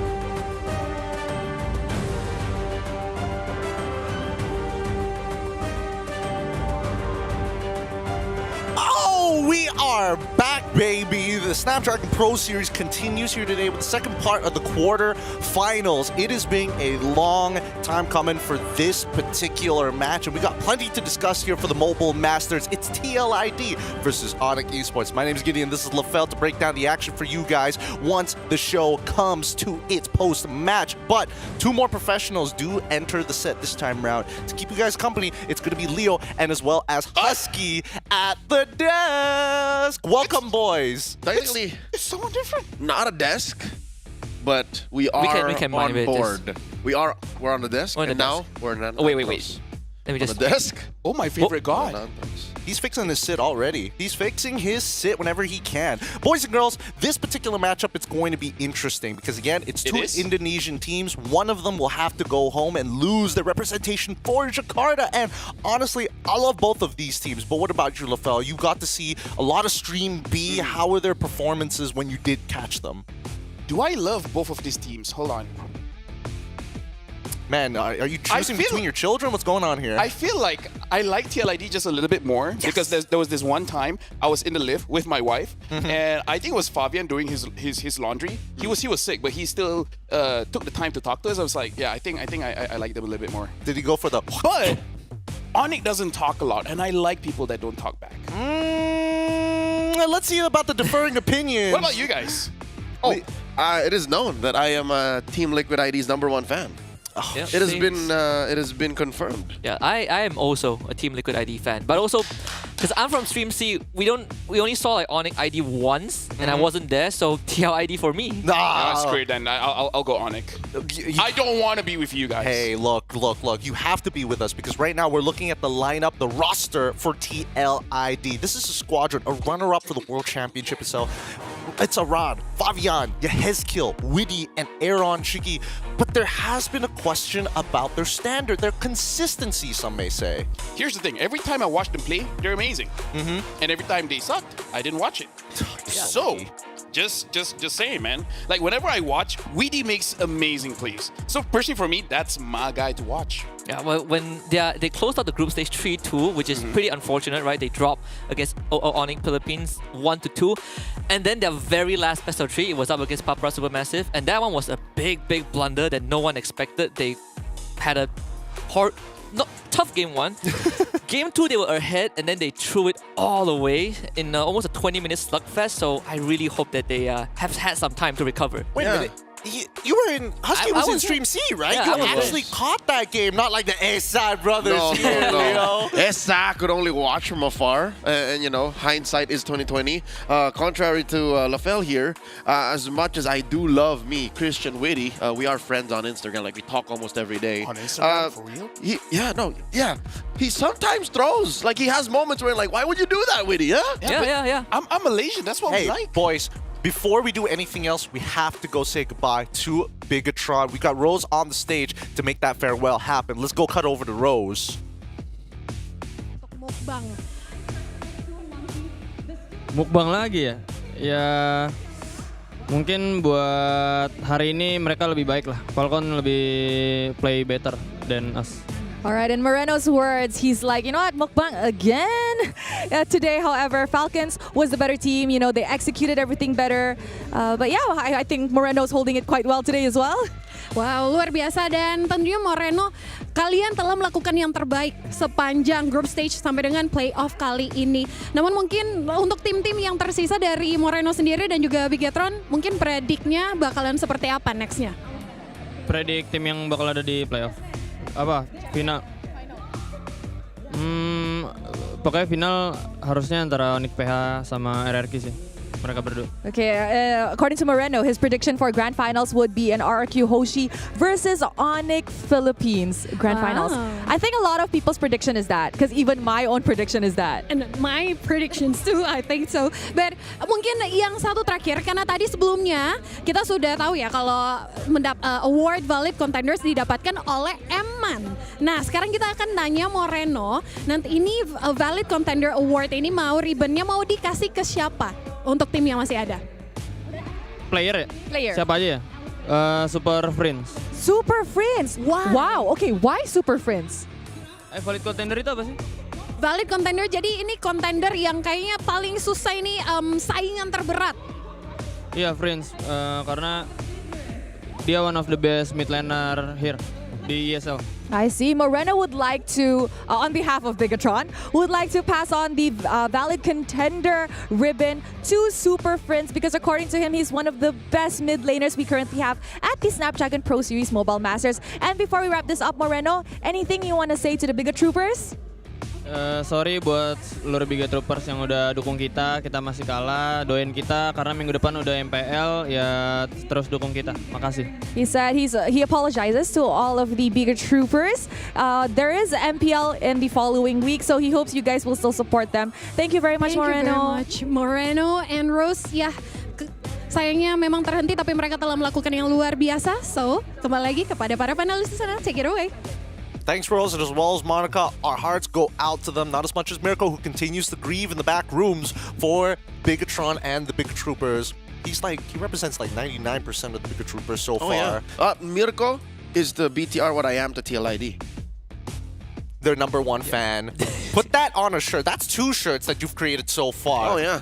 I'm so Kingdom. I'm so Kingdom. #1 TLID. Yeah. Happy 25th anniversary. Oh boy, this is. I mean, it's tough to see, but one of these 2 teams up on our screen here right now is going to meet that same fate. But do you agree with Moreno for the valid contender? I mean, do you think that it should go to Super Friends, or do you think that one of these 2 teams, one of their players, should actually take that title, Phil? I'm putting you on the spot on purpose. I know that you have a... What was it again? The valid contender. The valid contender. Mm-hmm. Don't look at me, LaFell. he's looking for inspiration in your eyes, brother. You know what? This guy deserves valid contender. Oh, who? Keyboy. Keyboy? He is indeed a valid contender. Okay. There are moments where he shines, and there are moments where he shines just for the opposite team. For me, that's a valid contender. Look, no matter what happens, make it interesting. I think. Okay, fine. That's my kind of play style. I'm just letting you guys know. I'll give it to you. I'm the kind of guy that uses a Kalia to bring Integral to their team. Husky plays with me all the time as a mid laner. I always bring the assassins to him. What? Okay, I love the panic in his voice. Hey, look, it's a real thing that did actually happen. But let's talk about Witty for a second here. Do you boys agree that he honestly should be part of that list of the contenders for the tournament? I mean, back at school, Witty ranked up in the top 5 in his class as one of the Semarang's most competitive schools. The best subject, history. This guy's got the brains, clearly. Wow. They don't call him Witty the Wise for no reason, right? Wise in-game, wise academically. I agree. I think he should be one of the contenders as well, just because, first of all, he's the runner-up at M-Series. Second of all, he has made some pretty amazing shot calls, even though when they lost against Papara Supermassive, it was also partly due to Witty. But overall, I think as a player, I would put Witty on top of that list. But that would show how amazing he is, right? It would. Even when they lose, it's because of him. I think it's a fair argument, but what about you? Do you think that Mr. Christian Witty himself should be part of that list, or is there a better moniker? I think Witty, if he does get his act together here, because again, I gotta be real with you, Christian. The group stage wasn't your stage, man. Like, he could have done so much better, so much cleaner, despite you entertaining LaFell to no end, the same way Keyboy does in the recent years. I love roamers. But, you know, him in Season 14, the twilight of that season, him in M6, like, that's the Witty we want to see. So if, moving forward, we forget more of his Papara Supermassive performance, and we see a Witty that, you know, is top in charts the way he did back in school in history class, then, yeah, he should be up there, at least top 5. You telling me that Christian Witty is straying away from God right now? He's moving away from the path, and he needs to come back to the max? He is, and the only one keeping him together is the Usurper. I'm sorry, I gotta be real with y'all. It's either the Usurper or the Ghost that's really keeping them together. I don't know. Boys, do you agree with that? Because I think that even for like Yehezkiel's performance, he has kind of been put in some awkward positions, like the Farsa, for an example, just going up and try and set up for, you know, Aaron Shiki. Again, let me remind you guys, every time I watch TLID play, they're amazing.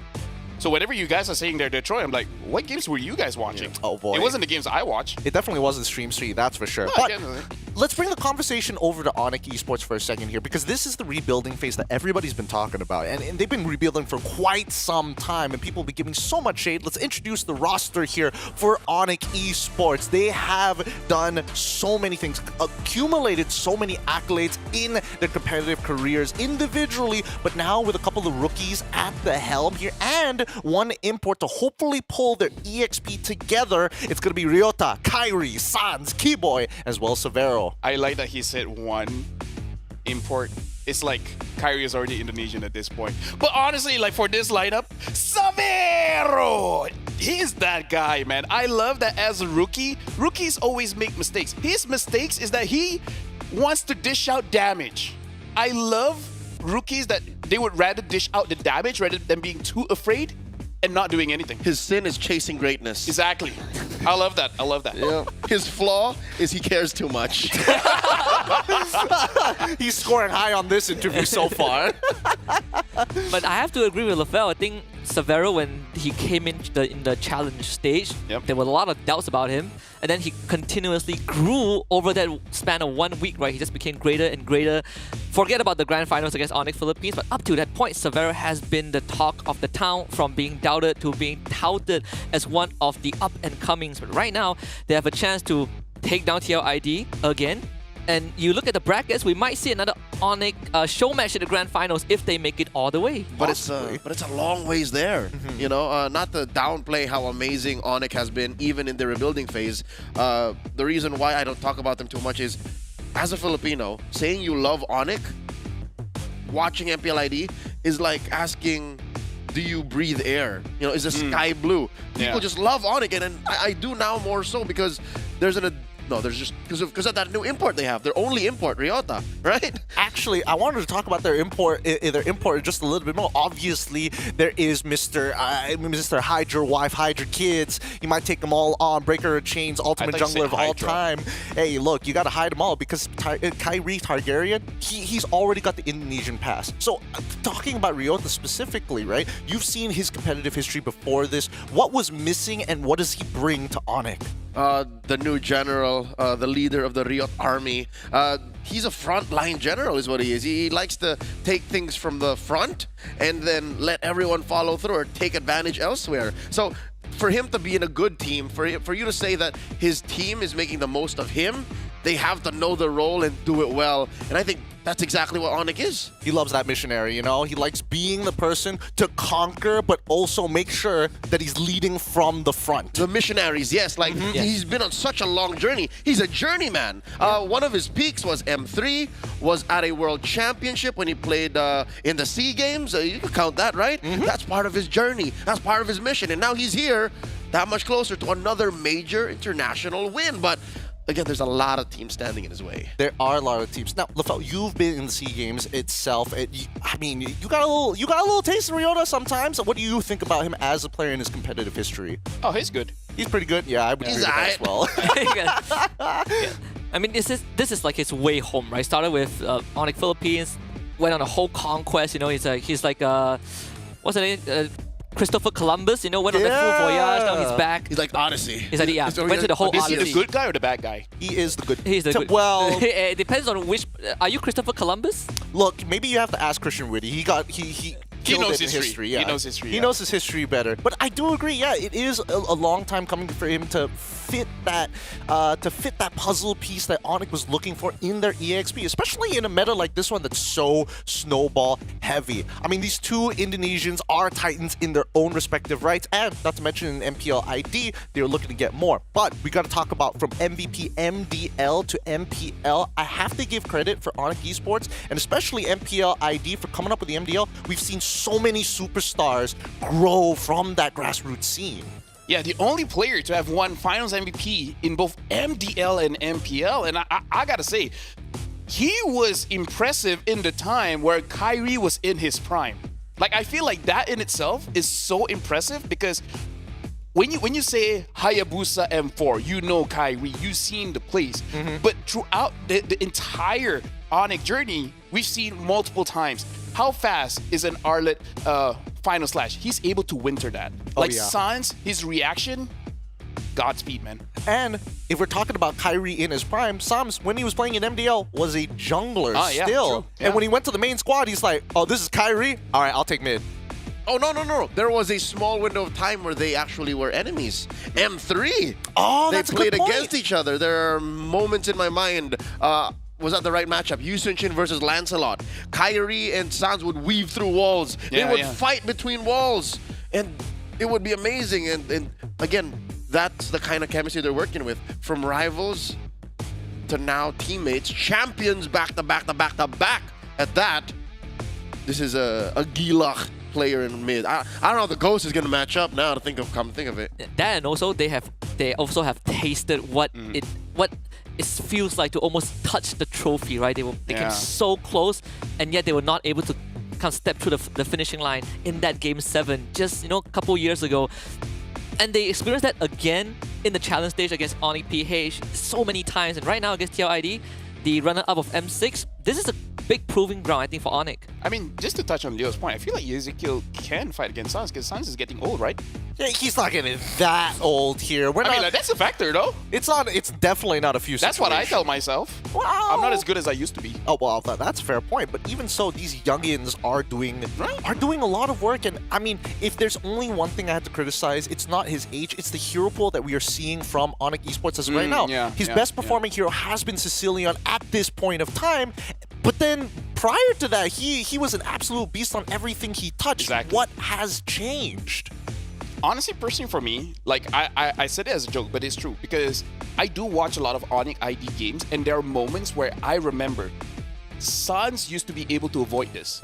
But nowadays, it does seem like people are able to catch him because there are moments I'm like, he's gonna winter this. He didn't. And then when I checked, he had, like, the cooldown was there. Like, he can use it. So I do see that Sans, he is still, like, when it comes to the macro, he's still there. But there are moments where you would, like, few months ago, he would be able to avoid this. Now, not so much. Maybe it's also just the speed of the game. Like, the game is very in your face now, Exactly. Jawhead is one of the more in-demand roamers. Hylos is super in demand. Gatot, Badang, like, these are heroes that live in your face. So I'm guessing maybe it's just time that Sans flex more than just his mechanics nor his macro, but maybe his reaction speed, maybe his use of his teammates. Well, speaking about reaction speed, since we are in Jakarta, TLID and as well as Onyx fans have come out in the masses here. We got Monica at the helm to talk to actually some of the fans live in the arena. Let's cut on over and see how they're doing. Hi, it's Monica Ko here, and right now I'm with the fans of the two teams who's matching up at the Land of Dawn. It's Onyx Indonesia and Team Liquid Indonesia. So let's hear from them what they want to say to support their favorite team. So we have, what's your name? Joe. Joe, and you? Zora. So Joe and Zora, I think I would like to ask Joe first. So how do you see Onyx performance during the group stage and maybe your prediction during the playoff? Jadi bagaimana kamu ngelihat performance dari Onyx di group stage dan gimana prediksi kamu selama babak playoff ini bakalan seperti apa? Gimana ya? Kayaknya kalau di babak playoff ini sih Onyx bakal ngeluarin bakal lebih kuat lah kali ini. Ya. Dari performa kemarin tuh udah sedikit turun kan. Nah, semoga kali ini bisa naik lagi. Pede lah menang kali ini. Pede ya, menang ya. So, Joe mentioned that, Onyx performance before it's not really that good, but he thinks that right now Onyx performance should be better, and he's confident that Onyx will win. But what about Team Liquid Indonesia? Because Onyx will be facing the team from Indonesia too. It's Team Liquid Indonesia. So how do you see Team Liquid Indonesia's performance and your prediction if matching up with Onyx? Ya, walaupun kemarin di grup stage sedikit ada kekalahan pas lawan Papara, mungkin di playoff saat ini mungkin Liquid bisa mengasih yang terbaik dan bisa memenangkan match saat ini dengan skor mungkin 3-2.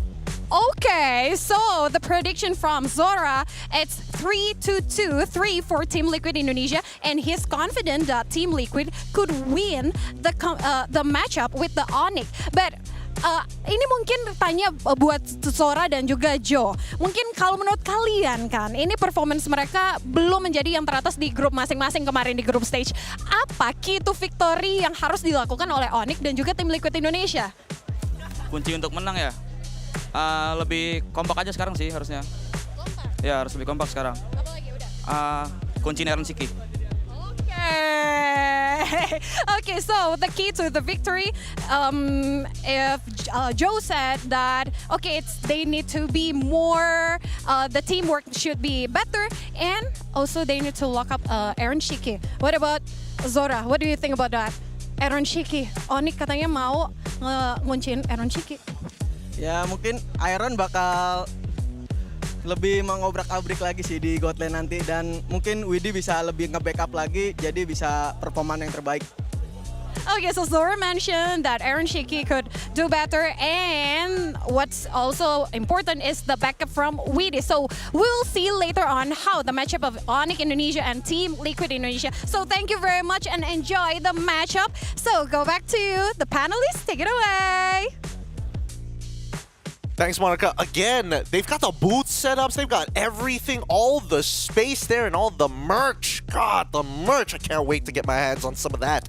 But the fans are going to be a little indifferent. They're always going to be leaning into their favorite team. So we're going to bring up the predictions for you guys up at home. Let's see who predicted who. It looks like Husky is with Onyx 3-2 all 5 matches. TLID, of course, for Leo. 4-7. Wow. For LaFell. Well, Onyx prediction matchup. All right. And then obviously 3-2 coming in with TLID for me. I got to stick with the with the TLID boys. But we all somewhat predicted a close to 5 match game. You guys want to go home late? Look, it's not that we want. You When put do you want to go forward. home? What? You put 7 Oh, you know forward. what? Yeah, you know what? I take it back. I take it back. Do you want to go home I'm late, the worst. LaFell? I'm the worst. Yeah.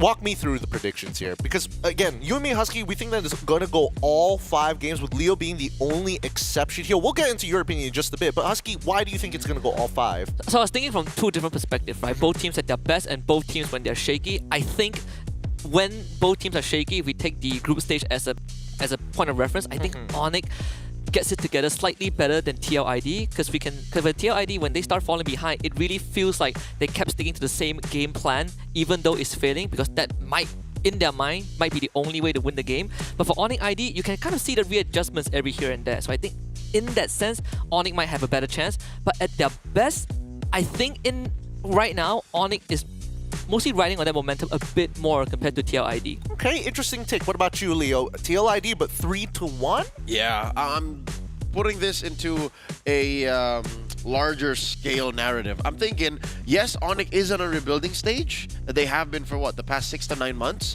But TLID, in the span of a quarter, they have failed so much. People have been doubting the young stallions and saying, oh, they're washed. That's it. They're hit their peak at M6. And folks, they know this. Fabian, we talked to him a couple days ago. He's like, no, I'm still better than M6. So something tells me the bigger the wound, the better the lesson. And I think here in the playoffs, they're going to show us exactly how they learned that lesson, and they will go back to their peak form. It's a little bit of cope, but again, take it from TLID's #1 fan, like, it's gonna happen. It's gonna happen, and it's gonna start here. Fine. Deferring opinion, LaFell. I mean, clearly it's a best of 13 here. Yeah. I want to know why Onyx, and why 7-4, even if it was a best of 13. I don't know why. Whenever I see Onyx, I have the sense that they're just a little bit hungrier. A little bit hungrier? Yeah. I don't know why. Maybe because during Johor, I was able to walk past them, feel the vibe, feel the energy. To be fair, during that time, TLID was sick, so they weren't feeling their best. But it's like, of course, everyone there wants to win, wants to become champion. I don't know, because of the inclusion of Ryota or Severo that really wants that champion, where everyone else like Keyboy, Kyrie, and Sans, they already felt it, right? Maybe just bringing in this new blood reinvigorate them to chase for that championship. And then for TLID, they're all starting at the same point.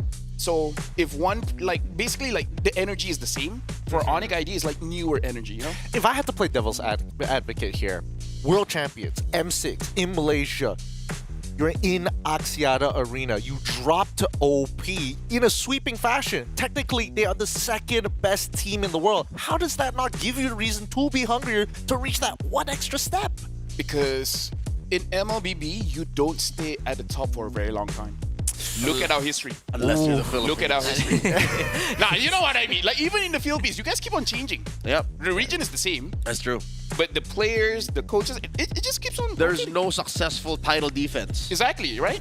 That's fair. That's fair. Again, opinions all across the board. We want to hear from you guys at home. Scan the QR code and fill in the survey telling us what you guys think, how you feel about the show, what we can do better to make sure that this is a better viewing experience for y'all. With that, the pre-show does wrap up, and we've got a quarterfinals to eventually get to. We're going to go on a short break, and when we come back, it's going to be TLID facing off against Onyx Esports here at the Snapdragon Pro Series Mobile Masters. We will be right back.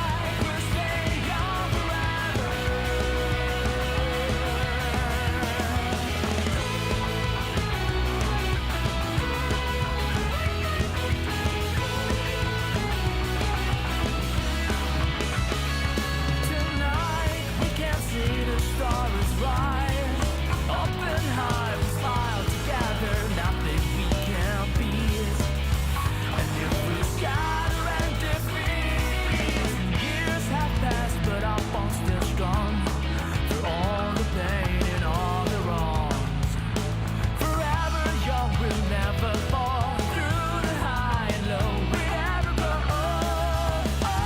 Hand in hand, we'll face the weather.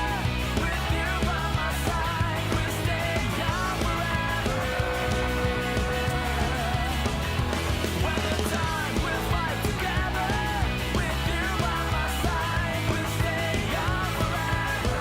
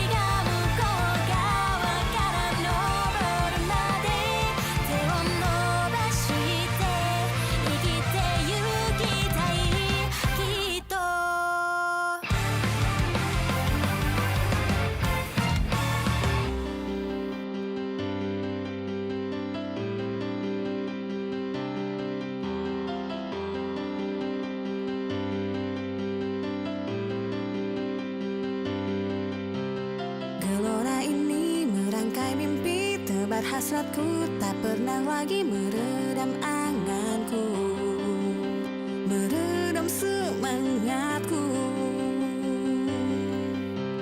Cahaya mimpi bagai energi terus mengusik tanpa berbisik, lebarkan sayapku. Jangan pernah layu. Tanpa henti ikuti langkahmu, bebas lepas belenggu jiwamu, gapai raih apapun mimpimu.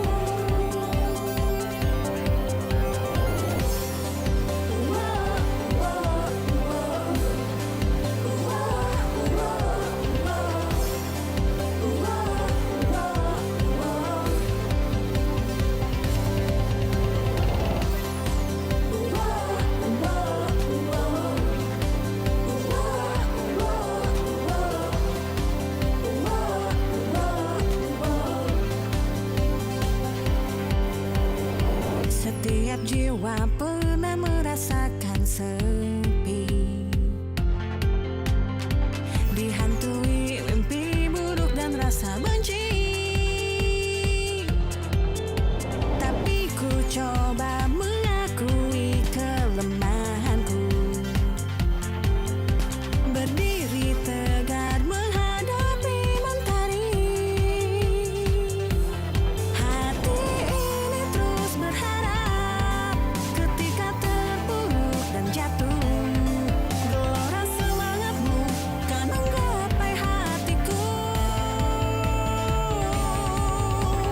Gelora ini membawa mimpi dan menyertai bagai energi penuhi jiwaku, membakar semangatku.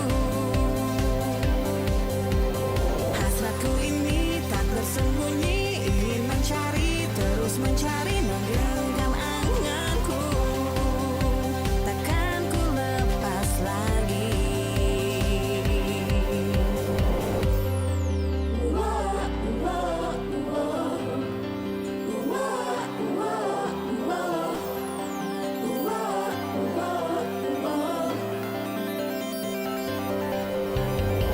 Ketika aku yang rapuh ini bersamamu,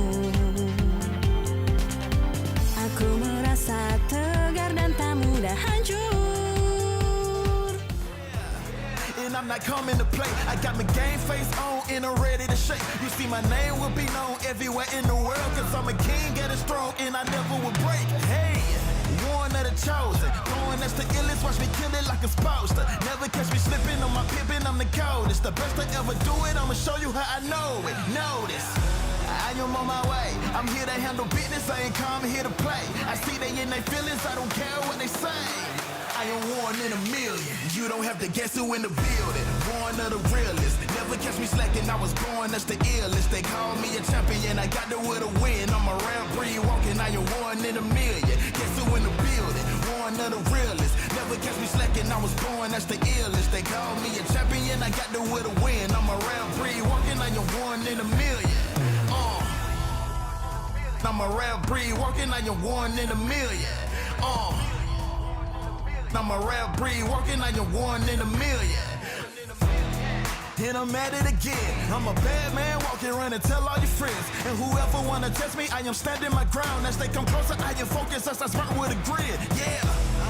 Cause they know I'm a fool, and they know I'm that dude. I don't follow their rules, never bow to their principles, never choke when I move, never fold under pressure, never vouching to lose, yeah. I am on my way, I'm here to handle business, I ain't come here to play. I see they in their feelings, I don't care what they say. Cause I'm one in a million. You don't have to guess who in the building, one of the realest. Never catch me slacking, I was born as the illest. They call me a champion, I got the will to win. I'm around breed walking, I am one in a million. Guess who in the building, one of the realest. Never catch me slacking, I was born as the illest. They call me a champion, I got the will to win. I'm around breed walking, I am one in a million.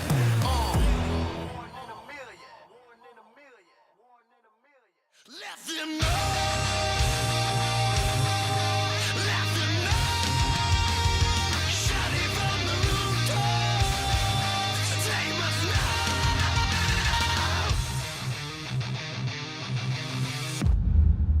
Let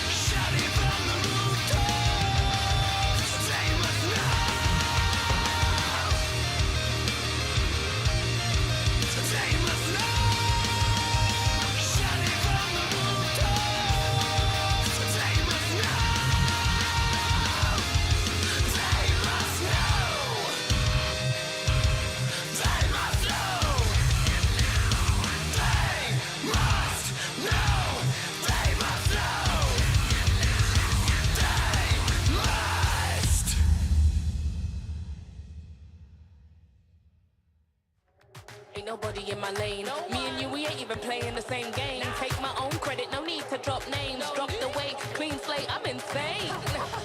It's giving insanity on a melody. More flow than a manatee. Levels that I reach, man, I defy gravity. Heart so strong like it runs in the family. I've got the haters out of breath. Ain't talking about then and when I got them distressed. Giving palpitation when I say it with my chest. Do the calculation, it's time to invest. Acquiesce that I am the empress. Going so sick, someone call the vet. I just can't be tamed, I'm the Loch Ness. So blessed, they can't comprehend. I turn a skeptic to believer. I am a leader resurrected like it's Easter. If you step to me, you'll get the misdemeanor. They can't defeat her, they can't connect the reader. Can't decline, don't worry, I'll be fine. Cause all I see is ups in the line. Did I plan this? Is this by design? Come reflect, my light can't be denied. Come correct, cause this moment is mine. It's mine. Tell me you're feeling the. Tell me you're feeling the. Do it like nobody does. Sipping that haterade, right to the finish line. Tell me you're feeling the. Tell me you're feeling the. Do it like nobody does. Sipping that haterade, right to the finish line.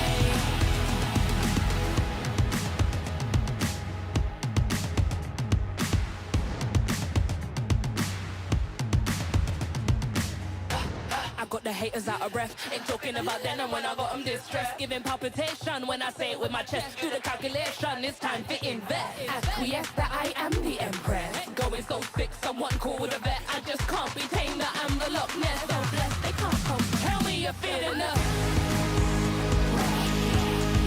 Tell me you're feeling the. Do it like nobody does. Sipping that haterade, right to the finish line. Tell me you're feeling the.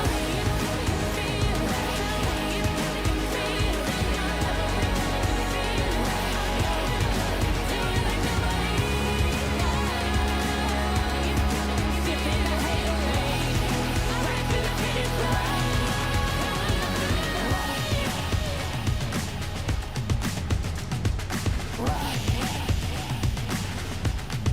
Tell me you're feeling the.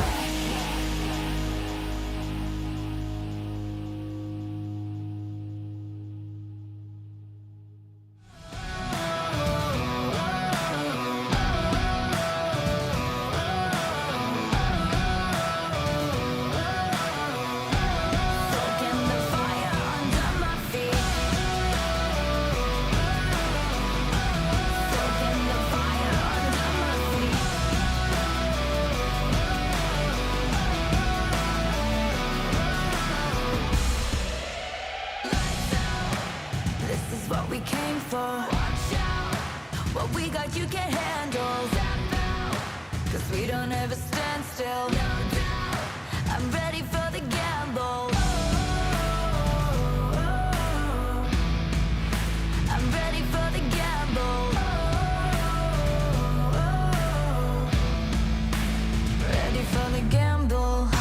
Keep feeding the flame, chasing the fame. This world will never be enough for me. I feel it run through my veins. I sharpen my aim, soaking the fire under my feet.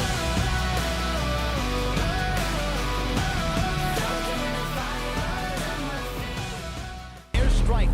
Use up. Annabelle walking forward now. Goes for electrifying beast retreat battle. It's Fabian who claims the Lord. Aran stops Annabelle in his tracks. Pas akhir-akhir tuh nggak puas karena emang kalah sama Papara Supermassive. Jadinya ya kurang puas aja sih. Meskipun kalah lawan Onyx PH ya, cuma emang udah biasa lah. Terus kalau lawannya belum tahu, nggak expect. Cuma kalau buat playoff expect sih. Down, wow, it's 3 members down for the side of TOIP against all odds. The last game of Group A, Contra Supermassive. Kalau misalnya menang win streak itu mungkin puas lah. Cuma karena kalah 2 jadi kayak kurang puas sih. Kalau tentang TLID yang pasti mereka tim yang kuat adaptasi lah. Kayak di in-game mereka cepat banget adaptasi. Terus gameplay mereka juga suka baca, merubah hero pool juga banyak, dan player to playernya jago banget semuanya. Paling kalau melawan mereka ya bakalan seru banget sih. Buat lawan Onyx di playoff mungkin lebih banyakin strategi aja sih. Soalnya kan mereka juga kayak banyak hero-hero gitu-gitu kan. Jadi ya kita paling banyakin hero pool sama dari strat mungkin. Mungkin dari trio midnya. Kairi, Sun sama Keyboy.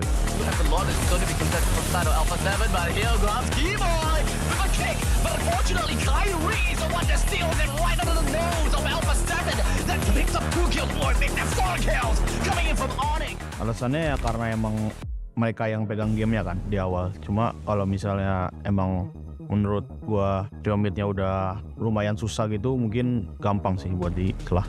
Mungkin Aran.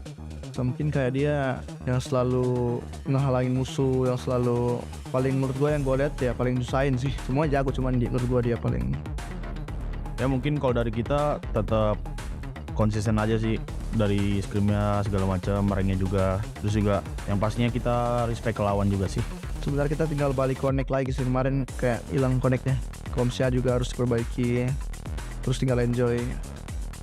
Hati-hati Iron gue, buat lain gue. Hati-hati Onyx di playoff. Kita bakal kalahin kalian.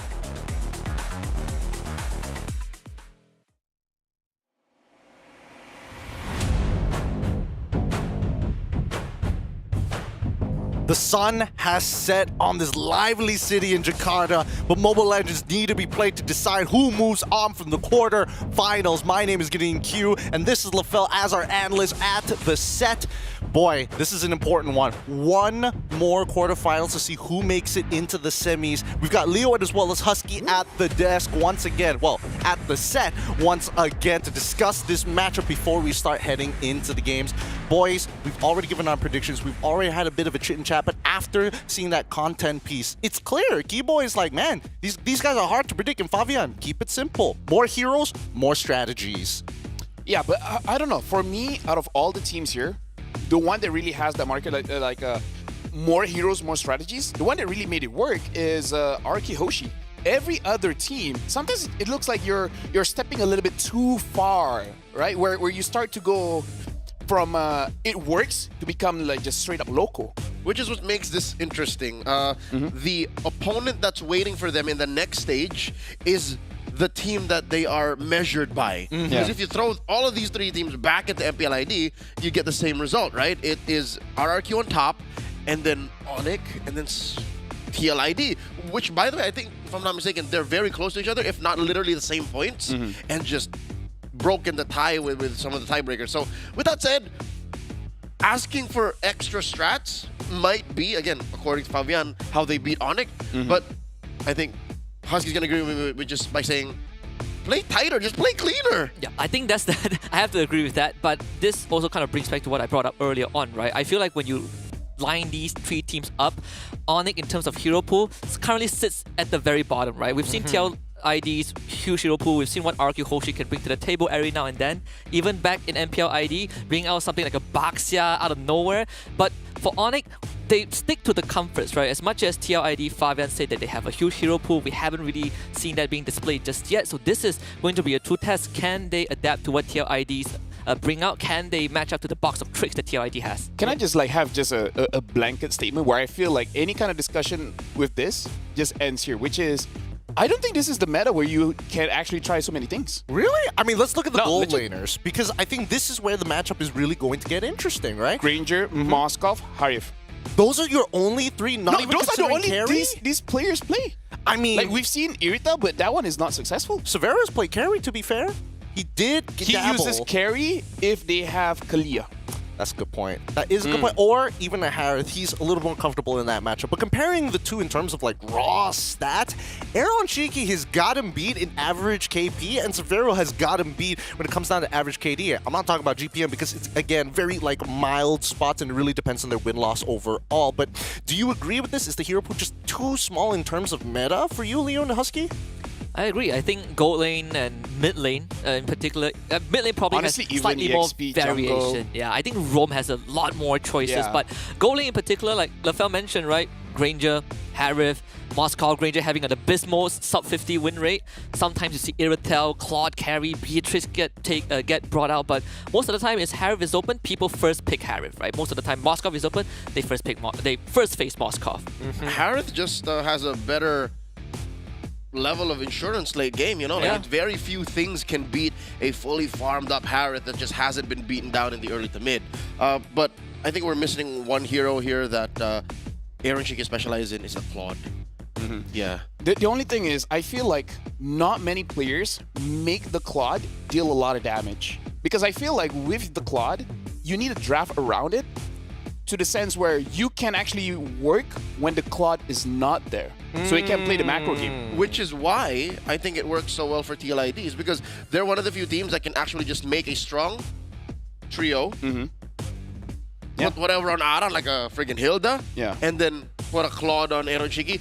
Just tell him, Honestly, I'll be joining in 9 minutes. Don't worry. Fabian Ezekiel is actually pretty good at maintaining tempo throughout the game, Yeah, I think Fabian has been a very crucial part of TLID. Even in games where they were behind, Fabian is the one creating side lane pressures. He's the one that's forcing the enemy team to react, to pump on the brakes and be like, hey, we have to deal with our macro, which has been very well managed by Fabian. I think that has to be a constant in this series, but more importantly, it comes down to the roamer, right? Widdy and Keyboy, they got to step up. You know, they had bad games leading to the end of the group stage, especially Widdy, who sometimes you can see those minor slip-ups in that macro sense where his team wasn't ready and he commits because it's given heroes like the Cho and the Jawhead. Say the same for Keyboy when it's given something like Kalia. I honestly feel like these two roamers are going to be the biggest playmakers and difference maker in the series. Do you think the argument is here only because, hey, they don't have access to two particular heroes, both Chip and as well as Sylvana, which are currently banned in this current patch as of right now until those bugs are fixed? I think that is a huge detriment to TLID's chances. There's what we call in the business a witty party. And we've seen it happen several times, even in the grandest stage of them all, the M series. And the fact that that's one trick out of TLID's bag of tricks is because, again, it's a bugged hero right now. So maybe that's what Fabian meant by we have to have more tricks. They have to make up for the lack of Chip. Yeah, because honestly, not other heroes does what Chip does, right? Like, in terms of moving around the map, nobody. I would say the one that kind of comes close in terms of map movement is Matilda, but even Matilda gets banned out so many times. We're lucky there's Lo Yi. Yeah. I mean, it comes at a the Chip ban came at a time where Chip was given the luxury of going to any portal without having to be on a portal, From right? Y-Walk, Yeah, from Y-Walk. So it definitely stings a bit for TLID. I feel like it might have costed, well, it might have made them reconsider some strats like the Fredrin strat that we've seen in M6 where they really want to be together. Now they supplement it with something like a Hilda plus Jawhead. You know, Widdy now has to take over that role, but he does not have access to an ability that brings his whole team with him in an instant. Is it one of those scenarios where it could be itemization that could be the issue here, right? We saw the couple of Farsas actually picking up, you know, the rapid boots that have, and plus the Wilderness Blessing, just to kind of speedily be across the map. That technically can be applied to Widdy too if he wanted. No, honestly, like if we go back all the way to the start of the day, and when we look at the 5 most picked heroes, you can see that if you're trying to find a similarity between those heroes, there's very little. Because we already have the best in slot, right? Best in slot, flex pick, Suyo. Both Granger and Harif are there because Esther gold laners. Like you take either or whichever gets banned. And then when it comes to Jushin, one of the best control mage, if it's let open, right? So like everyone has their own niche, and I feel like every niche has their best in slot. So there's not a lot of flexibility. Well, speaking of control mages, we got Sans on the line. Let's have a conversation with him and see what he thinks about this particular matchup here in the interview. Meta Slave. Show it to camera. Ya, bisa kasih lihat ke kamera. Meta Slave adalah player yang benar-benar keep up banget sama metanya sampai sekarang. Gimana Sans perasaannya udah menangin nominasinya? Ya, alhamdulillah senang bisa sekonsisten ini dan ya aku bakal keep improve terus dan ya aku bakal kasih yang terbaik terus. Okay, so that's really great. So Coleus mentioned that Sans just won the award Meta Slave and asked the opinion of Sans, and Sans mentioned that he's happy and he will give the best. Nah, Sans, bentar lagi kan kalian bakal ketemu sama tim Liquid ID ya, dan ini single elimination. Kira-kira ada pesan gak nih yang pengen kalian sampaikan gitu ke teman-teman ke Liquid ID? Sebenarnya nggak panjang, mungkin kasih permainan yang bagus aja biar ya lebih seru gamenya. Okay, so Sans would like to give a message to Team Liquid Indonesia, who's Onyx will be facing. Just have fun, just have give a the good best. game, give the best. Yap. Yang terakhir Sans, waktu di Johor Baru, ketika lu pakai Joker Face kan sampai Grand Final nih. Boleh ya kita request Joker Face lagi? Let's biar see nanti Amin Sans jadi good luck Joker charm, Face. oke? Good luck charm. 3, Let's see. 2, 1, Joker Face. Yeah. Thank you so much Sans buat interviewnya. Good luck buat pertandingannya nanti dan kita kembalikan ke panelis. Take it away. Hey, I would actually argue with Cyclops. I feel like Cyclops is fine. Hey, look. Not meta, but fine. You can bring it. You're talking about the meta slave here. This is Sans. This is the guy who's been given the award of playing Sicilian and as well as Farsa the entirety of the tournament. If I was him, you call me meta slave, I'm picking Cyclops. That's what I'm thinking. You challenge the meta and you make it your slave, yeah. Yeah, you make it your witch. You make like but not witch. Yeah, number 1 pick Cyclops, number 1 pick what else? Bane, you know, just ruin everything. Eudora. A lot of assassins, right? Eudora, point and click, just That would be one of the ways to actually shake things up here. But I don't know. It feels weird for Sans of all people because we've seen Sans for a very long time pick up. Literally, you put anything in his hands, he'll start outperforming your opponent. Like in a head-to-head sense, outperform his lane. In terms of like weird picks that he could potentially pick, Selena. I hope to God he plays Selena. I would say Selena is still meta. He can. I think Selena is meta. Like something that's not meta, like Chang'e. Kagura. Honestly, yeah. Kadita. No. I feel like Kagura is more. Kagura? Because Kagura, there's a higher ceiling. You know, like Kadita, skill 1, petrified, skill 2. Yeah, done. Like Rins plays it. Yeah, you know, with the Kagura, there's dancing. It's a tango. He doesn't want to mix into that, you know, that branding with Rins as of right now. Still looking for his like own signature, quote unquote signature pick, and it is a bit of a bummer that as of right now it's just like the Sicilian guy. He's the scaling dude when he can be even more aggressive. We haven't seen a lot of Xavier's, huh? No, actually we haven't. Funnily enough, TLID actually plays Xavier. I think we've seen it a few times back in the challenge stage. That's the double poke. Yes, the double poke, right? Yeah.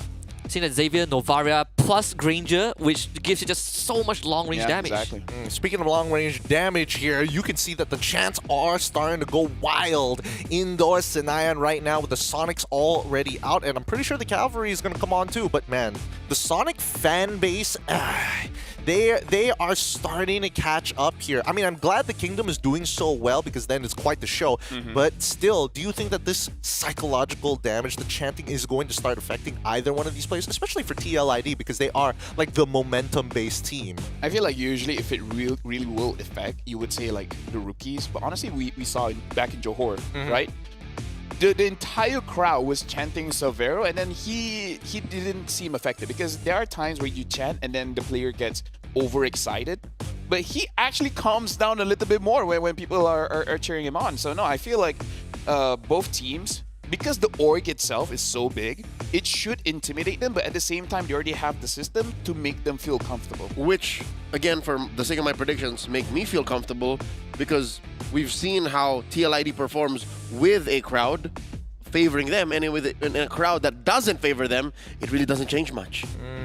That's fair, but Husky, do you think that are you with us on this? Are you the kind where it's like, yes, I would prefer the crowd to chant my name, or would you prefer the crowd to hate you so you can play even better? I mean, ideally, I would want the crowd to be on my side, but if they're not, it's a way for me to prove them wrong, you know? Sometimes it feels really great when you get to shut the crowd up, right? You beat the hometown favorites, and sure, it's pin drop silence when you win, but at least you know you've done something for yourselves. That way they can hear your footsteps. I feel like it would be cool, like if I'm playing and the crowd just opens up a random song that I can vibe with.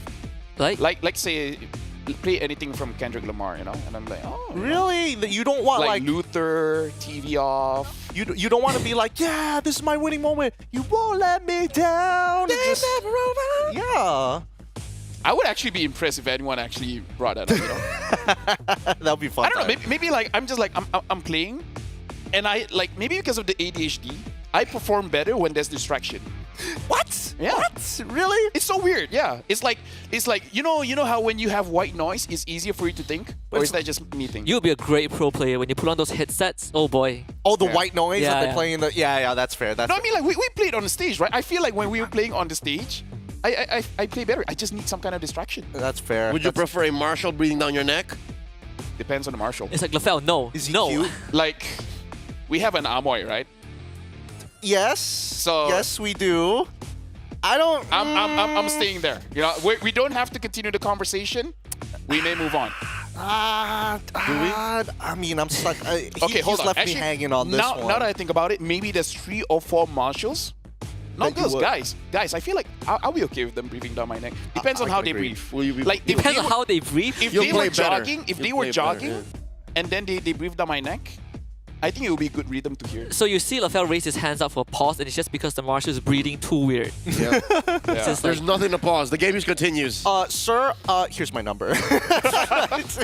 Call me later. Okay, let's get back into At the one game. point, I'm like, excuse me, do you need an inhaler or something? Like, your rhythm is off. your rhythm is off. Rhythm is off. Wait, actually, Leo, do you guys have internal matches within MPL PH? Because we have it in MPL MY every once in a while. What an internal match. As in, Internal like, matches. It's like Talons versus Moonton, Talons versus Oh, yeah. Production. It happens, yeah. It happens? Okay, that's good to know. Yeah, but I can't say if I perform better with or without distractions. What? Like it doesn't affect me. Like it's the same. Like for me personally, I just if there's a competitor. crowd, if there's a if there's a dude bringing, you know, like play the same. Okay, fair enough. Now, let's pull it back into the game for a moment here. Coming into this, we need to talk about pros and cons, if depending on which side of the spectrum you're going to be, whether the Cavalry or whether with the Sonics. We'll start with Husky first. You were with the Sonics here, and we need to see, again, what are some exploits we're looking towards TLID's side? I think exploit is, first of all, Fabian mentioned, the mid trio, right? Sans, Keyboard, and Kyrie are the highlights. So what you want to do against TLID is you want to make sure that you punish Widdy. Make them feel uncomfortable. Because TLID, so far, at least in this group stage, how they function is they get a snowball and they just kept running, right? They just kept stepping on the gas. They try to plow you over before you could do anything. You want to be able to punish that and go even, and then just take control of the macro. Because the two modes of TLID, they go fast, they snowball, and if it doesn't go their way, they start playing side lanes. That's why you see Fabian kind of start shining with heroes like Suyo, Hayabusa. You control these 2 factors, then go even, there'll be a good chance for Onyx ID. Okay, yes, coach. What about you, Leo? What's the exploitations coming in from Onyx side, because you're so Cavalry? I'm so Cavalry, and I had to really study exactly what went wrong in TLID's losses. Number one, they tend to overextend. They get so aggressive, they're looking for that snowball. Hopefully they don't do that here. Well, let's look at the lock-ins before we talk any further about these teams. TLID versus Onyx Esports. Bigatron Esports harus mengakui kekalahan atas tim Falcons, tapi tentunya kali ini kita masuk ke match kedua hari ini yang mempertemukan 2 tim dari regional yang sama, Indo Pride. Rose?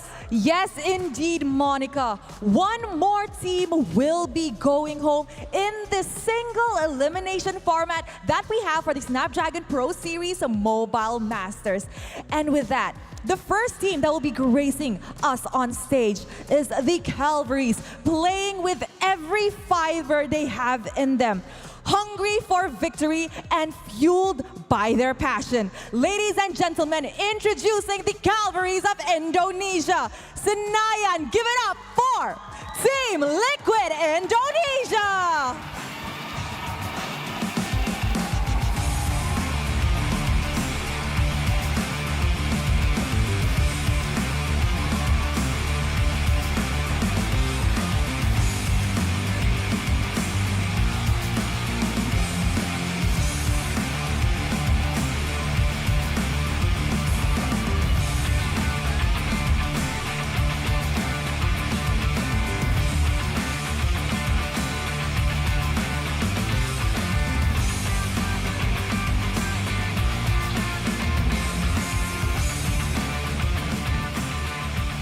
Datang dari regional yang sama, Indonesia inilah sang penantang, sang landak, sang raja langit yang siap untuk menghadapi sang kuda di Land of Dawn. Please welcome Team Onyx Indonesia!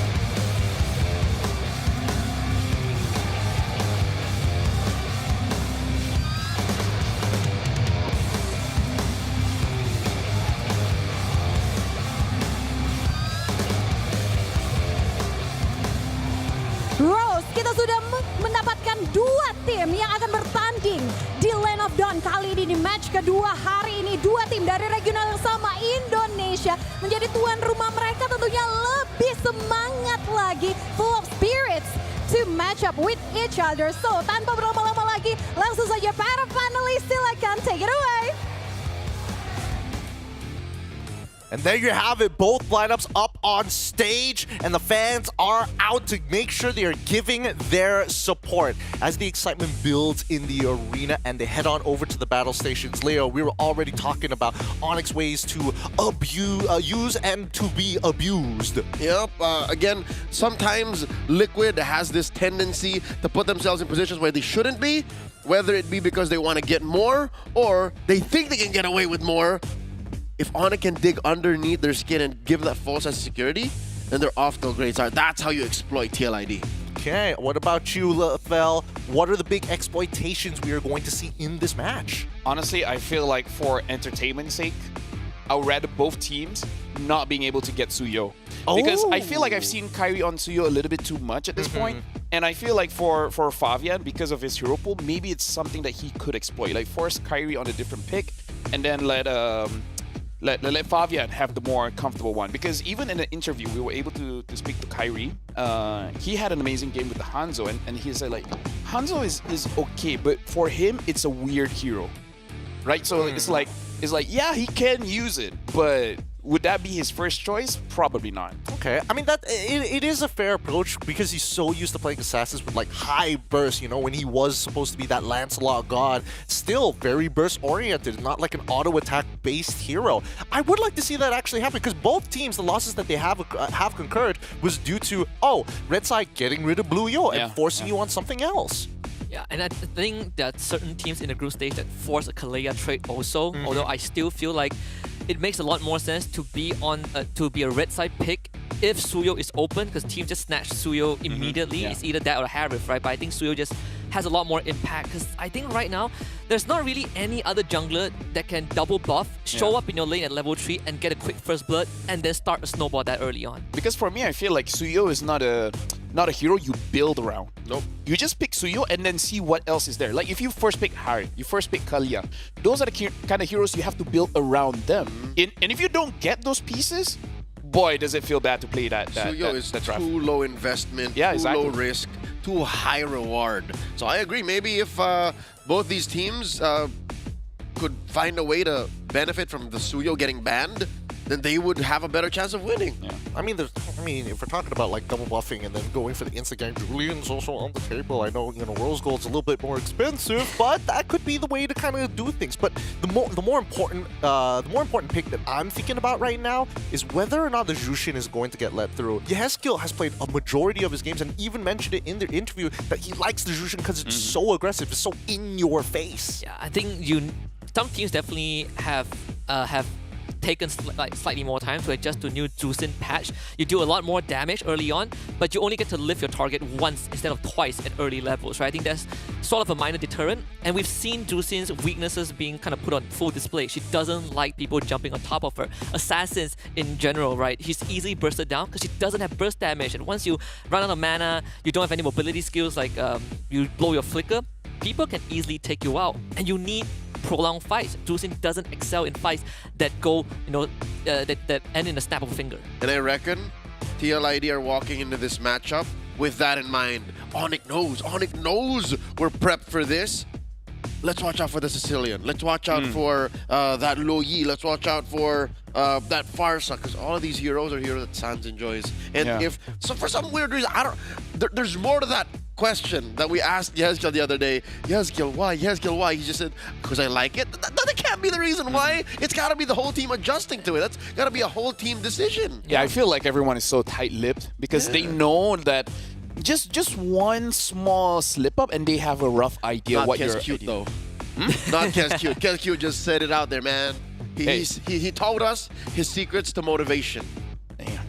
Hey man, SDL, same brand, cut from the same cloth as Keskyu. we're hoping, well, I at least am hoping that he's going to be able to bring some of that Batman-esque, that Gotham-esque drafting here as we get ready for the draft. Now, you can see that the cavalry is out in droves as this drafting phase begins. The chants begin to see what weapons our teams are going to be bringing to the land of Dawn. Team Liquid, ID on the blue side, up against Onyx on the red. TLID on first, Onyx on second pick.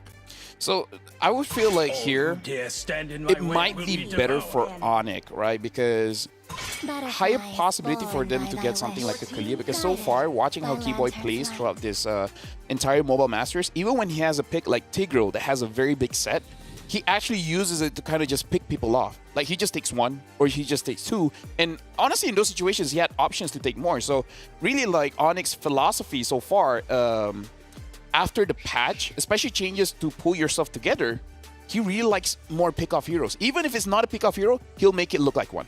Yeah, it's a very patient Tigro player. We've seen great examples, but judging by the bans, it's going to be a Suyo first pick again. Yeah. TLID is going to snatch it from Suyo's Flavia. too good. He's too good.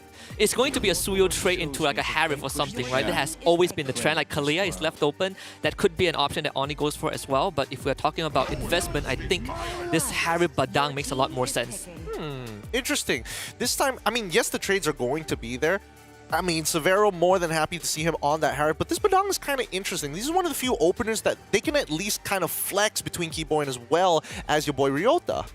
Which I think, since the Hilda got is still open and got stolen away, there it is, most likely will go to Ryota's hands. There's one more pick here. Team Liquid ID are still maybe hedging on that Granger. Oh, letting it go. Granger's low win rate may have scared Coach Dali and Facehugger away from it. Instead, they go for the JH. Actually, right now, looking at the first three picks here for both Onyx as well as TLID, TLID has more say on how they want to set the tempo because Suyo already farms pretty fast. Yeah, this is Add a a pretty Jawhead there, yeah. It's a pretty very TLID draft, right? Suyo, Jawhead, Hilda, you get a quick start for the Suyo, and then you just start running at Onyx ID. Especially when Kyrie is on that Hayabusa, you have so many ways to shut him down. Look, if there's anything I've learned from RRQ, it's that mid control, especially when you have that Hayabusa, you jungle a little bit faster, but then the Jawhead has to help you with that power farm, right? So therefore, that leaves an opening for Hayabusa to maybe collapse onto the mid laner to get that early kill.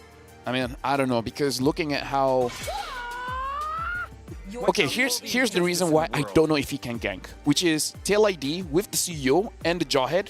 I don't know how Hayabusa can keep up in farm. Keep up in farm? Is that All right. meaning like Suyo will always arrive first compared to the Hayabusa, unless they get something like, I don't know, like a Selena with Season Hunter to help out his farm, because right now, like, what other roamers or mid laners that can make Hayabusa match the speed of a Suyo? It's a tough call. It's all about speed here. I feel like TLID just has too much priority. Selena's still open. Yeah. Vexana is a good combo with a Badang too, but we don't really see them do that as much. If you're not matching, you are at least looking to stop TLID from taking over your jungle, right? You want to keep your jungle safe. If the idea is TLID wanting to come in hard at you in the first 5 minutes, something like a high-lows down the road to protect Kyrie would be a good option as well. Oh man, they instead pick up the Farsa, which feels to me like a panic pick. Like, you could have left that open, because Team Liquid ID will have to think twice. Is it worth it to give you Hezkill the Farsa? Because we have the Hayabusa to threaten. You still have Eve, right? You still have Eve out open. They have a lot of choices, I think, for Suns. Honestly, yeah, actually, now that I think about it, it would actually be good for them just to pick up the Sicilian, because... the Spharum is left in the pool too, right? You actually, I feel like you don't need to rush it too much if you're Onyx. We'll see. There's 13 seconds left. It feels like the trades coming in from Onyx and TLID, they're switching around a couple of like branded heroes already for each of their individual key players. But speaking of which, in the last 2 seconds, let's see what the full lineup is. Novaria as well as Beatrix. 0% win rate so far. One-time ban, 3 times picked for this hero. Something tells me this Novaria that Team Liquid ID keep bringing in is a little bit of a leftover from when Coach St. DeLucas had a stint with Singapore. I guess, but also Yehezkiel has been known as the Novaria player. He lands skill shots pretty often in previous seasons. But it's timing. The way that the hero is built, the way it scales in to the game is just very different to what we need now. Yeah, it's very different. Like, the dynamics have changed, right? Back then, Novaria, when you reach late game, good utility, good damage. But right now, she can't do everything alone, and it's so cooldown based, right? You have most function when that Astro Echo is online. All right, that's Qatar as the last pick. What do you think about the draft, Lafel, before we head into game? Other than Novaria, I actually like TLID's draft because I feel like it's more easier to pilot compared to Onyx. When we're looking at the draft, these are all good heroes, but again, I'm not so sure how they synergize together. Well, we're going to find out as we're going to start moving into the game. The fans are out in droves for TLID as well as Onyx. It's going to be Leo and as well as Husky on the mic. Please take it away. Thank you very much, Gideon and Lafel. Leo, it's our first time together, and we get such a game, TLID against Onyx Indonesia. In this quarterfinals, best of 5, only one team can make it out of this, unfortunately. But the drafts is them wearing their hearts on their sleeves, wearing their personality in those 5 picks. That's right. Into the Land of Dawn will be going in just a bit, live from Jakarta, where the historic M4 was held, that very same arena. We'll see these two titans of Indonesian MLBB clash for all of our entertainment. And of course, that one last slot in the semi-finals. Waiting in the wings are the King of Kings, RRQ. Who will move on forward? We're about to find out. Again, as our analyst mentioned, our host Gideon mentioned, a little bit of Team Liquid ID's draft. I'm looking at that. Novaria might be left in the past, but everything else is looking fine and dandy. What are your thoughts on Onyx draft? This is the exact same kind of draft I would expect from Onyx for sure. I do like how they have kind of adjusted to what TLID wants to bring. Again, you want to get Kyrie ahead. You want to make sure that Aran and Widdy isn't running into your jungle and taking over map control. That level 1 does show the adaptation of Onyx, right? Let the wave push in. Sans is safe. Keyboy is there to back him up. As long as TLID doesn't cross that middle line, I think Onyx can hold up just fine. I can appreciate the choice of Impure Rage on Favian here. The fact that he is strayed away from the usual now, the newly patched killing spree, it shows that they want to keep the damage flowing, all this while keeping Favian, you know, a little bit more sustainable. HP-wise, there's not much of a movement that you need because killing spree now gives you movement speed after you hit target with less than 30% health. Here he's just like, yo, I know you're not as mobile, which is true because Onyx, they still have that artillery hero in Sans. Aran walking into that pixel brush. I don't think Onyx ready for a fight just yet. I don't think so too. They really want that level 4 because it unlocks big ticket ultimates. Fed the airstrike, AOG, you got the Badang as well, the Muda. You want all of those front-loaded damage to even have a chance to match up against TLID, especially when you have displacement, the Jawhead or the beefiness of a Hilda. Turtles already spawned lower quarter. A little bit of a dance these frontliners are having. The mid trio are already there. 4-man presence from Team Liquid ID. Oh, there's an amazing echo. Instant ping into a witty displacement. Keyboy caught out, popped revitalized, will survive for pretty darn long. They still jump on him, a good stun. Favian drawing first blood. Yorota turns around. Kyrie will show up, trying to go into Aran, displacing the Ogi Shadow Q. Aran will still fall, but Liquid ID walks away with Turtle. It took too long to take down Aran, and he wasted their time too while doing it. That's a score for Team Liquid ID on the board, approaching 1,000 gold up. And that's the spillover we expected from Liquid ID, instantly going onto the Beetle to take the camp away. Widdy will be caught by now. 4 members on top of him, and that will be a punish for Kyrie. And no clapback. It's clear how Team Liquid ID, the way that they drafted, again, eyes on this Novaria, have less than ideal initiative, right? When something happens nearby Novaria, all she can do is just like, I'm not ready. I don't have the kit just yet. You're on your own, kid. A lot of times you're just watching. You're like, oh my god, my team is getting destroyed, but I cannot contribute, right? I cannot show myself, and I can only lob a media at you every 5 seconds. Savero was thinking of a recall, but forced to stay. It did disrupt that lane for him a little bit, so Savero gets some extra go topside. Which is the contrary to, oh my, why would he drop a force here? I guess he smelled something fishy and wanted to push forward. He was going to go for the recall anyways. That's why. It's a very different story for the XP lane where Aran is just clearing the wave so fast, bullying Ryota, that he can just, he's the one who's double laning. Look at him, he's always in mid, always looking for fights. Oh, unstoppable force! I feel like we've seen this before. Widdy overcommitting, but this time will be punished again. Killing spree for Kyrie. It's the same exact echo from the group stage against Supermassive, right? This was what Widdy wants to do mid-side, but once more, the team wasn't ready. We saw this over and over again, talked about it, mentioned it at least twice in the pre-show. Widdy had no business being there. The rest of Team Liquid weren't ready yet. I wonder what the conversation was. He's got to be a little wiser with these movements. And also have to understand that the only person that can enable a confirmed kill is not Yehezkiel, it's Fabian. And Fabian needs to be in the vicinity. They need to play together as a unit. And now Fabian has eyes on the turtle. Can they get it? Oh! Instant control to Aran, who will run away, but Kyrie finds the back line, almost takes down Yehezkiel. Keyboy will front line for Onyx, and Aran once more stuck. Witty will get away. Onyx takes control. And now the shoe's on the other foot. This is literally the same spot. AOG! Keyboy with the read. Extra Echo will only delay with his death. Witty with the outplay. Tosses Keyboy to his death. But Onyx should be able to get the turtle. Aran will see this happening, but does nothing. All right. Keyboy for a turtle. Oh, and small camp as well. Stolen away from Fabian. All leads to the same road. The fact that Team Liquid ID can't dig deep into fights the way Onyx can. Onyx, they're very low to the ground. Look at this, willy-nilly throwing out these feathered airstrikes. While Team Liquid ID, they have to what? Have a 3-step, 4-step setup to be able to say, you know what, we're going for the turtle. We're going for these fights. There's just too many parts waiting to be assembled into this perfect form that they need to hit. We both agree that if Witty gets control, Onyx has a good chance, and this is exactly what's happening. Witty will lock onto Keyboy, finds a toss onto Ryota, who will flicker away. Astro Echo comes in, pings on the tree, Severo will easily retreat. TLID, they brought the whole team topside, but they don't get anything. Massive rotation leading to nothing. There's got to be some opportunity cost paid here by Team Liquid ID. Onyx up by 500 gold. A lot of money right now on Severo, on Kyrie, with the cores of Team Liquid ID following through. And we're hoping that Yehezkiel slowly crawls up too, because right now, again, not just for the sake of Team Liquid fans, not just for the sake of the Cavaliers or people who predicted for him, but also for the sake of a good match. Like, I'm seeing nothing from that mid-trio of Team Liquid right now. That small goal advantage you see from Kyrie is not just from the 3 kills he got, but also that extra wave he got bottom, right? Ryota is behind in experience, but he doesn't mind because he gets unlocked from that Hilda lane, which is exactly what Onyx wants. They'll get top tier 1 for themselves too. Oh, that's a clean trade for Team Liquid ID. I mean, I'm not sure if they planned for it. Oh my god! Yehezkiel picked off!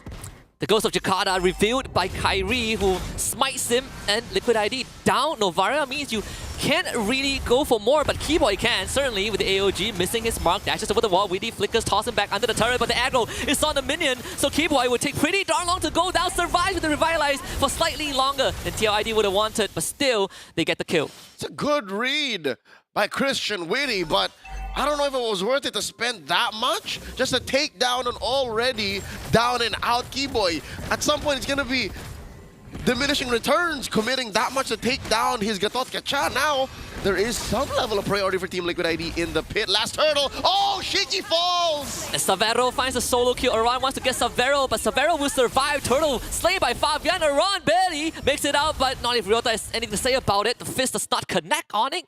Walks away, but they did lose Turtle. That was an inch between Ryota's thrown wind fist and Aran falling. I could have sworn out of it. But again, you get away with what you can, and Team Liquid ID stole away that final turtle. About a minute and change, 90 seconds until a Lord spawns lower quarter. I don't think Team Liquid can take this clean. They're doing their best though. Like, just the fact that there's 1,000 between them, almost 1,000, means Team Liquid ID is doing some damage control. But if you have a jawhead that plays defensively the way that Witty is, I don't think it's ideal. Severo is eating good. He's almost 1,000 gold ahead of Aaron Shiki. Now, both side lanes tier 1 have gone down. Onyx looking for mid side, but that opens up the side lane, right? Kyrie gets to farm top side. Severo gets to invade with the help of Keyboy and Sans, and Ryota, he's just playing hide and seek with a run. Yeah, and here's a subtle sign that your Beatrix isn't doing very well. His first item, Aaron Shiki built a Blade of Heptases. He's solving problems already before he becomes a problem himself.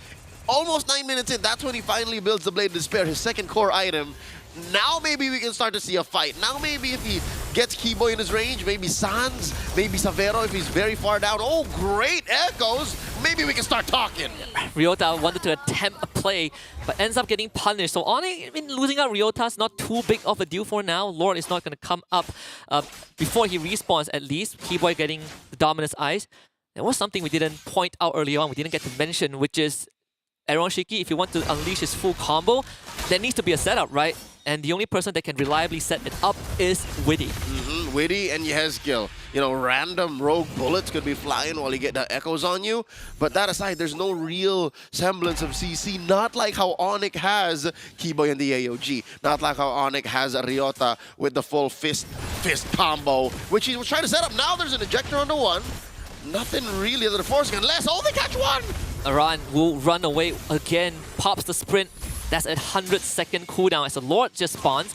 Astral Echo also used by your Hezkill. Witty now getting chunked down by the Shadow kill. Stunned up, Suns picks up that kill.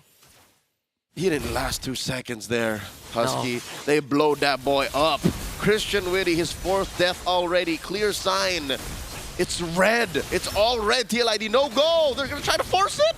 Concealed for Keyboy. Aran boxed away from the rest of his team. Once more forced to retreat. And Onyx ID just used everything, giving Kyrie a free retribution. Lord for Onyx. That was about 3 ults we throw. Team Liquid ID. As if the death of your roamer for free was not a clearer sign. Ryota picking up the Oracle. And Severo with the Holy Crystal. Dear God! That is the mage's dream. 3 of the best items you can put on a Harith right now. Feather of Heaven, Starlium Scythe, Holy Crystal. He's on his way to his concentrated energy. Oh, if you said earlier he was eating good, what is it now? I think you go Blood Wings. Concentrated energy will be fine as well, depending on how Severo feels. I think he's going for concentrated energy as we speak, with the components he has in his inventory. How do you take him down? Not now, I guess. You gotta somehow get a good catch from Witty. Later? He has a flicker, I guess. Yeah, one way to punish it, right? He does not have a Purify, so if you can throw him right smack dab in the middle of Team Liquid ID's lineup, then yeah, but Team Liquid ID now are putting out fires, Husky. They have waves crashing through top. There's a chubby one in mid. Tier 2 is barely standing in mid as well. Onyx ID, they have full control. We wonder how they catch Severo. The same can be said for Kyrie, right? How do you catch Kyrie? Probably don't even get to see him. Keyboy does whatever he wants. He goes out 1v2 against Aran and Fabian. Good news for TLID. Lord easily taken care of, only losing the top lane holy defense. But aside from that, TLID now they just go for full reset, control the map once more. And this is exactly what we saw TLID do to their opponents in the group stage, right? Force them to play together as 5, but now it's happening to them instead. Yep. And they lost just one turret, that bottom lane. So they were giving up turtles left and right. Doesn't matter, the map still belongs to them. About a minute and change until the Lord spawns low, upper quarter here. Very low on initiative, Team Liquid ID. Even Vision, can I say that? Even Vision, it's so hard for Team Liquid ID to check in if there is a random Badang sitting in a L-brush like this, or if even downrange there's an AOG that you're not expecting.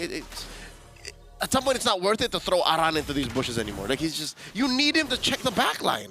I think it's, to a certain degree, it's even fair to say that the saving grace, the silver lining for TLID is that Lord is spawning topside. You could set up bottom wave. You could play that long lane with how they've always done with Fabian, who is on that Suyo. But aside from that, I agree. Who checks the bush? Witty doesn't want to go in, but he has to. Aran wants to go in, but he has more tasks he needs to accomplish. There's problems after problems. You solve one, 10 more show up. These are holes that Team Liquid ID need to clog up so the boat don't sink, so that they don't see themselves lose on first in this best of 5. Onyx are currently about 2,200 gold up. They're making a beeline for the Lord Pit up top. And yeah, the singular presence of Keyboy here on this Gatot, like they know where he is, even Ryota, are stopping Team Liquid ID from even thinking of the contest, which I think is to their benefit. Like, they should just not try to contest. I agree. Severo is stacking up his concentrated energy already. Just got it. But TLID seems like they still want to fight for this. Orion's gonna get boxed out. Good echo pinging onto everyone on Onyx ID. Here comes Witty with the flicker toss onto Kyrie, who goes in, doesn't get the Lord, and gets bursted down instead. Witty sacrifices his life. Keyboy to the backline with the AOG. Aaron Shiki and Fabian separated. Aaron Shiki is the target, stunned up by Suns, and just tapped to death. Onyx will win that fight, but Fabian finds the trade before he goes down. 3 for 2, but Onyx comes out on top in the team fight. Divide and conquer. Onyx has successfully split up Team Liquid ID from that steal. Amazing work. Highway robbery by Fabian. Could have sworn he wasn't going to get it, but underneath all of that he did. But that's what spelled disaster for for Team Liquid post team fight, post Lord take. Onyx had all its ults, so that's what they unleashed onto Shiki. That's what they unleashed onto Fabian, which now makes me wonder how soon did Aran and Yehezkiel leave the fight? Because it's as if they weren't even part of that fight. They went in they left as fast as they went in, right? Widdy just got blown up straight. This Lord is pretty easy to handle if you're Onyx. That entire fight, we saw Severo untouched. I think Aaron Shiki didn't get out more than 3 auto attacks. He used the Nibiru's Rage, and then he just went down. To be fair, he isn't at peak form just yet. Still lacking that final item, which I would reckon is... Could there be room for a Wind of Nature? I mean, he is still scared of Kairi. Yeah, he and is. it is what hell is it to get punched down by Ryota? He already has a Rose Gold, so I think Winds of Nature is the only choice he can go for. He already saw his play of Heptaseas. It's still there. Isn't it a sea halberd? It's a halberd. Oh, It's a halberd. Yeah, it's a halberd. It's a halberd. Yeah, never mind. Would you put... no, you wouldn't. Would you put a... Halberd over Heptaseas? No, would you put a Heptaseas onto Aaron Shiki on the Beatrix? No, I won't. Yeah, exactly. He has the lifesteal item now, so it could be a modicum of items. Would you DHS? I think probably. Against Keyboy Ryota, yeah, just to chunk him down faster? Yeah, it would make sense. I think the idea for TLID right now is still big combo from Aaron Shiki, Widdy, and Yehezkiel. Hopefully you blow up a target before the fight even properly commences. You get that man advantage and try to get a win. Yeah, sounds like they don't want to fight. Like they just want to pick off one and then walk away, pick off another, and then go from there, which is, again, as sound as an idea as any if you snowballed out of control. But now they're barely getting by. They are up by about 300, 400 gold, and the map is looking bluer than it ever has. This is the most that Team Liquid has done ever since they were at 50-50 in the early game. You did say that Fabian is the one that holds the team together, right? Playing that macro game, that Lord still gave TLID a breathing chance. Keyboy, he's out in the open. The good ping from Yehezkiel again. Keyboy escapes with the OG, so that Widdy ultimate amounts to nothing. He will have to flicker to safety, but Kairi got his numbers. Shadow kill finds it, and Kairi escapes with the Shadow, just like he never existed. What a punish. Once again, Team Liquid ID putting the roamer, Widdy, in harm's way to protect the rest of the team from a failed engage. Nay, might I say, what if it was Widdy who planned that out anyway? And it looks like Onyx are looking to punish that. They're a man down. TLID cannot contest. Given that last time they tried to do this, they were at least 5 dudes. Even if they were down, Feathered Airstrike starting it up. And Fabian has to pop the Winter Crown. Onyx will work on the Lord and TLID at the same time. Kairi once more showing it off. Double kill. Aaron Shiki and Fabian both go down. Aran, target number 3. We're trying to waste time, but for Onyx, time is precious and Lord is the target. Oh, still gets caught by the wings of that AOG, and Aran will get his immortality popped, and that's all she wrote. Aran will go down. And they will trade punches. It's going to be Severo that picks up a mega kill. Lord number 3 for Onyx ID. They're back in control, Leo. Onyx are going to make the most of this Lord here. The first one truly belonged to them, Husky. We can all agree it had its jersey sized up. It was perfect. It was ready to march down top. But like when I stole it, now for reals, Onyx will be escorting this Lord through top lane. And it's coming out in about 10 seconds. I can only imagine what Liquid can do here because their wave clear isn't the best. We're looking at a Novaria here. Well, what's he going to do? You're only really relying on Aaron Shiki. Aaron Shiki is your key to defending. And you can only clear out one wave, right? One wave that's in front of your inhibitor. And after that, it goes on cooldown for a long time. Severo took off his boots, went for the Oracle. If he was unkillable, now he certainly is unkillable. Has Claw last item for Aaron Shiki. So instead of the Winds of Nature, he went for extra lifesteal, which is understandable. He needed it earlier. Yeah. Right now, I think Kairi can just blow through that. No problem. Top inhibitor is going to go down to the Lord. Mid wave gets cleared out, sure. But TLID, they are just trying to, like you mentioned, Leo, keep the boat afloat. And they start by doing this. Clearing the Lord. Making sure this wave in mid is managed well. And by looking for an exchange, Severo gets hit by the conceal, set up by Keyboy. Oh! With the flicker toss, that is the one that we've been looking for. Sans goes down, forcing a retreat from Onyx. Widdy pops the conceal. They want to get more than just Sans, but Onyx have drawn enough distance. Unfortunate that that top lane had got penetrated. If only there was a turret there and the wave was managed slightly better for blue side, for Team Liquid ID, then they would have gone on the full offensive. But this does give Onyx a chance to retreat, and this does, slow down the bleeding for Team Liquid ID again, giving them a chance to leave their base. Thankfully, the next door is spawning top side, so no side lane pressure that TLID needs to worry about too much for the next minute and a half.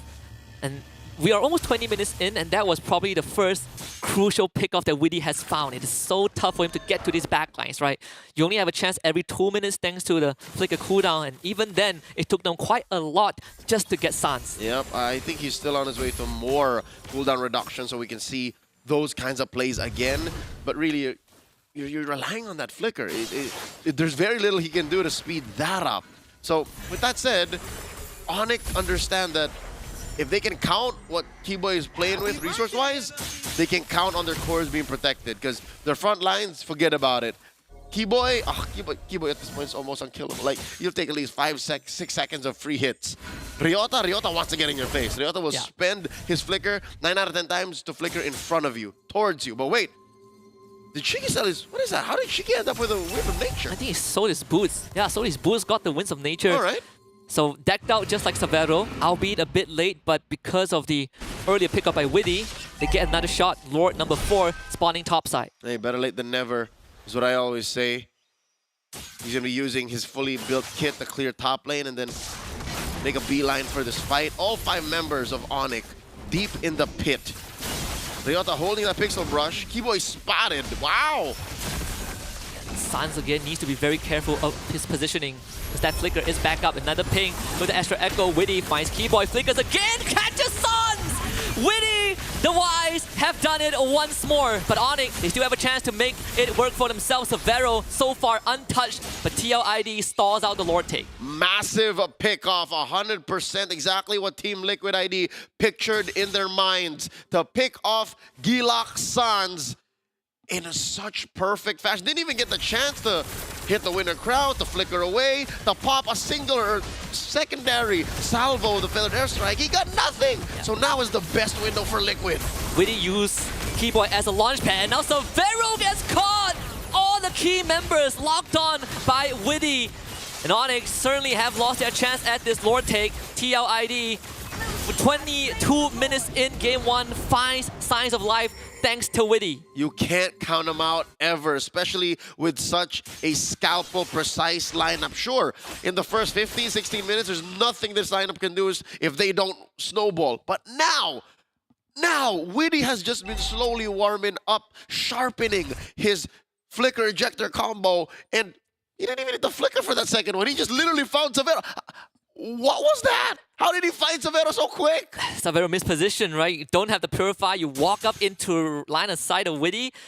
Bit of an unforced error that is costing them big.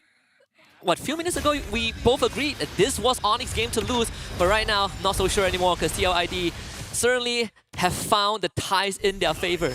Oh, look at that. Bombs away. Aaron Shiki with a Bennett, ruining that tier 2 in mid. Very low committal map impact. Team Liquid ID now has. Let's look at Yehezkiel. I wonder what he's doing. Oh, he's already built 2! Oh, even Yehezkiel's gonna start hurting. Now they can do the double sniper. Now it's starting to really get into dangerous territory for Onyx. All these efforts, all these damage to clear out the waves. It's not even the Lord yet, right? Lord is chilling, walking down top side, whereas Onyx is struggling to deal with long-range artillery shots and empowered minion waves. Impressive way of delaying. For the first time in a while, Husky, I don't think I've ever seen this. There's a chance that Lord is still alive when a second one spawns. Yeah. It's not going to be easy for Onyx though. But Liquid ID, they've crawled their way back from the brink, and this could be an opportunity. Another ping, Widdy tries to flicker for Severo. This time will not get it, but the Lord needs to be taken care of and is pounding on the Crystal. Liquid ID, eyes on the prize. Crystal in jeopardy, and TLID draws first blood. And not a single drop of blood had to be drawn to be able to get to that base. That is the scalpel precision that Team Liquid ID walked into game 1 with and scored first in his best of 5. That was, boys. Oh my goodness, the back and forth, and then all of a sudden, Christian Widdy coming out with some big plays for the Cavalry to turn this around. LaFell, what are some observations? I mean, this has been a long game, but man, what a fun one. I made a lot of observations, but for me, this game is very weird for me to watch personally, because the thing that I want to say about TLID is that they're really trying to do too much. Almost every single player, they're trying to do everything, which I will explain a little bit more once we get to the itemization here, because if we... Oh, that's Colias, by the way. And that's us, by the way. So, like, a few things, right? I want to talk about the items as well as the way that TLID move around the map, because despite their hero having this level of aggression, they're really just using it, like I said, just to speed up the farm. So they're basically trying to hit like a 12-minute power spike at 10 minutes. But the thing is, Onyx ID, they're being very, very fast, like understanding what they're trying to do, and they stop that. So what TLID wanted to do, they couldn't achieve it, but because the game was so long anyways, eventually they got the items anyways, and then they just you know, fight based on what they did, what draft they already have. I mean, speaking of the draft, actually, like in the marksman role, in the gold lane, I was kind of wondering whether Beatrix was going to be a difference maker, but it definitely helped extend the game, especially in some tight scenarios here. Just the wave clear on that hero really put to good use. Yeah, but you can definitely see why Harif is top tier for a reason. Like, the only... Okay, like, while we're here, I was talking about Sans and his reaction speed, right? How many, like twice, Weedy was able to catch him, and he had the defensive tools to outplay that. And now here's the thing, it was very fast. I doubt many people could outplay it, but Sans used to be able to do it. He's not doing it anymore. I would argue that the catch at the Lord Pit, even I didn't expect it, because Keyboy was the launch pad. Weedy used Keyboy to get close to Sans, right? I feel like if you're a Sans, you're like, what the hell, Keyboy?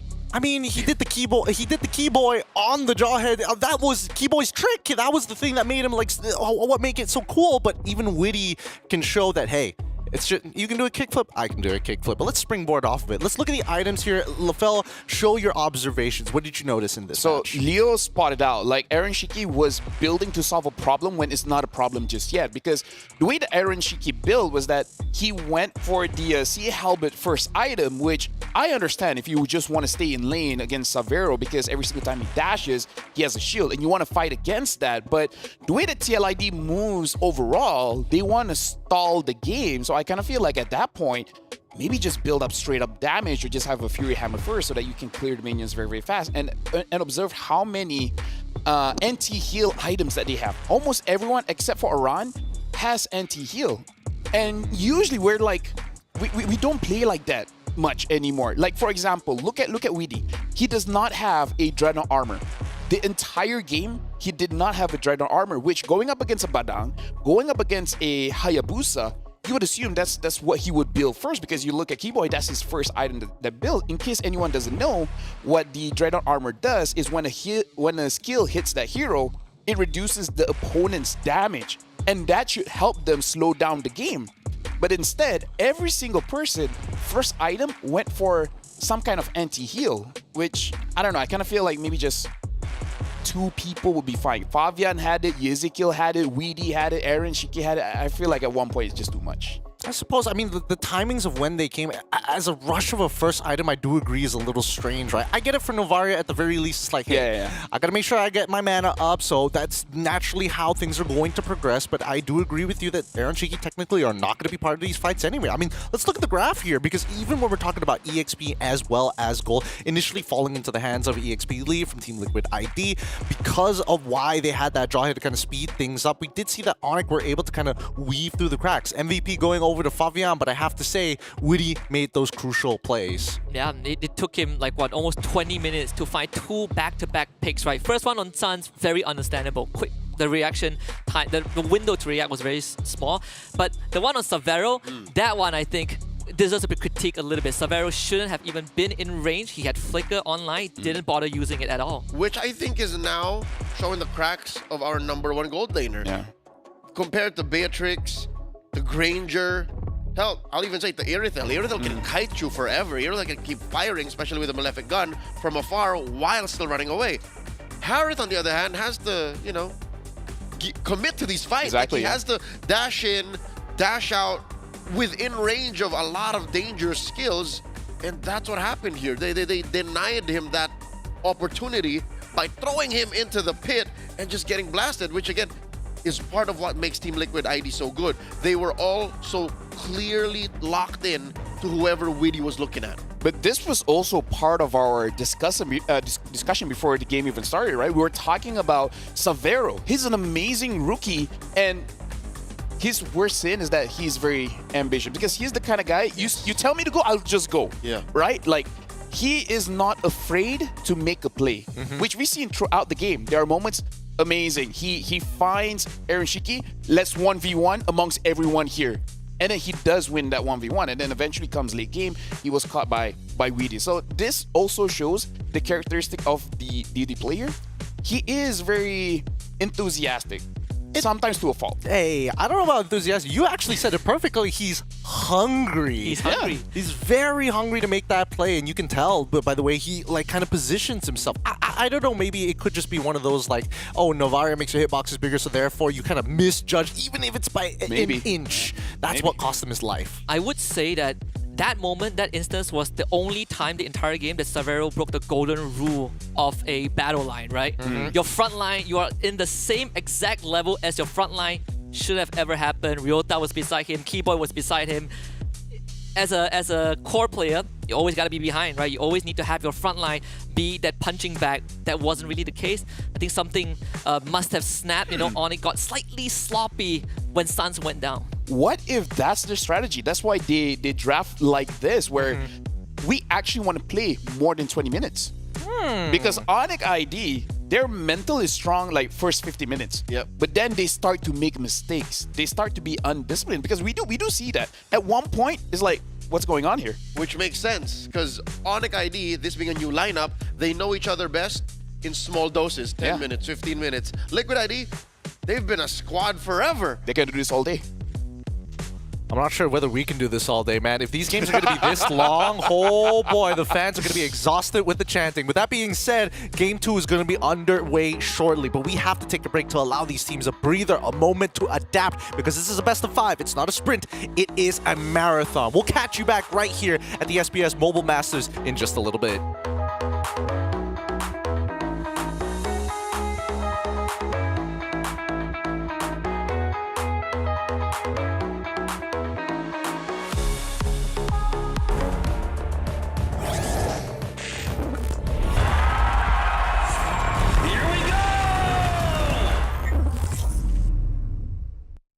The Snapdragon Pro Series is brought to you by Snapdragon Elite Gaming and DHL.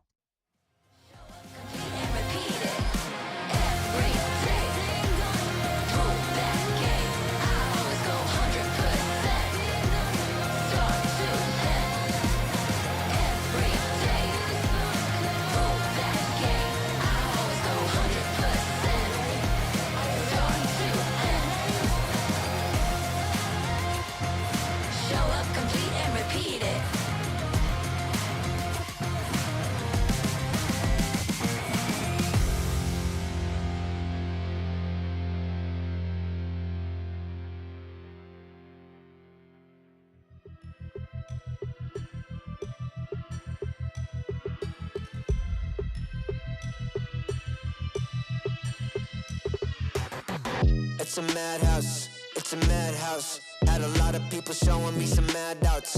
It's a madhouse, it's a madhouse. I got love for the game, I don't cash out. It's a madhouse, it's a madhouse. Everybody with their hands up in the air like whoa. It's a madhouse, it's a madhouse. Shaking all the city, this is how I like my show. I got love for the sweat that I put in. Door with a foot in, proofs in the pudding. Things I did, all them said that I couldn't. Superhero bouncing like a villain, all y'all rooting, you the fan now. Yeah, you understand now what it took to be the champion that I am now. Head in the sky, it's about the time you land now. And let's see who of us has got the better plan now. Who's got the better plan now? Who's got the better plan? Who's got the better plan now? I'm just trying to understand. Who's got the better plan now? Who's got the better plan? Who's got the better plan now? Who's got the better plan? It's a madhouse, it's a madhouse. outs. It's a madhouse, it's a madhouse. I got love for the game, I don't cash out. It's a madhouse, it's a madhouse. Everybody with their hands up in the air like whoa. It's a madhouse, it's a madhouse. Shaking all the city, this is how I like my show. How I like my show. Hey. This is how I like my show. Hey. It's a madhouse. Hey. It's a madhouse, it's a madhouse. Had a lot of people showing me some mad doubts. It's a madhouse, it's a madhouse. I got love for the game, I don't cash out. It's a madhouse, it's a madhouse. Everybody with their hands up in the air like whoa. It's a madhouse, it's a madhouse. Shaking all the city, this is how I like my show.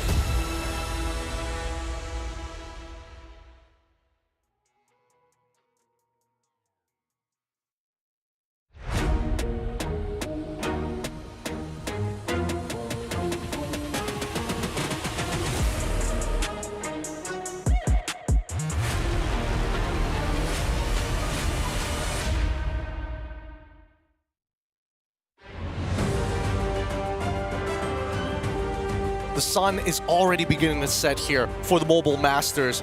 Our teams are going to have to truly test their limits in a battle that isn't a sprint, but instead a marathon. Cardio is the #1 element that TLID is going to use to exploit our players here on the Onyx side. The question is whether or not the Onyx will be able to close out this game faster. With the draft already under its way, boys, let's talk about some of the adaptations and how maybe Onyx could speed this up even further. So I feel like, again, the idea for both teams is almost like a gentleman's agreement. Like TLID coming in is like, I want to play late game. If I can stay in the game long enough, I will win. And Onyx, they kind of understand is like, if we can end it fast enough, we will win, right? So this is just about like, okay, how does like, I feel like it's easier to delay the game, then end the game as fast as possible, because we see desperation coming in from Keyboy as well as Ryota. Looking at the draft, honestly, not that much change, except this time Kyrie does get the Suyo. Yeah. So maybe at this time, even if they don't go that fast, honestly, it's still fine. I don't know, it's a little interesting because Onyx, it looks like this is Severo's redemption arc. It's like, give me Harith, Coach SDL, give me one more time. Put me on that Harith. Just in case, be a meta save. Give Sicilian over to Sans? Yeah, give it to Sans. I mean, like, he's great on the Farsa, sure, but if you already know that TLID is going to play late, fight fire with fire, man. Especially when you're on first pick, right? Onyx is on that blue side, so you can even say it's a steal getting both Harith and Suyo, and then you get a Badang, but that means that they do trade the Hanzo over to Favian, which we haven't seen too much of it. Already on paper, Onyx just got away with so much. Yeah. You have the Harith, you have the Suyo, you can have Ryota again, just play with that Badang. He was just about to heat up game 1, while Team Liquid ID end up with the, again, I hate to say it, scraps. Like, these are like tier B heroes in the current metagame, but that's what's scary is they willingly did this. 2 picks in a row, first phase alone. They must have a plan with this Hilda, this Moskov, and this Hanzo. But again, if you look at the core understanding, it's like they want to scale up because this is a basic attack jungler. And Moskov, he scales fast, but, you know, like, he needs to scale first. Side lanes, though. Right? Side lanes. Like, yeah, so, I don't know. It does seem like TLID wants to go back home tomorrow.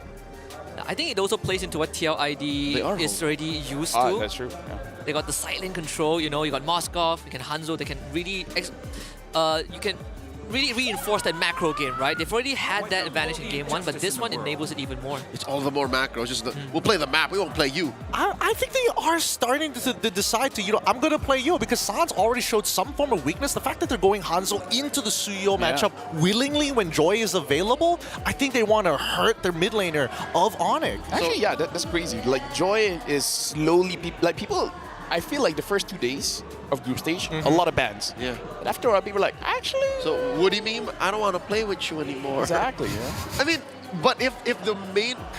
No. If the main thing is to take down Sans, why not the Haya? It would have been just as simple. Because they know that he's going to go on Sicilian. Get rid of some of these picks here, and Interestingly enough, the Valentina, which I still think is kind of strange, this could be like, oh, let's put Yehezkel on potentially holding a grudge against maybe even Ryota if he takes glue. Are they gonna try to Faramis? No, I'm actually thinking of either Faramis or go for a cheeky Lucas and put Hilda as Rome. Like that's a bit too weird. Because the Valentina, like either Eve. Phoveus is still open, by the way. Yeah, if we're like calculating XP laters. I don't think it's the worst. I mean, especially since that Hanzo is already on the side of TLID, it's less likely, even if we saw Onyx pick it up for themselves and put Badang into the roam. Sicilian. Because Suyo can't catch up to Sicilian. Oh, they pick up the Farsa. I mean, it's good thing they're covering all their grounds, but a little bit of mismatch of identity here. So far, Onyx doesn't have any long-range heroes yet, right? They all need to kind of be up close, so this long-range deterrent, the zone control from Farsa does make a lot of sense. I feel like this might just be like a repeat of game number 1, where it's literally World War I, trench warfare, take it step by step, and then look for the bunker buster. I mean, I don't know. I feel like Sicilian is great. Like Sans has shown that he loves it. And the Gato Kacha is good against Hanzo and Farsa. Feather S-Strike, AOG. Yeah. Hanzo, comes out of the shadow, AOG. Like, I feel like Gato should have been banned, but who knows? Hey, mate, now that they have Gato and Badang, Hanzo is a little less dangerous at the very least. You can peel for him, you can really punish him here. So I want to see how Team Liquid ID want to kind of round out their composition against quite a strong team fighting comp if they fall into the battle lines. Put Witty in the hot seat once more, right? Game 1, he got an early jaw hit, but they did willingly ban jaw hit out this time. Tigreal has... There's no more Cho in the pool too. Yep, they banned it out from the side of Onyx. So this final pick in the last 10 seconds for TLID, St. Lucas has really got to whip out deep into the pool, unless they've got like a surprise pick for us. And it looks like it's going to be Guinevere. Oh my god. Oh. Why the disappointment, LaFell? No, it's not like disappointment. Gwyn is a very good hero. She can definitely crush you. The only thing is, her second skill has a very long cooldown. So if you miss that, it's going to be such a long time for you to, to recover. So I don't know, like Leo said, Onyx has like all the best heroes, not just in the meta, but for them themselves. And TLID, they're like, for me, just being a little bit too loco. Well, let's see how loco this game is going to get with Leon as well as Husky to take you guys into the Land of Dawn. That first series played earlier today went 4 games. Here we're gonna find out if Onyx and Liquid ID are looking to go as fast as them. First on the board, Team Liquid ID.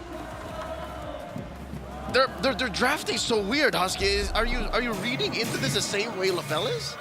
Yeah, for me it's really weird, but at the same time it feels so liquid. It's like this weird feeling you get. You don't really agree with what they're doing, but if you think about it from another way, Liquid ID does have a way to play fast again, right? Play fast, that's what they have with Guinevere, probably the Aran, Hilda, but at the same time, if everyone plays side lane, Suyo, Moskov will be there.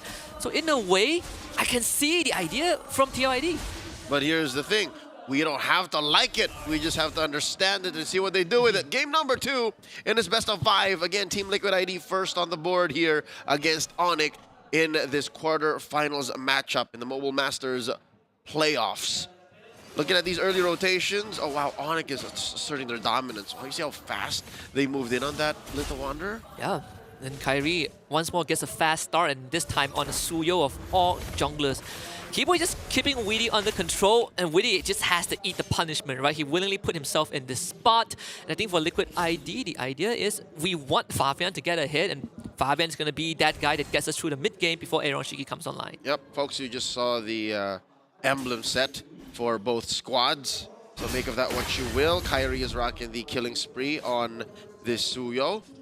Looking at Team Liquid ID's lineup, yeah, I can see it proccing very easily. Like, they only have really one large target that won't be proccing killing spree so much, and that's Aran. Everyone else, if Kyrie finds, can heal him, can give him that move speed, can proc it. Fabian even getting punished just a little bit as he waits for the purple buff to come back up in 5 seconds. Turtle also will be spawning. Both teams already getting ready at the pit. Sans and Ryota with Shed and mid-wave, get close to level 4. Kyrie chunking with it out to half. Massive surge into that fence brush. Now Witty peeking from the Y brush. Yezkiel does not have level 4 just yet. This is not looking good for Liquid. San's gonna hit 4. Ryota has already hit 4. Witty forced to flicker away. Kairi gets the turtle. The fight does break out though with Fabian in the frame, but they get control. But Keyboy, the knockout from Witty, insufficient, and he, once more, will have to give himself away. First blood for Kairi. It looked bad already, and now it's going to worse. They force Yezkiel to use his flicker, still unable to reach level 4. Team Liquid ID with a fumble. Early game, not even 3 minutes in, we're about to lose their orange. Fabian, he will try to get this somehow with the help of his teammate. Goes to the back, jumps on the Keyboy. At least he gets his buff, but again, Liquid ID have to invest a lot of resource for this. Okay, so the orange did not get stolen. The Cavaliers can count their blessings, yet still, Onyx are pushing forward. This is just 1 kill on the board, Husky. 1 kill, 1 turtle, but I can already feel the gap is huge. That was a fight where both XP laners participate, but one of them clearly has a way bigger impact. Aran, he might be beefy, but Onyx just ignores him, right? He go for someone that's easier to take down, like Witty, like Fabian, who now has to play from behind because of that early snowball. Kairi is a level hit. And now Ryota is forcing away these small camps from Fabian. Fabian is starved. We'll see later just a bit the actual figures on the gold that both teams are carrying. And oh wait, Aran gets surged onto. Fabian can count his blessings, not needing the retribution to secure the camps every time, so he did use it on that lizard just to make sure that Kairi doesn't get any further ahead. But unlike game 1, Aran now is trapped in lane with Ryota when it was different in the previous game. They will jump onto him. Ryota taking too much damage, Aran will chop him in half. And to think it was Ryota who actually tried to lock in members of Team Liquid ID. You saw that fist crack, that fist break, leading to not much. It's all about that gold lane. It's been relatively mum, and Savero likes this Harith. He has a lot to make up for in game 1. What's that like? What does that mean for Aaron Shiki? Just play like game 1, but you have a lot more avenues on the Moskov, right? Just because of the macro advantage it gives you. And I like Witty chunking Keyboy down to half this time. San's already using his ult, the Bat Feast. So TLID, knowing that there's some resources spent on Onyx, he's just gonna pull back. Fabian will find Savero, jumps on him, Savero should be safe. All right, Feather Death Strike leading to not much. Zaman Force dropped in defensively, and all this time, Onyx working on that turtle. Second one for free. SOD hitting maybe 3 seconds, 4 seconds too late. That was a bit weird. I thought that TLID would have wanted to exert more control on the objective, but just gave it away to Onyx and got nothing in return. You know, one could only assume that maybe they made the decision. It's not worth it to contest. We're not going to gain much. We can put more effort into keeping this gold lead tight. Again, it's under 500 gold, Husky. This is actually better than what we were at earlier. Onyx was almost at 1,000 up. They were able to stop a potential bleeding, right? You know, Onyx was able to scratch them a little bit, but Liquid ID, they bandaged it up pretty well, put a band-aid on it. And Onyx now would, in fact, are slowing down too. It feels like that gas has temporarily ran out. Yep, and for now, can confirm that Onyx does have a late game insurance. It benefits them too to slow down the game as much.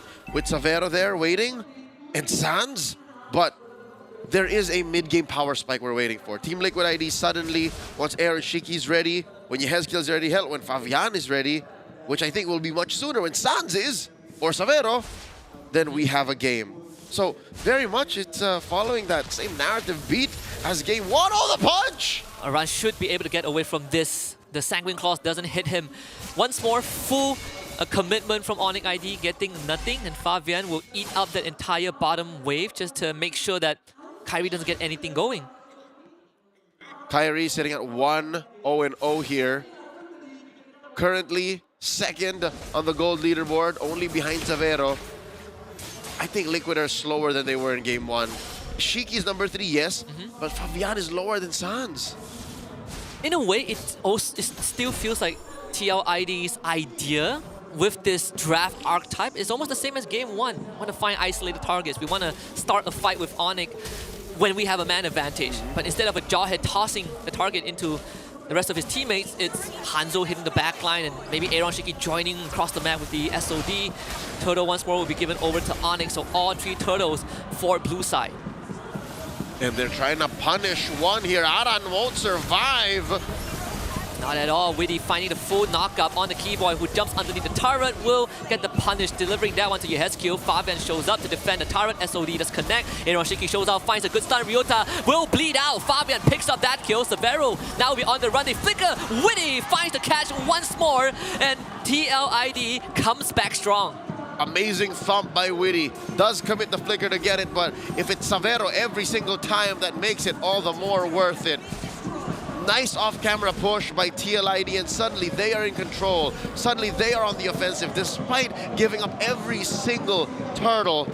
Liquid ID have found a way to make it through the cracks and take down Onyx even on the fairest of fights. That was actually a fight that Onyx started. Yeah, that was the best case scenario for Fabian too. No one was stopping him. No one was peeling him away from the rest of Onyx. He got his golden staff, and I believe Shiki got his too. So in a way, TLID have successfully executed the game plan earlier than they thought they would. And it is increments in return that Liquid ID will receive, right? You can't expect a sudden comeback. This is a lineup that still needs to put farm on Fabian, a lineup that puts farm on Shiki, but they have to accept the fact that there is a small dynamic in play here. The more time you waste, the more Severo and Sands will hurt. But here's the alternative. That's both magic damage. So you can itemize against it. Let's see where are they at right now, items-wise. We'll see in just a bit. I would say good news is that mid-tier 1 did go down. Onyx took that, so you open up the map a bit more for Onyx. TLID looking for concealed play, instantly denied by Sans. A run from the back. Severo now commits to the fight. Keyboard will eat up all the damage as Severo picks up with it this time. Fabian wants to kill, doesn't get it, and it's a double kill for Severo. Yehezkiel has fallen, Witty as well, and now Shiki's running away. Oh no, he won't survive this! Kyrie gets him. Tries to make an outplay with the SOD, but Kyrie eats it in the face. Onyx comes back strong just in time for the Lord to spawn top side. So this is going to be an Onyx Lord for sure. Despite the small amount of kills and how... Oh, wait, Fabian. Oh no, his body... Oh, he's going to get swapped out. Cool it, yeah. He's fine. Despite all that, it's still just about 2,000 gold between him. So these are small movements on the map that have high impact. That's making this game as cerebral as it is. We're approaching the 10-minute mark, folks, and still we are under 10 kills in total. But the map is looking bluer than ever in Game 2. One of the main differences compared to Game 1 is that Severo now rocks the Purify. He has learned a bit of that lesson. Right? Purify allows him to stay in these fights. If Fabian wants to stick onto you, Flicker is not going to help. But it's sure as heck it's worth it to stop Witty from chain CCing you with that spatial migration into that Violet Requiem. And see how much Onyx can do with this Lord. It's going to crash mid for sure, open up the map even more. Yep, there's that tier 2 ruined. Holy defense is still up and kicking. Feather Strike committed by Yehezkiel. And there goes that shield. At least the Waves will, do their best to take care of themselves for Liquid's sake, but Onyx are in control. Husky, they're, 5,000 gold up. All tier 2 is falling too. The side lane is crumbling at the exact same time. Severo commits a diamond force, wants to go for Yehezkiel, taps him 3 times and he's dead. Min inhibitor goes down, Witty forced to flicker away. Doesn't even get a chance to make a play, and Ryota though will get his moment. Shiki destroyed by Severo. So Fabian runs away, Kyrie in the front, Onyx now speeding things up, top inhibitor falls. There's not much Liquid can do here. They're down 3 men. Their lineup doesn't answer to the front line that good. And still, that's 5 members of Onyx in your face. Oh! Onyx might have a chance to end this. 12 minutes. They're going to take care of Witty. They will take care of Aran. Fabian drops the Yehezkiel, watches as the runes of the base will be reduced to nothing. Onyx finds an equalizer. And we have a ball game. 1-1. Going into game number 3. This best of 5. Onyx on board. They're taking us out, boys. The equalizer is here, and as expected, the draft playing such a significant part of this victory coming in for the Sonics. As you see, the fans rejoice. But LaFell, hop on into this conversation. Is this the entire story? Yes. I don't know if this is considered as a hot take, but I feel like this meta does not really encourage creativity. In rank, do whatever you want. Fighter, go lane, mage, goal lane, whatever. It doesn't matter. But when it comes to pro play, there's like all the top tier heroes, they play such a significant role. Like, let's say Suyo's number 1 in terms of flexibility when it comes to the draft. Who's number 2? And whoever is number 2, the gap is too big, right? So honestly, like this is a meta where you kind of have to be a meta slave because creativity really doesn't reward you. I think I have to agree with you here. I think overall, Onyx, yes, they are getting some great picks, but from TLID's side, there's even certain interactions that just don't make sense. Like, why would you go Guinevere when you already have to see the Badang in the first place, right? There's just so many ways for it to go wrong that I'm surprised that TLID would take the risk, especially in a best of 5. And it's like, why does TLID have this obsession of like really pushing late? Like, look at their heroes. Like they take Hilda so fast, worrying that they don't have a frontline that can slow down the game.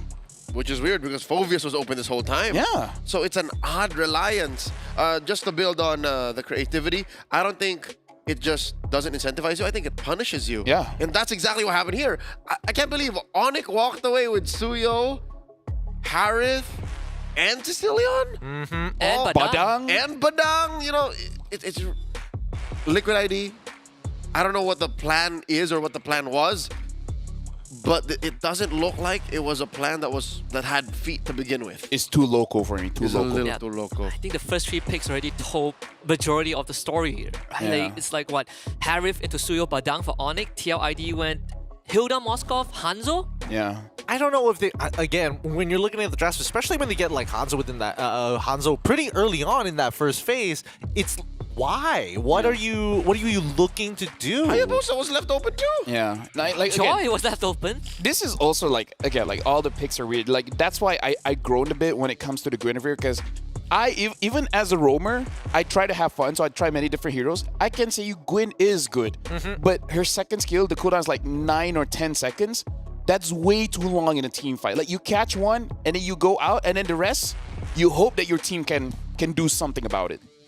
Well, I mean, it's great for people like Severo because with the Purify, you're honestly just free hitting for free. Like, there's nothing that they could really do about him. He absolutely redeemed himself in this game, showing off that, like, hey, my mechanics are still there. This is the building of confidence that we're looking for. And if anything, he had less of a problem now because with Widdy's ult, you kind of have to get caught by the first half of the ult before you're sent up into the air with a Violet Requiem. It's not as quick of a snap as an ejector combo from Jawhead. So it went from bad to worse for Team Liquid, and they won with bad. But with worse, it's a very different story. Yeah. It's not, and that's why Jawhead and Cho are in the top 2 roamer selection, right? Because they have abilities that displaces their opponents, kick them back into the team. For Guinevere, you stay in place. Your team has to come exactly. to you. Yeah. And you have to take all the damage at the same time. Kalia does the same thing, yeah. I think Raven, yeah. I think, to be fair, I think the TLID has found the line where it's like, this is too much. This is where we're drawing it here. Anything more than this, we're gonna get a little too crazy. We're gotta pull it back. Gotta pull it back. I feel like in the meta right now, you cannot have too many late game heroes. I mean, actually, no. I'll take that back. How many patches has it been? It's a bad idea to go full late, right? Like Cecilian late game, everything else scale into mid. That's a good draft. Yeah, that's why you see Hanzo needs to scale, you know, Moskov needs to scale. Imagine if they had the Novaria in that game as well. Like, that would be abysmal. It truly would be. And I think that at the end of the day, it is just I feel like it's limit testing from TLID. Or that they were literally not looking at the enemy's draft and were purely going, hey, this is what we expect them to do, and somebody's going to get punished, and then realize they didn't catch any fish in the net. Kairi said it right. Was that Kairi who said Hanzo is weird? Yeah. See, He said Hanzo is weird. So the Hanzo going in here for Fabian, I bet Kairi's like, yeah, no, I take Suyo any day. Yeah, I mean, yeah. You already see the Suyo. Yeah, roll to roll. You would have that same conversation. It's like, why would you? Look, a lot of things are left up in the air, and we're left a little more wanting for game number 3 to hopefully wash the bad taste of game number 2 out of our mouths. It's TLID and the equalization coming in from Onyx. With that being said, we're going to go on a short break, and when we come back, it's going to be more Mobile Legends action here at Mobile Masters Snapdragon Pro Series. We'll catch you right after this.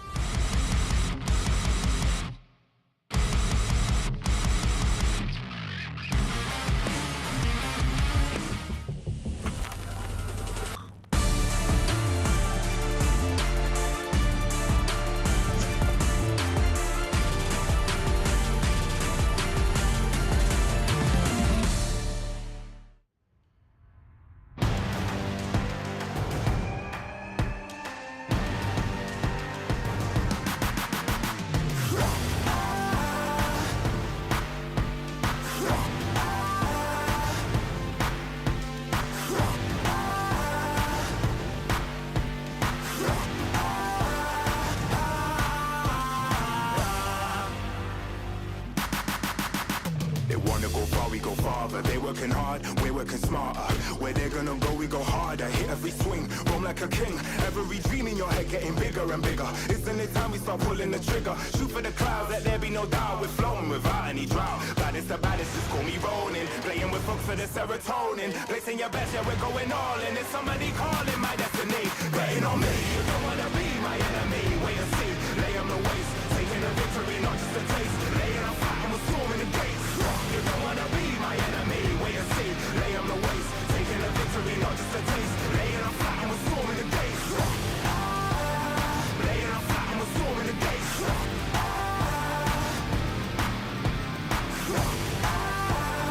Laying on fire and we're storming the gates.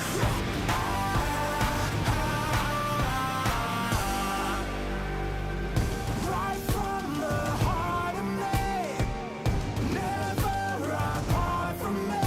It's all I had and all I'll ever need. Way too close to call it. Taking a leap and we're going all in. Baddest the baddest, before we rolling. Messing with folks for the serotonin. I'm waiting on me. You don't wanna be my enemy. Wait and see, lay on the waist. Taking a victory, not just a taste. Laying on fire and we're storming the gates. You don't wanna be my enemy. Wait and see, lay on the waist. Taking a victory, not just a taste. Laying on fire and we're storming the gates. Laying on fire and we're storming the gates. Laying on fire and we're storming the gates. You don't wanna be my enemy. Wait and see, lay on the waist. Taking a victory, not just a taste. Laying on fire and we're storming the gates.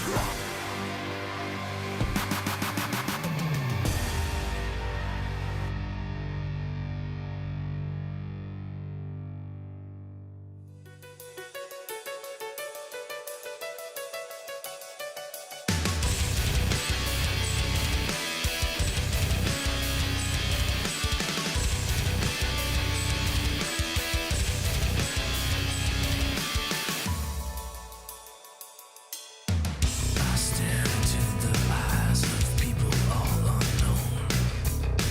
Feels like I'm imagining everything and I'm so alone. Can't stop for a moment to gather my thoughts and all my strength. Can't stop for a second, can fall to the side.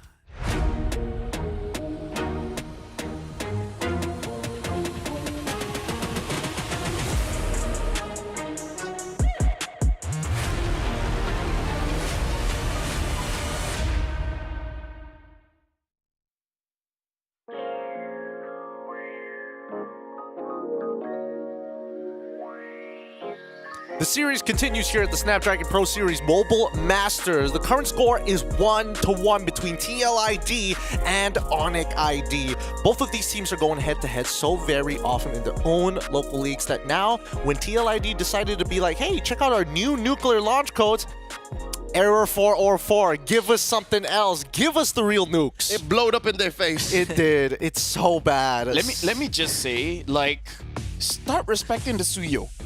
Don't let it through. Like, let's put this into perspective. Game 1, it was bad for TLID, and they could come back. I mean, sure, it was the Jawhead, but still, the Suyo was part of the equation. Right? Like just let that sink in. Okay, all right. I'm letting it sink in. I still think it's correct, though, because actually, the one adaptation that I haven't seen, Red Side. Why aren't we banning Suyo at this point, right? Yeah. So many of these games that these two teams have lost is because, hey, Bluyo is gone. Now let's go back to the good old traditionals that we've seen. We don't even see Alpha anymore. Even yeah. Joy was skipped in the past 2 games. Although, to be fair, I feel like it's like super optimization. Like, people will go for Fighter if they have Matilda. If they don't have Matilda, they don't want it. I feel like you don't have to go that far, but that's what I've been seeing. You can Lucas, I think. Yeah, that's Lucas too. Lucas is fine. As much as I hate to admit, Lucas has taken the spot of Alpha. So that's why we don't see as much Alpha anymore or any other fighter junglers. But yeah, come the next draft here, I reckon Liquid would like to stay blue. And then Onyx red. Hey, look, I mean, either way, we can discuss about the draft a little bit more because we want to hear from the fans itself. We have Kulios on the ground in Jakarta to see what they think about the current matchup and who they're supporting. Okay, thank you, panelists. And now I'm with some of the Onyx fans and, of course, Melati here. So I'm going to ask Melati, how are they feeling? Because they are winning the second game. Melati, Gimana nih perasaannya karena ngeliat Onyx tadi udah menang di game yang kedua? Wih, seneng banget pastinya. Onyx menang di menit ke-11, mantap! She's very happy because Onyx just won on the 11 minute. Do you think that Onyx can won the third game? Bisa, menurut kamu Onyx bakal menang nggak di game ketiga? Bisa banget. Pasti Onyx bisa menang di game ketiga ini. He's really sure that Onyx can won the third game. So, last, can we hear the chant or the cheer for Team Onyx? Bisa nggak kita dengerin yell-yell buat Team Onyx? Oke? 1, 2, 3.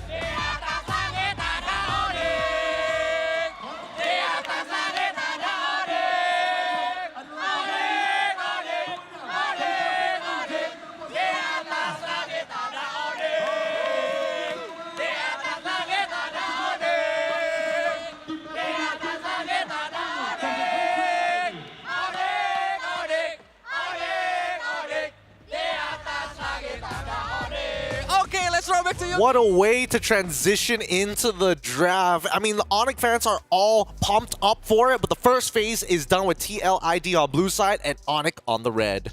And looky here, TLID, already the draft looks much more amazing. Don't you agree, Leo? Yes. Except for the unnatural and phenomenal love for Hilda. It's like, I guess, well, did they just say, Aran, we love you? Yeah. You should get anything you want. Hilda, please. No, I like the Jushin, I like the Suyo. They're off to a better start. And one question we did raise, or that I think we are unanimously raising, is what does Shiki play? I mean, like, to be fair, this is the thing. It's just that there's a lot of gold laners, sure. But one of the things that make it like so like top tier, right, are the burst damage. Moskov is the only exception, being the only DPS marksman that's really reliable right now. So other picks like Irital and such, they have burst. Like looking at the composition that Onyx has right now, something like a Claude looks good, but you know they really have to make sure that they have enough damage. And with a Claude, eventually they will have enough damage, but again, it's just one of those games. You kind of want to go like 15, 18 minutes before you really want to fight. That could be an important timing for this particular matchup as well. We'll see whether or not TLID want to have like those scaling types still. And there we go, the Cho locked in for Onyx. Let's see what Keyboy can actually do this time around, but it will force TLID to take more Purifies. So does that mean Liquid's playing for the late again? Well, why are we going back to that? Where did they pick up that weird identity? Is that an FPLID thing? It feels I thought it's the opposite. Right? They just gotta go. That's why it's called Liquid Stampede, man. It's not called Liquid Watch Paint Dry. We didn't mention the Claude as well, so that's Shiki's Claude. There you go, Claude. It's so different compared to what we saw in the group stage, right? They have very fast games. The draft usually wants to keep pumping on the gas, but right now it's going the opposite way. Yep, it's really going the opposite way here. I mean, they got 6 more seconds to finish off their composition here. Honestly, a high loss is good because you can. Oh, why? There's a total of 180. You know what? Like we did a why? Like. Okay, let's give it one more chance. One more chance. Let's give it one more game. That's all they can afford, really. Yeah. And Nolan. So it doesn't look like Onyx, they want to try to speed up. And honestly, Nolan is good because at least it can match up against a split push coming in from the Claude or the Suyo. Unless he gets knocked up by this Guinevere. I mean... Good luck! I mean, no more NTCC from the Fracture, right? That's fair. That's fair. I mean, either way... Or you could just dodge it. You could just dodge it as well. I think either way, TLID and Onyx are going to have a high execution game, and that's what we're expecting to see here in game number 3. With that being said, Leo and Husky, it's all you guys. Enjoy the show. A small but still uncomfortable adjustment from Team Liquid ID going into the draft for game number 3. We're at equal points, 1-1, going into this match. Another bout between Indonesian Titans. Husky, how do you feel about this time around? Because it's like Onyx can't offend us, but Liquid ID always just brings up these odd choices. It feels like Liquid is going the opposite direction of what we know about them, right? They went from, I mean, game 1, sure, there's a fast draft. Onyx shut that down, so credits to Onyx. Game 2, clearly it was uncharacteristic. Game 3, they made some adjustments, but it still feels like they're leaning more towards the, I want to go late. And how late is that? And can they afford it? Aaron Shiki on the Claude. It's going to be at least 3 or 4 items before he starts threatening Onyx on this draft that is, again, so well composed. Even if they do have Kairi on less than stellar hero right now in the current metagame, that Nolan. Welcome to game number 3. Team Liquid ID versus Onyx. Check out those emblems in case you forgot how a Claude is built. It's, oh my god! Man, Sans walking back into that, almost loses his life. Had to blow the flicker, so that is the start you want to see from Liquid ID. We didn't mention the Suyo, one of the only heroes right now that can show up at level 3 and just take you down. Sans really wants his level 2, Keyboy helps him out, Kyrie gets the purple, but still, Liquid ID getting a bit of a head start. Alright, he says, can I have some of them greens, sir? But ends up going home anyways. Again, this is Gilak Sans we're talking about. I'm sure he has his lane figured out. How about that gold lane? Weedy just visited the Claude versus the Moscow. I reckon, oh wait, action in the XP. That's plenty of the match from Kyrie. Look, Leo, I don't want to get into the bad graces of Aaron Shiki, but is it fair to say that Savero has been on top in the first 2 games, even though they lost game 1? Oh yeah, no doubt. The untouchable one hasn't been the same ever since. Plenty of touches between M6 and now. But just the same. It comes down to execution. If some way, somehow, Aaron Shiki can go from, that was a rough first 5 minutes, to, okay, I'm doing better in the 10. And then 15 minutes later, if we get there, because again, game 2 lasted just 11, then maybe, maybe it doesn't matter what Savero's doing to him in the early parts of the game.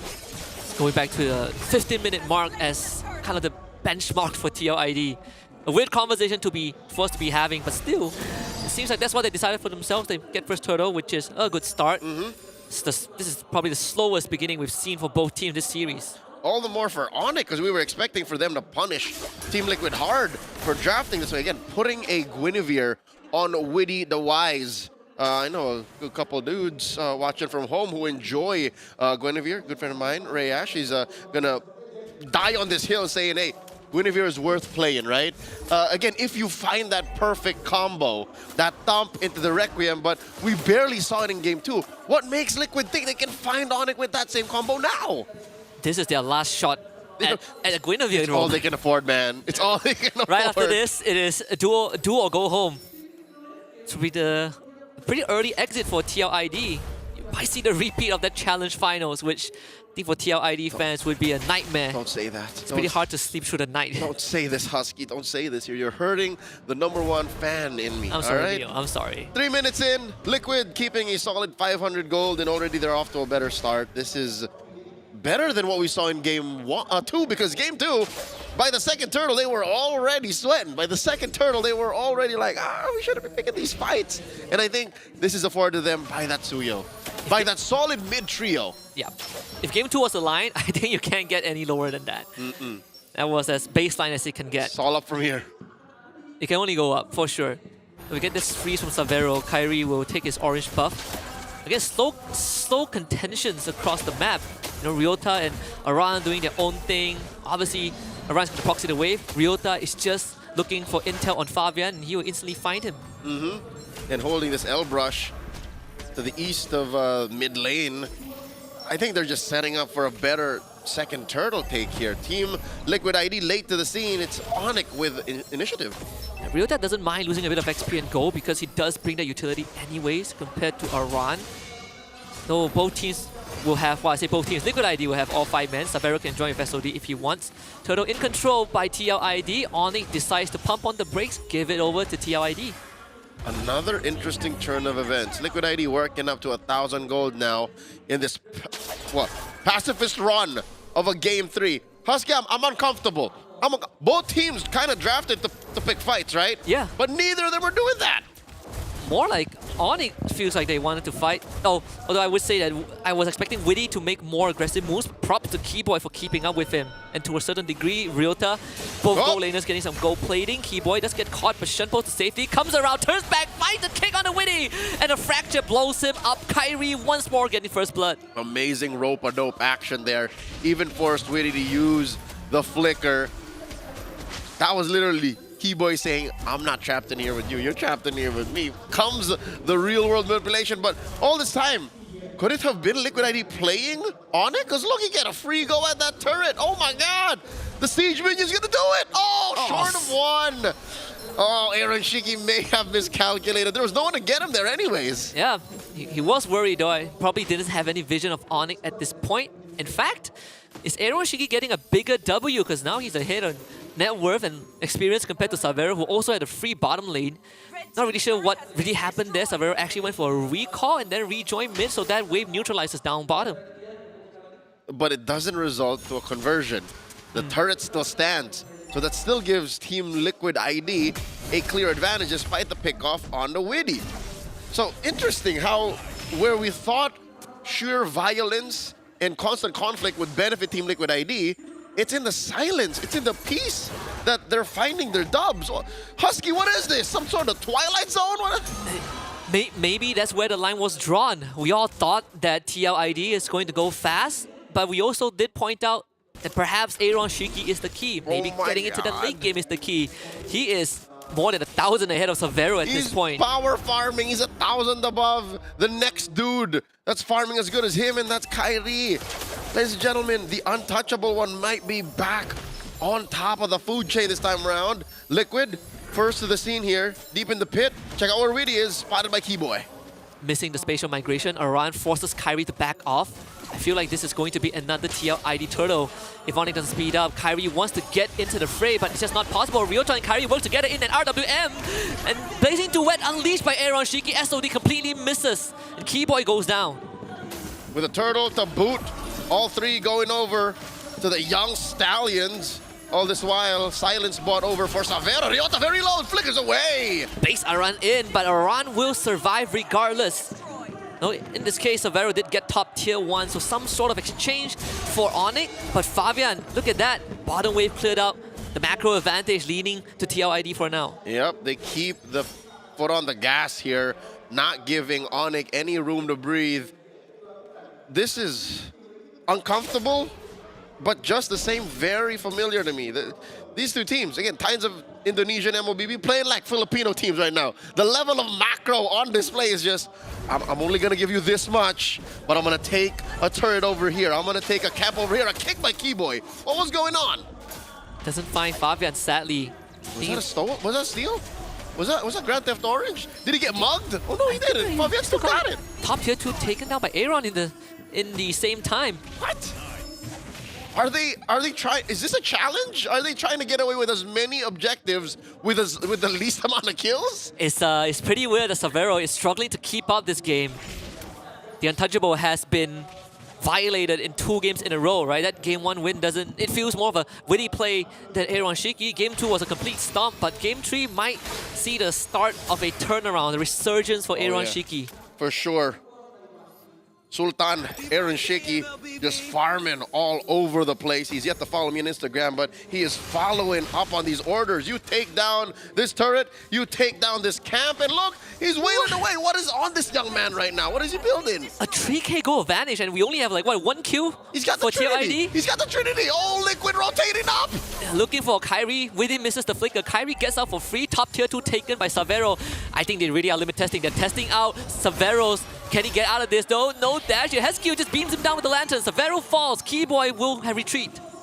That short range SOD, I mean, your boy Savero tried. He really did. Oh, the burst from Kyrie. These rifts blasted underneath Shiki's feet. There's no way Savero's gonna survive that. He threw the SOD. It was about like an inch away. There was the rest of TLID in the vicinity. Lord up here, lower quarter.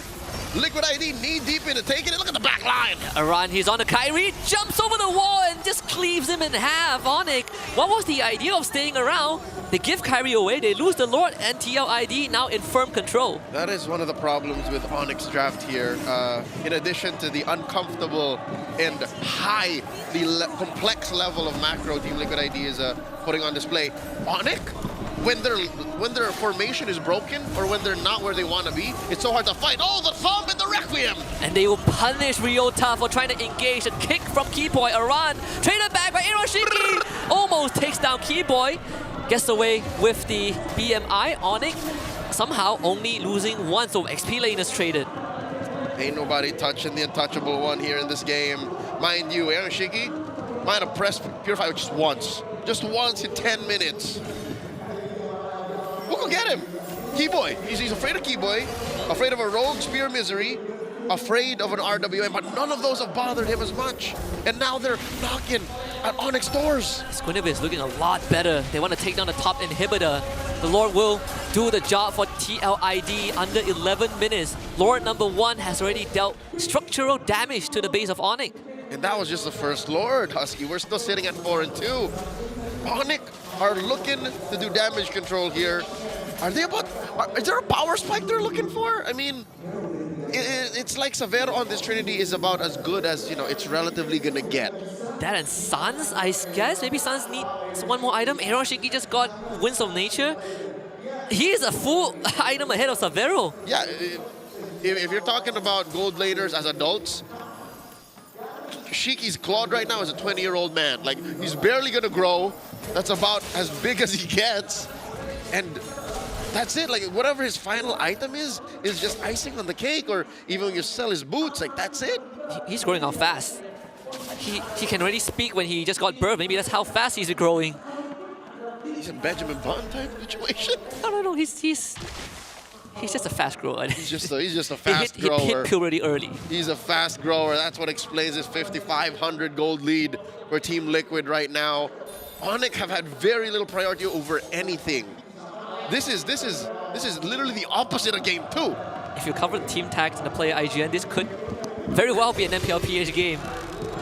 Uncomfortable, not what we are used to, but it's still a breath of fresh air with how much control TLID has. Keyboy sees around, but that's not the target you want. Oh, I don't know, there were 3 dudes in there. Seems like now he does. Even the orange is so difficult for Kyrie to even get a sniff of. Truly the untouchable if you have abilities that get you away from these situations. Aaron Shiki, he pops out bottom lane and he disappears. The wave is constantly shoving towards Onyx base. The only saving grace is Lawless topside, so Onyx don't have to put too much effort into managing that wave, which is going to be super menace anyways, but still, it's a drop in the ocean compared to a heap of problem that they have. Yep, a lot of problems Onyx are dealing with right now. Number 1 is the fact that they can't even contest. Oh my god, what's Keyboy doing? He's gonna find a kick onto Witty. Witty will be able to get away, and Keyboy just disappears. Yehescu keeps him down. They committed quite a bit there. And Onyx just lose out. Still, Liquid gets the Lord. Lord's gonna be marching out about 10 seconds from now. Something's gonna crack. It's gonna be going through top, and Liquid's gonna sink these other waves. Yehescu just got a Lightning Truncheon. That's how far ahead he felt. Lightning Truncheon, Sky Piercer. If anything, Keyboy needs to find a kick that gets his target over a wall or some sort of terrain, because that one in the mid lane clearly wasn't far enough. And it's not like a game 2 Guinevere. Witty doesn't go down as easily as he did in the previous game. Witty currently just rocking that anti-Keras and that immortality. That's all he needs. Now they're inside the base. This already looks like a checkmate angle unless Onyx has something to say about it.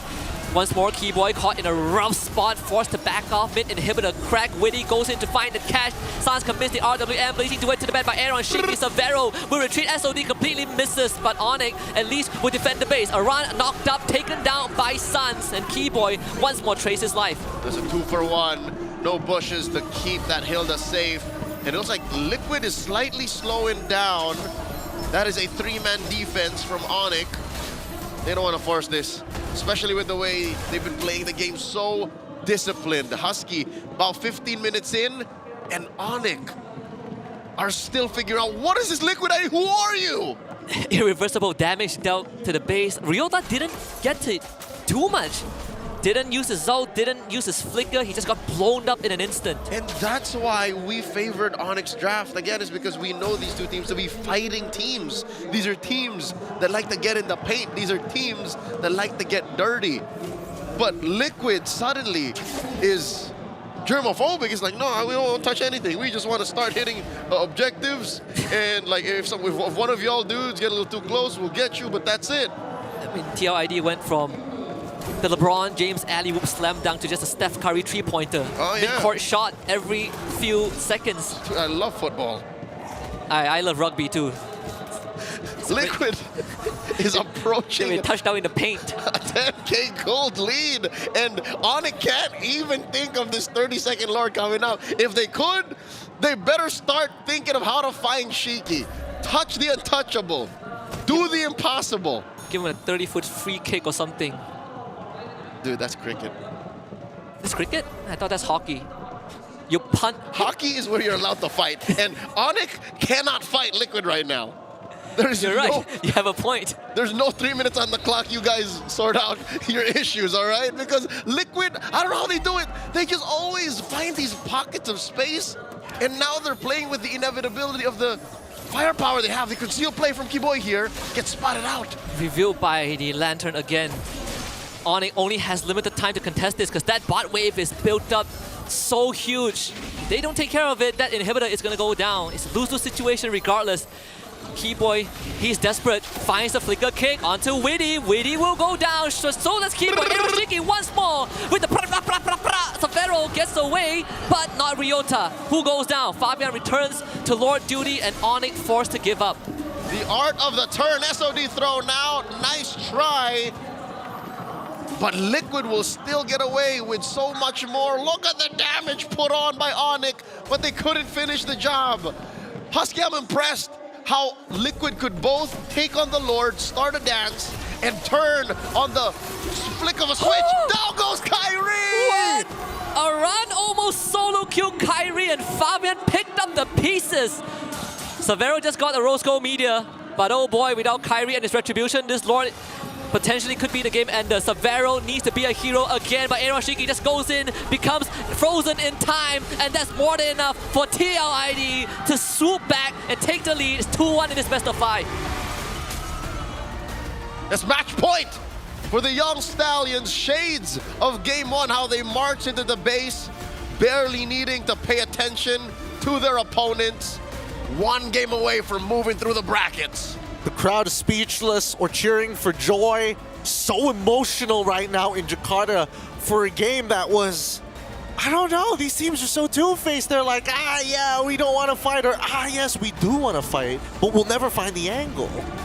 The thing that I got after watching 3 entire games here, I feel like I understand one type of relationship here, which is the Hilda is supposed to counter any kind of assassin junglers.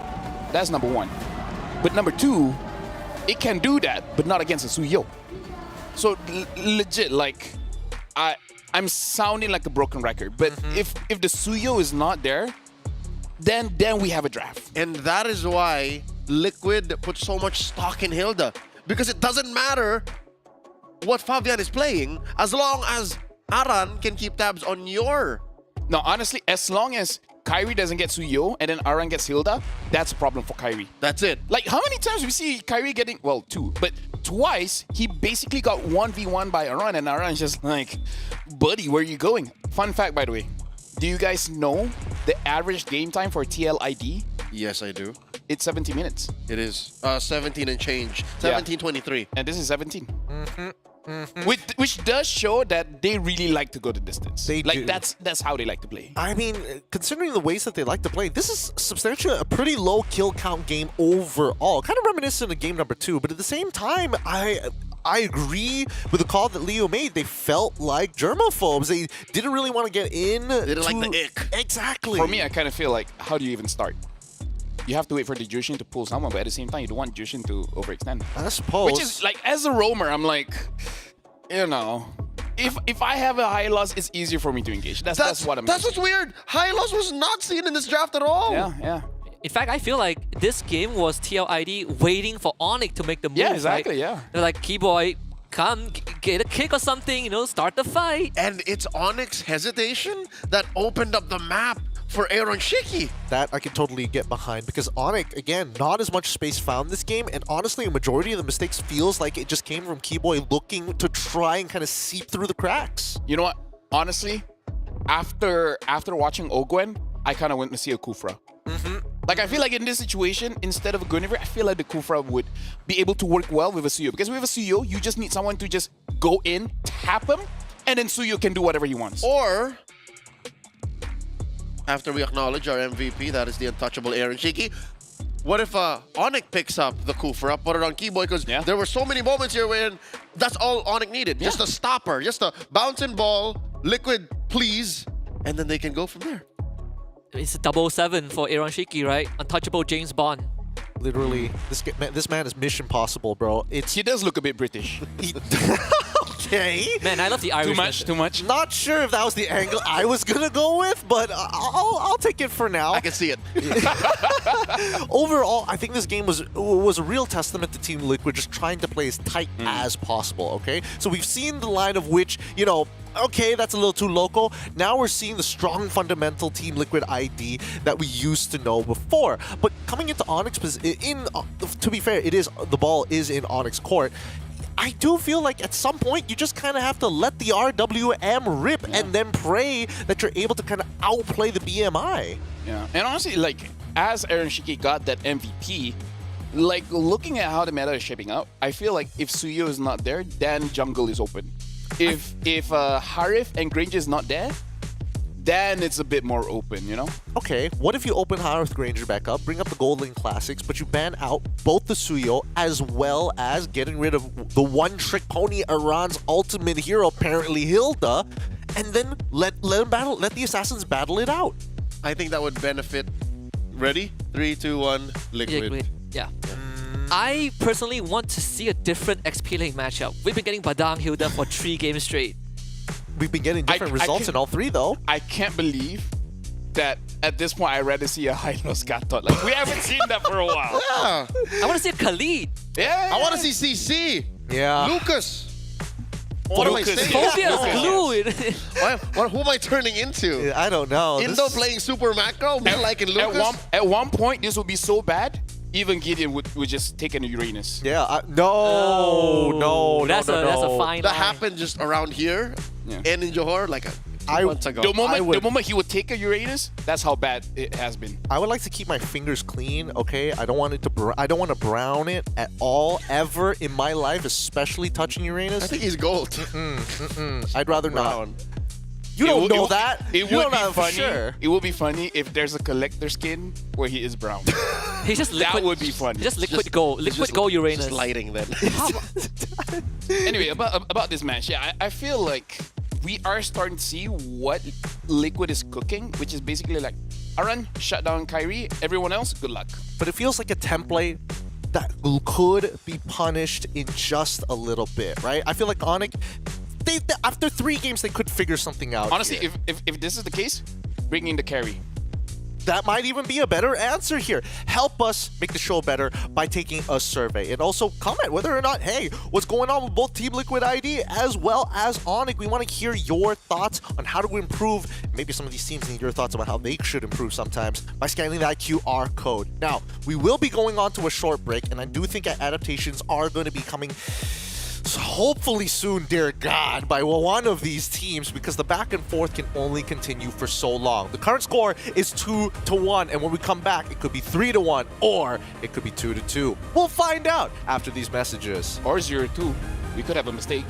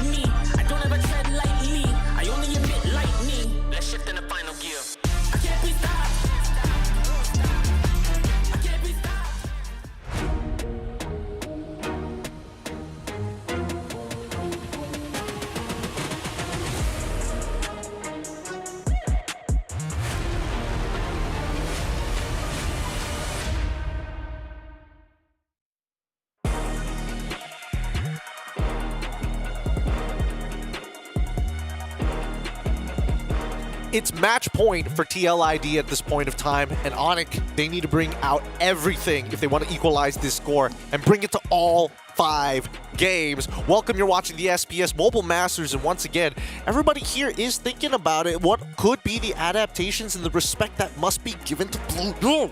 Let the Fanny go. Hold up, wait. Whoa. I don't think it's that bad. We've seen it happen multiple times. Fanny red. Yeah. So yeah, red side is just way too bogged down. Okay. Kind of a meme, but at the same time, not really. Because Fanny is one of those heroes where you need great mechanics, right? How many times has that Fanny been banned? So how many reps do you have on that Fanny? I don't doubt that Kyrie and Fabian are still amazing at the Fanny. But compared to all the other heroes, they probably have less training time on that hero compared to the rest. Actually, it's a very good argument because when we looked at the top banned heroes, Fanny is #1. But win rate when banned, pretty low. I think less than 40%. Yep. Right? So I do agree that maybe we can let the Fanny go once. No. Oh, we already made here. Yep, we're all ready Onyx got here. the Suyo, so it's going to be a 2-2. Whoa, Kalea, Hilda, and Joy. I mean, they're really racking up. Everything. I mean, they've got a lot of die from the side of TLID, and once again, Aran will get his hands on the Hilda once more as we move on to the second phase of the game. What are your thoughts on this, Fel? Onyx banned the Sicilian. If they let the Sicilian go, it will become a problem. Okay. Suyo can't deal with it. Farsa, early sure, but Sicilian will outscale you. What if ban Sicilian, take Tigreal if he doesn't get banned by TLID? Okay. I mean, the draw has, I feel like it's going to be a one-off. If not, like, banning out the troll from TLID also makes sense as well. It's kind of a 50-50 on that department. Yeah, because honestly, like, for again, by the way, same EXP. It's going to be Barang Hill. You know, when I say XP is a dead lane, it is dead. At this point, you can convince me that they're married. I've only seen married couples fight that much. Oh boy. It's true. The Badang runs away from the Hilda, right? So, you know. It's just the way things are. It's the natural order for these teams. Like, just to back him up, I would run away too. Yeah, I mean, I wouldn't. Hilda is allowed to use an axe, but not Badang. Hey, he's got to use his fists, right? The good old knuckle sandwich. He's got those Wakandan arms, man. I'd reckon that's stronger. That's the tick ban. Oh boy. All right, so the tick ban does eventually come through, but same goes for the Farmist this time round. I mean, so far it feels like the position of Onyx is still trying to say, hey, this Badang could technically be flexed for us. You put so much emphasis in the second phase on banning out potential supports. Valentina once again. Valen banned. So can we like switch it up, put Badang and Rome, and actually pick up Lucas? Like, can we do it? Because Lucas is actually quite good against the Joy. What about Glue? Oh, that's the Savero carry. All right. Okay. I mean, we did mention it. We called it early. Yeah. We did call it early, so this is no surprise to anybody just yet, but they still need to finish eventually finish off their composition. And right now, they're kind of going in blind, right? It's flex click for flex click, but they have to figure out what they want, and it looks like it's disengage or re-engage with the help of the AOG. They need a bit of burst. Liquid needs burst here. So the only difference is... No VAR. No. The only difference for Onyx draft is they have a different gold laner, right? This is exactly the same copy as game 1, but instead of a Harif, it's a carry.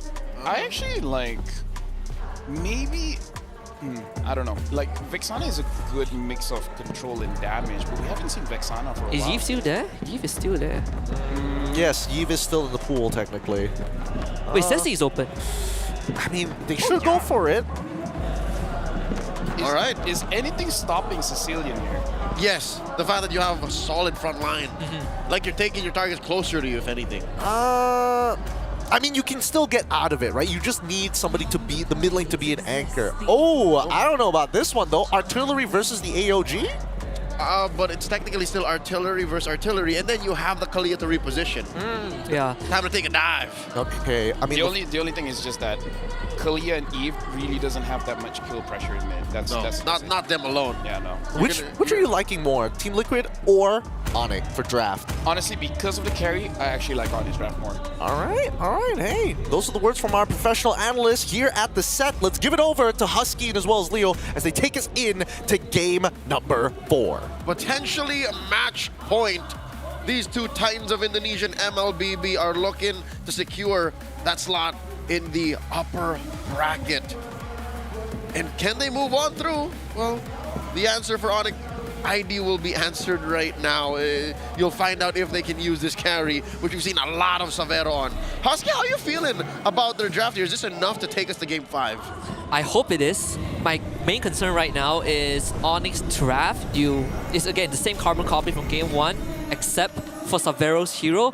But on top of that, both teams have tools to peel for their teammates.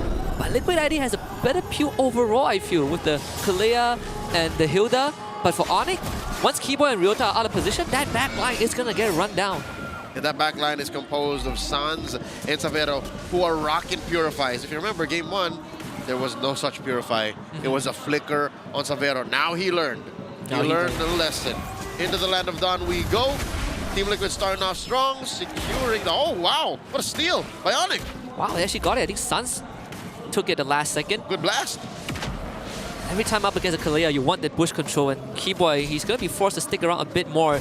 Sans will have to follow him around every now and then. Aaron Shiki obviously punishing Savero a little bit with that spear. Every time it's back up, you just throw it at Savero, you back off, and just freeze the wave in front of that turret. And that's why Onyx is putting so much pressure on Ereshiki. They learned their lesson from Game 3 to not let the untouchable go untouched. It just doesn't work that way. Just keep touching, spreading that germs on him. Yeah, making sure that he doesn't get the farm and the EXP good to scale up into the mid game, because that's where I think Team Liquid ID has to start punching back. If not, oh lord, Onyx fights are going to be so much better.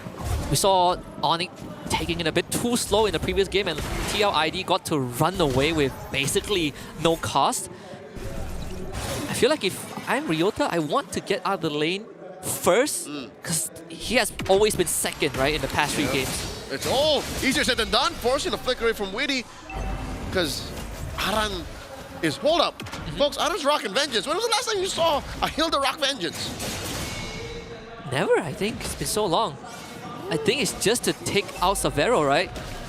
It's like Dare hit me when I have Vengeance online. Caught for a bit. You go down, solo kill potential. Aaron Shiki dancing with death. He gets away. Kyrie gets turtle. All right, that is a win for Onyx in the Turtle Pit and as well in the Gold Lane, a TKO. Now they're bearing hard on the orange. Fabian kicked out of his own jungle.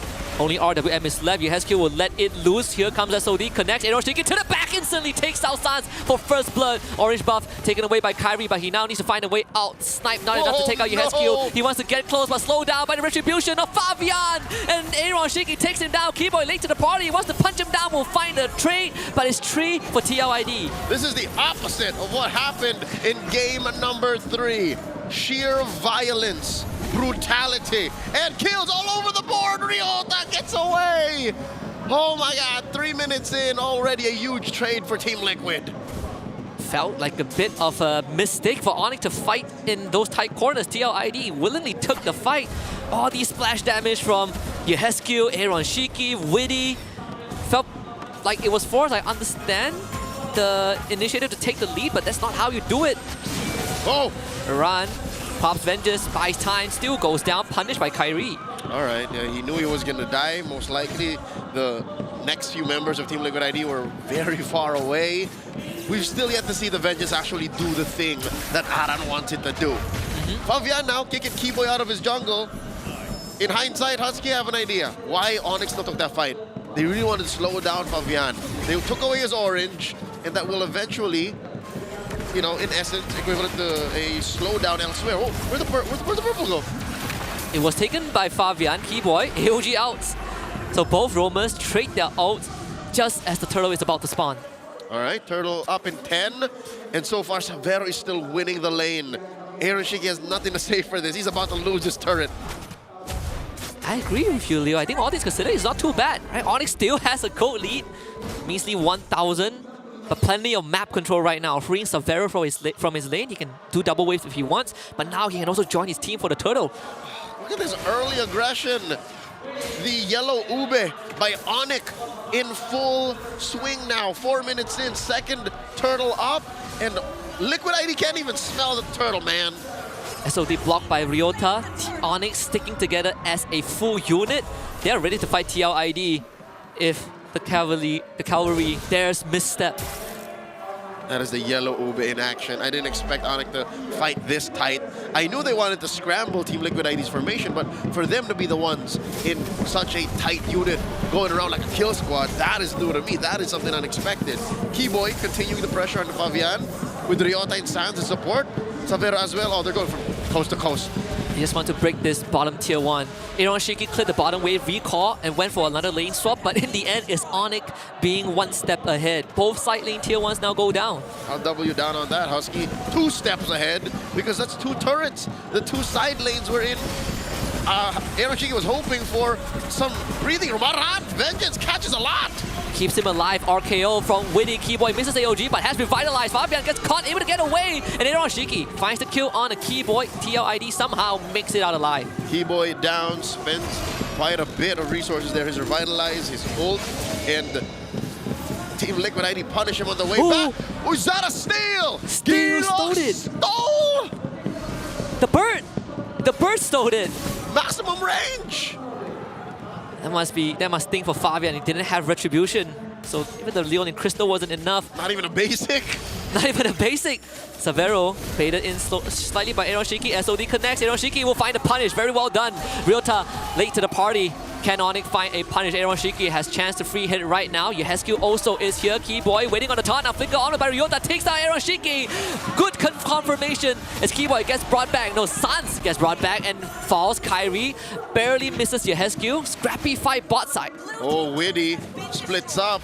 Aran runs away. Kyrie here and Ryota going in. And Witty should be confirmed. Wasting so much time. Fabian not only dealt massive damage to mid-tier 1, but now he's going to take away the purple buff of Kyrie. Still not equal, still not even. That's 2 buffs stolen away by Onyx from the Usurper. And they still have 1. That's a grudge that Fabian is holding. And he knows his breath, man. He's not going to blitz a turtle alone. Instead goes for his orange, while Onyx goes 3 for 3. So in the end, TLID did take mid-tier 1, which does open up a bit of that macro advantage that they want. Kyrie sets up top wave. Purple buff coming back up. TLID, they're just going to line themselves up to protect this. Yep. Good news for the Cavalry. According to my calculations, if they're right... Oh, wait, Witty looking for a quick escape there. Oh, conceal! So out of position, Witty will have to flicker from that. I believe that's also a retribution used by Kyrie. According to my calculations, again, back to it. If Team Liquid can keep a 1,000 to 2,000 gold lead off of Onyx, like keep it, relatively close, and the game overextends, they might be able to take this, even if they are behind, as long as it doesn't balloon out of control. We already saw the dive potential, not just from Fabian, but Aaron Shiki with the SOD to catch Onyx backline out of position. Every single time Ryota and Keyboy are not there, people like Savero, Sans are so exposed. Yep, if you see there, the gold distribution, it's not exactly funneled into a singular nor secondary core. It's just across the board. So this is good for Team Liquid ID. It's a silver lining for them. But for Onyx, again, you just do your best to try and push forward, try and farm up. Now with the SOD hitting Keyboy, allowing Aaron Shiki to relocate, but I don't think that's enough to save that tier 2 down bottom. It's going to go down one way or another. Does allow Aaron Shiki to be one step ahead himself, already with the rest of his team. I think even Kyrie was trying to find him just now, couldn't get it. The Feather Airstrike used very early, right before the Lord spawns in 20 seconds. Holy Crystal for Fabian though. Yep, should still be off of cooldown. I don't see that as a problem for Sans this time, as both teams are jockeying for position. Long lane control is going to be key here. Onyx have ill intentions over Aaron Shiki. I wonder if they know the untouchable is here. Oh, the Spear of Misery! Savero is a bit off that base setup, but now out of position again. Needs help from the rest of his team, but the rest of his team is just too late. Shouldn't even be there in the first place. Onyx now will have to somehow get out of this. Keyboy escapes with the AOG. The rest of the Sonics will have to back off. Oh, TLID though lose out on that tier 2 down bottom. What I tell you. But yeah, amazing work against Savero. May have, underestimated the amount of damage coming out of Aaron Shiki because he hesitated to press the Purify. He's like, no, I'm going to take it. The rest of Onyx.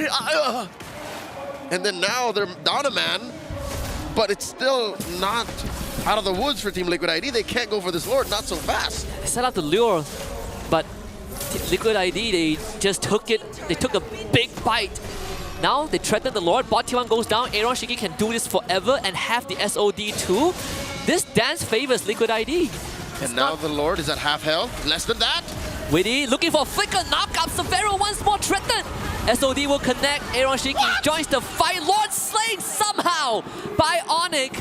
They lose 2, but they punch back with a steal. Again, very good at the art of the turn. Liquid ID may have gotten distracted from it, allowing the new general, the leader, the Ryota army, Ryota, to steal that Lord, and they get away with it. Again, it went from worse to bad still. Onyx have to defend this. Liquid ID in your face! Suns out of position will be punished by TLID. This Lord might have been stolen, but it's a drop in the ocean as Liquid ID takes it down in front of Onyx base, and Onyx even losing holy defense mid. Imagine the disrespect. You got a Lord, yet it just marched about 6 inches out of your doorstep and slipped on a banana and broke its neck. Onyx, sure, stop the bleeding, but are currently bleeding. They're down 6 kills, 11 minutes in, currently about 2,000 between them and Liquid ID.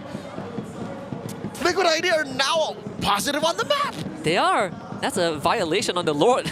Yeah, remember when it was Eroshiki dodging Onyx kill squad? Remember when it was Witty just trying to save Aran and Aran just popping Avengers for misery, for desperation?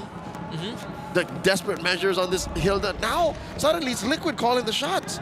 Onyx, they have to find a way to stop these off-angle engagements. I don't know if they start with taking down Shiki. I don't know if they start this by taking down Yehezkiel, but I don't think Severo is reaching his full potential. Like, they're not getting Severo where he needs to be. I think on top of that, another problem is Keyboy and Ryota have too much on their plate, too many targets to stop.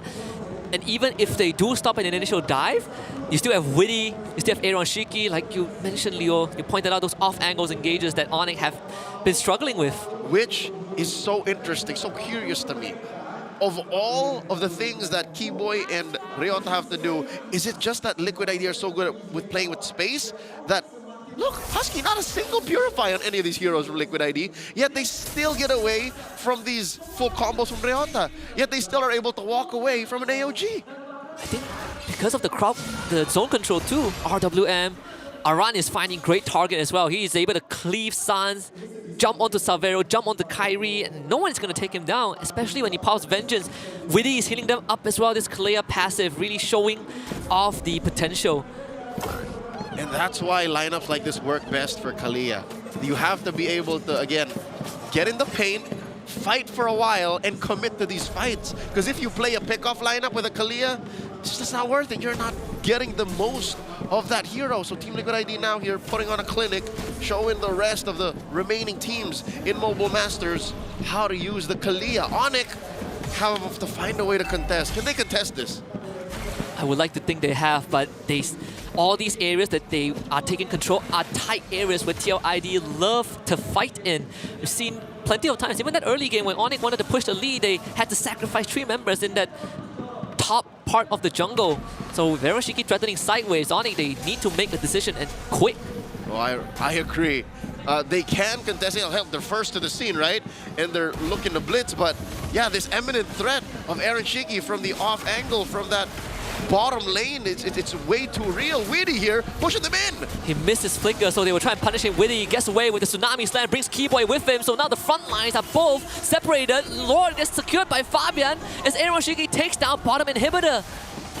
Team Liquid ID getting away with everything. They're superior in the macro game, Leo. That's all they needed, all they wanted. Oh. But you can't take it away from Kyrie, though. He can secure his own buffs. But this Lord is going to hurt. Oh, yeah, for sure. Even the Lord finally getting the respect it deserves. Yep, he's wearing that Liquid jersey. Marching down through mid, about 5 seconds from now. Onyx have to figure out a way to defend. Luckily, they have very good high ground defense. A punish coming in from Ryota. We've seen it from this angle multiple times this year alone, wherein a Badang can find 3-4 members out of position. You can also do it via Keyboy. As long as Sans finds a way to stop the bleeding from at least 2 lanes, this is very possible. Onyx can still defend. He's rocking the Indonesian folklore hero. If there's any time to make a play, this is it for Ryota. the biggest magnitude possible. Sans forced away. He uses his Purify to get the punish onto Aran. Very well done by Onyx, but mid inhibitor does go down. Now both mid laners trade the ultimate. Severo's gonna get run down by Fabian, and TLID have the Onyx Crystal exposed, but the Lord will be taken down finally. Fabian gets away. Onyx still shuts him down and somehow keeps this run alive. Has the lethal ignition, popping the Usurper at base on Onyx, barely at half health, standing strong. It's not over till it's over. The Sonics at Tennis Indoor Senayan rejoice, but still, you can't deny that they are sweating bullets right now, Husky. That last inhibitor dropping up top is not good news. Onyx hanging on by a thread. Savero, he rocks the Purify, but try purifying yourself out of Fabian when he's unleashing 10,000 volts on top of you. That's not gonna do anything. I don't know how you can make space for Savero at this point. You have to have a security detail on him, but that's counterproductive to what Onyx wants. What do you want to do? Put Ryota next to him to make sure that nobody touches him? Commit all of your dashes backwards? Ryota has to be the hero. I mean, Keyboy is the one that's more suitable for the job. We did see him earlier on peel a run away from Sans, but once that's out of the way, the sides were exposed. That's how Fabian got in. So already, if we're considering who to use to protect Savero, who to use to protect Sans, are we not considering not losing? How about winning? What happened to being on your forefront? What happened to being in the driver's seat? That's what Onyx needs to do here, unless they have a plan, unless they have a scheme for this next Lord. It's 10 seconds away. Husky, it's in the top quarter, and every single lane at this point is a long lane. Every single lane has bled. Liquid ID can threaten anything from anywhere. Yeah, I hate to say this, but I think Savero has to somehow protect himself. He's played the game of his life. If you want something done right, do it yourself. Not that he has a choice at this point. His teammates are, their hands are tied. Aaron Shiki, he's going to show up on the map sometime soon. We already saw Minion Wave ending the game in this earlier series. It will be a heartbreak for it to conclude this one. Sideways pushed in. Savero alone isn't enough. And Liquid ID knows that. They will jump onto Keyboy, who uses the AOG to disengage. Ryota will try to hold back the cavalry, but they will do so for now. Fabian wants to look for an angle, can't get in. Aaron Shiki will join the team with the SOD.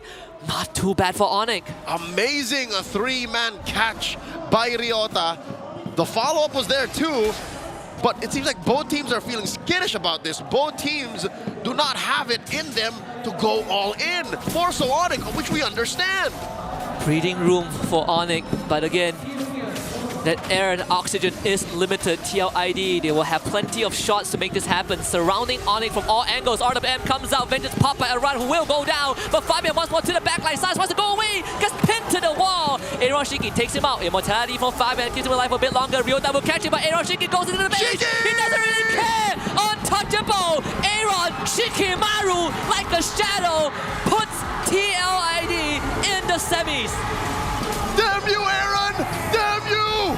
Onyx had it, that was their fight, but instead they fall out of the Mobile Masters Playoffs. TLID, move forward! GG, well played. The Cavalry did it. Match point is theirs, 3-1 against Onyx. And the fans cheer for joy, waving their phones, making sure that the Cavalry is heard.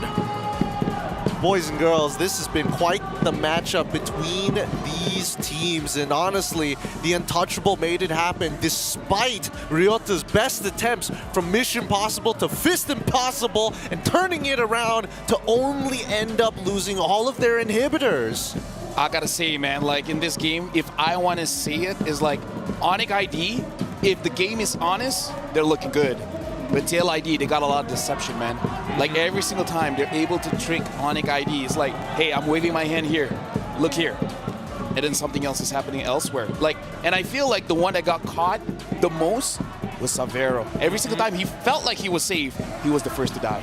Liquid pulled a trick from an old member of Team Liquid. He's a legacy. He's a force of nature, if you will. And he's done this multiple times. And it sucks that he's played for a different team now. Very happy for him still, but Aaron Shiki with that split push. Beautiful. I mean, even remember, the second turret down bot. Savero thought, turret, no HP. I can push this, no problem. Aaron comes in and then kills him. Mind you, early game was good by Savero. Dengan split push dari Well, Aaron with that being said, Shiki. let's have an interview with Aaron Liga Shiki. Indonesia memulangkan Onyx Indonesia dari negara yang sama, dari regional yang sama, Indonesia. Yes, you are right, Monica. That was an intense series. However, Aaron Shiki, if I recall correctly, just a few months ago, we were together in Malaysia, right? Johor Bahru for the Snapdragon Pro Series. And you guys got sent home by Onyx Indonesia. Is this your revenge? Apakah ini balas dendam dari Aaron Shiki dari Team League? Ya, benar sekali. Oh, he answers, yes, this is the revenge. But what's the difference between apa yang membedakan mungkin pertandingan kali ini dengan sebelumnya? Kalian lebih jago kah sekarang atau lebih pede? Gue cuma mau nyampein kalau sebenarnya ini tempat permainan kita. So this is their game. But Rose, tomorrow they will be facing another Indonesian team. Jadi besok kalian akan ketemu lagi dengan tim Indonesia lain. Ada RRQ Hoshi. Bagaimana kalian masih sepede hari ini kah? Pede banget. Oh, they are. You know what? I can say that, they're very, very hungry for a victory. And who knows? This could be TLID's season to get a victory. But before that, Aaron Shiki, I just have one last question. When you were doing that split push with your Moskov, what was going through your mind? What were you thinking? Pas kamu lagi ngelakuin split push itu dengan Moskov kamu Aaron Shiki lagi mikirin apa? Lagi mikirin Ryota. Why? Because Ryota dark system. Oh, wow. Okay. Very different Aaron Shiki in Indonesia, huh? Ooh. In Malaysia, he's such a good boy. No. So let's ask Aaron Shiki. Yes. Which is the real Aaron Shiki? The one Rose met at Malaysia or this one? Benar sekali. Lupa lagi Aaron. Jadi Aaron, kan kalau kata Rose waktu ketemu di Malay itu good boy banget Aaron Shiki. Kayaknya sekarang berbeda. Yang mana Aaron Shiki yang asli? Ya ini gue udah menang, yay. You know what? He's fired up, and I'm pretty sure he is tired. That was an, incredibly long 3-1, especially the first game. It was like 20 minutes plus. So congratulations, Aaron Shiki. I'll see you tomorrow on your match up against RRQ Hoshi. And with that, let us throw it back to the panel. Thanks, Rose, and as well as Monica, you heard it first from the untouchable. Man, feels good that he's kind of coming back into that form we were hoping to see. Yeah. I feel like the moment it's not a front to back, Onyx is like, how do we position? Like even remember game 3 and then game 4, it's just like someone is coming from the side. Either it be Aran, Weedy, Aaron Shiki. Game 3 was Aaron Shiki with that clause. So it's kind of like if you're coming from this angle, bro, trust me, we know what to do. The moment you guys split, I was like, hold up. Hold up. Yup. Keep it in my face. Don't go for those back shots, brother, man. You gotta make sure that you can position I don't know if I would use those exact words. No, you would use exactly those words. I want to see where the shots are fired. They were more like side shots. Yeah. I would agree with you that they were side shots, but regardless, when you're looking at this game, there were so many moments where it's like, technically, Onyx has tools to outplay a lot of these scenarios. I mean, like, here's the thing, right? Ryota was the only one that didn't die. Man was holding out an entire nation, dude. he was supposed to frontline, and the one that died the most? Sans and Savero. I mean, sure, Keyboy as well, but we gotta look at this. The damage dealers died the most. So either, we have 3 options here. Their positioning is bad, number 1. Okay. Their team didn't protect them, number 2. Ooh. Number 3, TLID is like, they don't care. They know how to snipe you. I think it's likely 3. Yeah, I think that's likely 3. I mean, Savero had more net worth than Aaron Shiki somehow when the game ended. Yeah. And then his team sold him out at one point at bot tier 2. Look. I don't know how to put it, right? They watch him die. Actually, I remember that. Like, they were looking towards him, and then I think they saw Aran or someone else coming in that direction, so they immediately paid attention to that person, and then Aaron's like, my time to shine. And he went in. And then guess what Severo did? He didn't press the purify, and then he died. I'm telling you, TLID is really good at just watching the eyes of the members of Onyx. As soon as the tunnel vision starts to set in, TLID really take full advantage. And I mean, even for Yehezkiel, right, despite having 0 kills this game, his RWMs are so key to not only buying the time that Aaron initially with that, again, Aaron on a Hilda, not exactly your traditional engager, but the chip damage is enough to kind of set it up for the Joy at the end of the day with Mr. Flavor Flav. And game 3 and 4 were won by almost the exact same method. The macro, right? One of the 2 main conditions for Liquid ID and how they like to play. First, they snowball you. Then, if that doesn't work, they play macro. And they did number 2. They macroed their way to the win. They did number 2. Yeah, they did. So it gives us a lot now since we're watching this game or talking about it in hindsight. The spotlight on our MVP, Yehezkiel, the Ghost. He strikes again, which is very similar to his playstyle, as Husky mentioned in game number 3, wherein it's an invisible threat he's presenting. He really didn't kill anybody, dog. Nobody died because of the Crystal Void. Nobody died because of the other. It's instead of just, y'all watch that movie, that Thai horror movie from the early 2000s, Shudder? Where there's like a ghost on his back. Yes, and yes, he's like, yes. Why is my back always painful? Why is it so heavy? That's what Yehezkiel is. He's like, he's the constant threat and like that uneasy feeling of, dude, we can't fight this. There's an RWM, there's a threat of that Eve here that changes the way we fight. We don't want to do this. Let me just say, I'm so happy seeing TLID play in game number 4. Because if they keep on game number 1, number 2, I don't know how long I'm going to last in that. I'm going to be honest with you I think 2 was the threshold. I'm happy after game number 2, they're like, guys, wake up. We need to have some modern warfare here. We can't just be living in the trenches of World War I. We've learned from this, guys. We can't wait for them to starve. This is not a castle, all right? Look, the siege is painful enough to watch, but at the same time, it feels good that at least TLID still know that they are part of that cavalry, right? That they got Shiki's eyes. They got Shiki's eyes, at least. No, remember, Aaron Shiki, he's not just the untouchable. You can't see him. All of a sudden, he's in your base. He's invisible. That's how he does it. That's how he does it. He's Aaron Cena. You just Aaron Cena. Aaron Cena. Yeah. Doing a great job here, but I don't know, it doesn't inspire confidence just yet. It took them all the way to game 4 to make this happen, especially against a team like Onyx. And overall, if we're talking about... Wait, what do you mean, especially like a team like Onyx? Hey, because again, we were expecting, and y'all were expecting, by the way, with your predictions, that Onyx was supposed to take this game away. I saw the 3-1. Yeah. Number 1 fan. Oh, yeah. He saw the 3-1. I was losing confidence. I put 3-2. Yeah, I guess my prediction was wrong. Yes. You were 4-7, dog. Yeah. You were predicting the best of 13, by the way. You were wrong in this universe and like the 3 others. Collectively. I need to talk to Dr. Strange about that. Hey, look, the singularity isn't going to work every single time. But even so, it does bring joy to the cavalry to see them move on in this fashion. But I hope things are going to eventually change. That's actually going to be interesting because they're going up against RQ. Yeah. Where, as of right now, in the competition, I believe TLID has the longest average time, and RQ Hoshi has the shortest average time. Because they got that 9:30 game. 9:30 game. So it's another clash of things.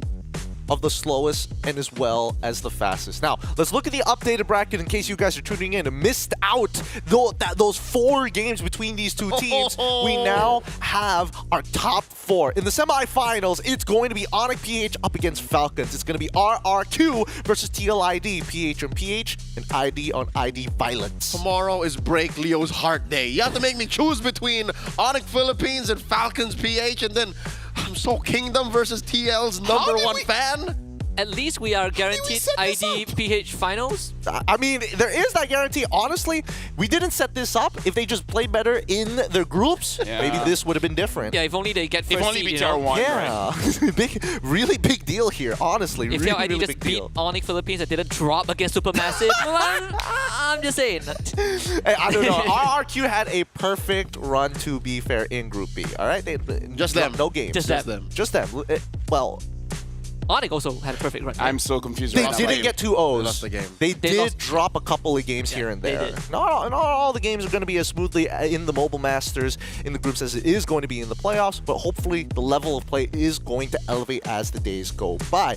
With that being said, though, help us make the show better by taking a little bit of time to scan that QR code and letting know your feedback on what could be done better here on that show to make it more accessible, a lot more fun, a lot more energetic, or whatever you guys want here on the SPS.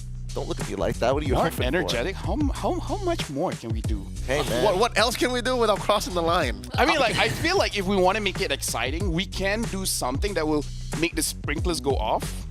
I have a good idea. Set up a firework when you win, right? Yeah. Indoors. I They feel like take a photo and then they set up a. I feel like outdoors is not that impressive. I'm so confused. What's going on here? Look, guys, we have a special surprise. Eternal, of course, bringing in the surprise. Now, for those of you who don't know, this is between the English broadcast. We're going to be going over to the BH broadcast very, very soon. But we have a special birthday girl on the PH side that we're going to be celebrating her birthday and announcing it. She has no idea. And if you're wondering who it is, don't you worry. Once She we has get this no lined idea? Up, she has no idea. She has no idea it's a birthday? She knows that it's her birthday. She doesn't know that this is going to happen. If she knows it's her birthday, she should see this coming. She can't be that dumb, no? No. Look. We've already preempted her, all right? If you go on to Naisu's TikTok, they've already wished her happy birthday as soon as the clock hit 12. She has no idea that this cake is on their way towards the BH broadcast. We're bringing in the father of the two youngins from MPL PH. We're going to be bringing that cake over. We're going to give our best regards to Does the cake even Brigida. taste good? It does. tastes good? It's great. It's amazing. Boys, the Brigida has come to internationals very recently, and In case you don't know, honestly, yeah, it's Brigida. it's a phenomenal time to see her continue to grow. So we're happy to wish her happy birthday. So do we sing happy birthday in Tagalog? Or? No, just in English.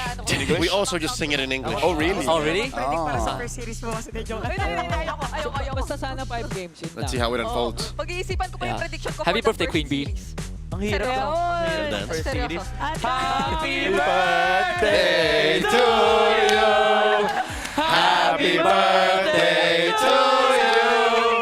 Happy birthday to Brigida.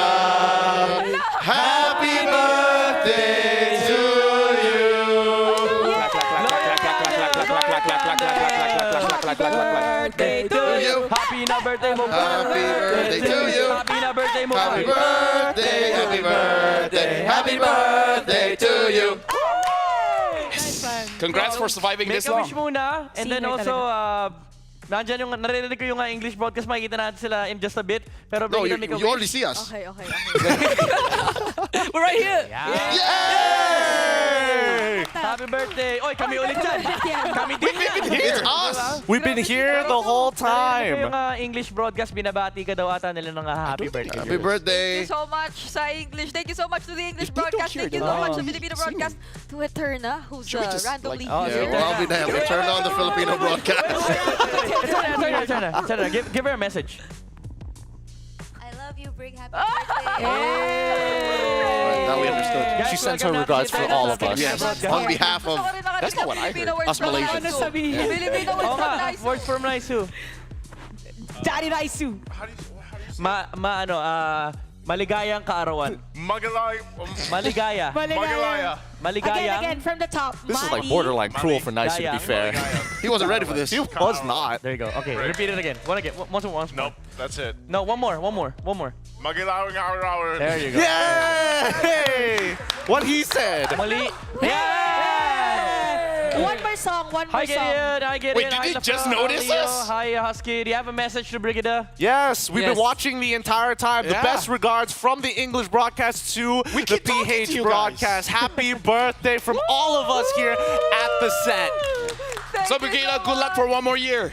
One more year? Yeah, good luck. I mean, like, and all the years. Oh, ominous. Let's take it one at a time. One more year? Oh, okay. One at a time. Okay. Yeah, counting. Let's survive one more year, and then we see how it goes. Good save, good save. Yeah. I got scared. Thank you so much. Thank you so much, English Did broadcast. that sound like a threat? It did. Narinig pa. Wait, yung tuhod ni No, Naisu. you stay. Yes. That was so ominous. What was that? Even I would be afraid. It's like you send someone home, you send a date home, and you're like, watch your windows. No, and then you just go, no, in general, just watch your windows. Yeah. No, but isn't that like just generally a good thing to What, remind people? specific care? Yeah, it's like, Like, okay, good luck surviving this year. Good luck on the next one. Man, if you were talking to me, I would get it because once we're reaching into that 30-year-old ratio, then it makes a lot more sense. She's still young. Living is not so easy. So that means Husky and I have like 5 years more. Yeah, totally. You'd be the horrible car salesman. Someone buys a car and you're like, watch your brakes. Check your insurance next year. I would make them be careful. I'd be like, sir, once you walk out, depreciation. It's hard. It got so real so fast. So afraid to hit 30. Yeah, dude, look. It changes you. Like Does me. it?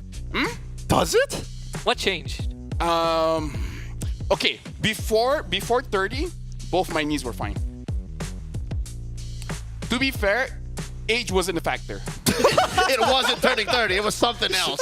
Cut back to the clip of LaFell and JB doing a backflip. But with that being said, guys, if you're going to look for that clip, an easy way to find it is on the ESL MLBB social medias. You can find it on X, the Everything app, Instagram, as well as Facebook for those of you who are still there. Guys, I don't want to call it X, man. It is what it is. It is what it is. The owner turned it into X, all right? Yeah. Better I hope respect someone it. else buys it. Whoa. Just to change the name again. What would you name it? Just Twitter is so good. Twitter X Amazon. If someone buys it and they can't use Twitter as well, you're sad, then just call it bitter. It's like, hey, did you see the bit? Honestly, that might be like a very possible like Jeff Bezos thing to do. With that being said, we're going to be wrapping up things here on the English broadcast. The SPS has been a very fun time here at Mobile Masters. This is Husky, this is Leo, this is LaFell. We're going to be signing off here today for day number 1 of the playoffs. Join us tomorrow where we do see the semifinals conclude and we will find 2 teams moving on to the grand finals to finally be crowned the Mobile Masters. Till then, we bid you farewell and good night. The Snapdragon Pro Series is brought to you by Snapdragon Elite Gaming and DHL.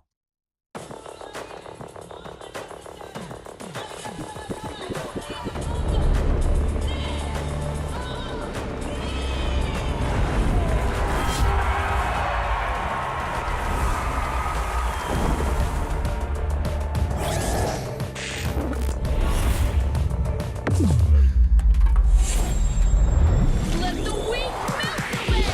Killing spree. Call Duty, taking the kill back.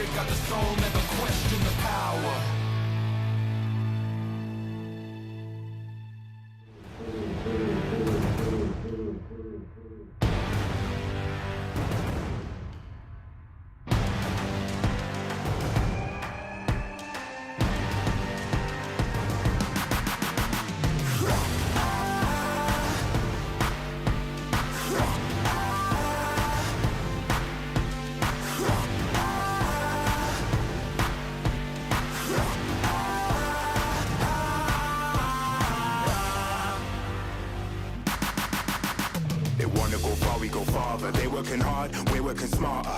Where they're gonna go, we go harder. Hit every swing, roam like a king.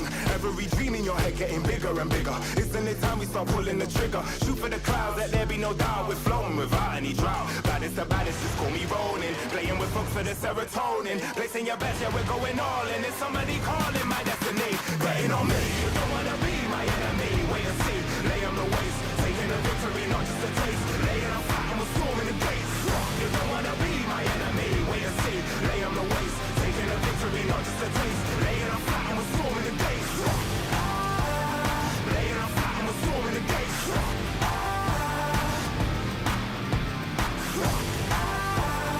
Laying on fire, we're storming the gates.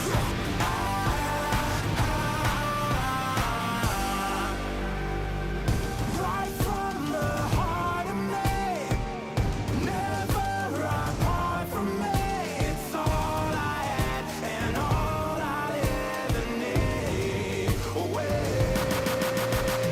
Way too close to call it. Taking a leap and we're going all in. Baddest the baddest, just call me rolling. Blessing with folks for the serotonin. I'm betting on me. You don't wanna be my enemy. Wait and see, lay on the waist. Taking a victory, not just a taste.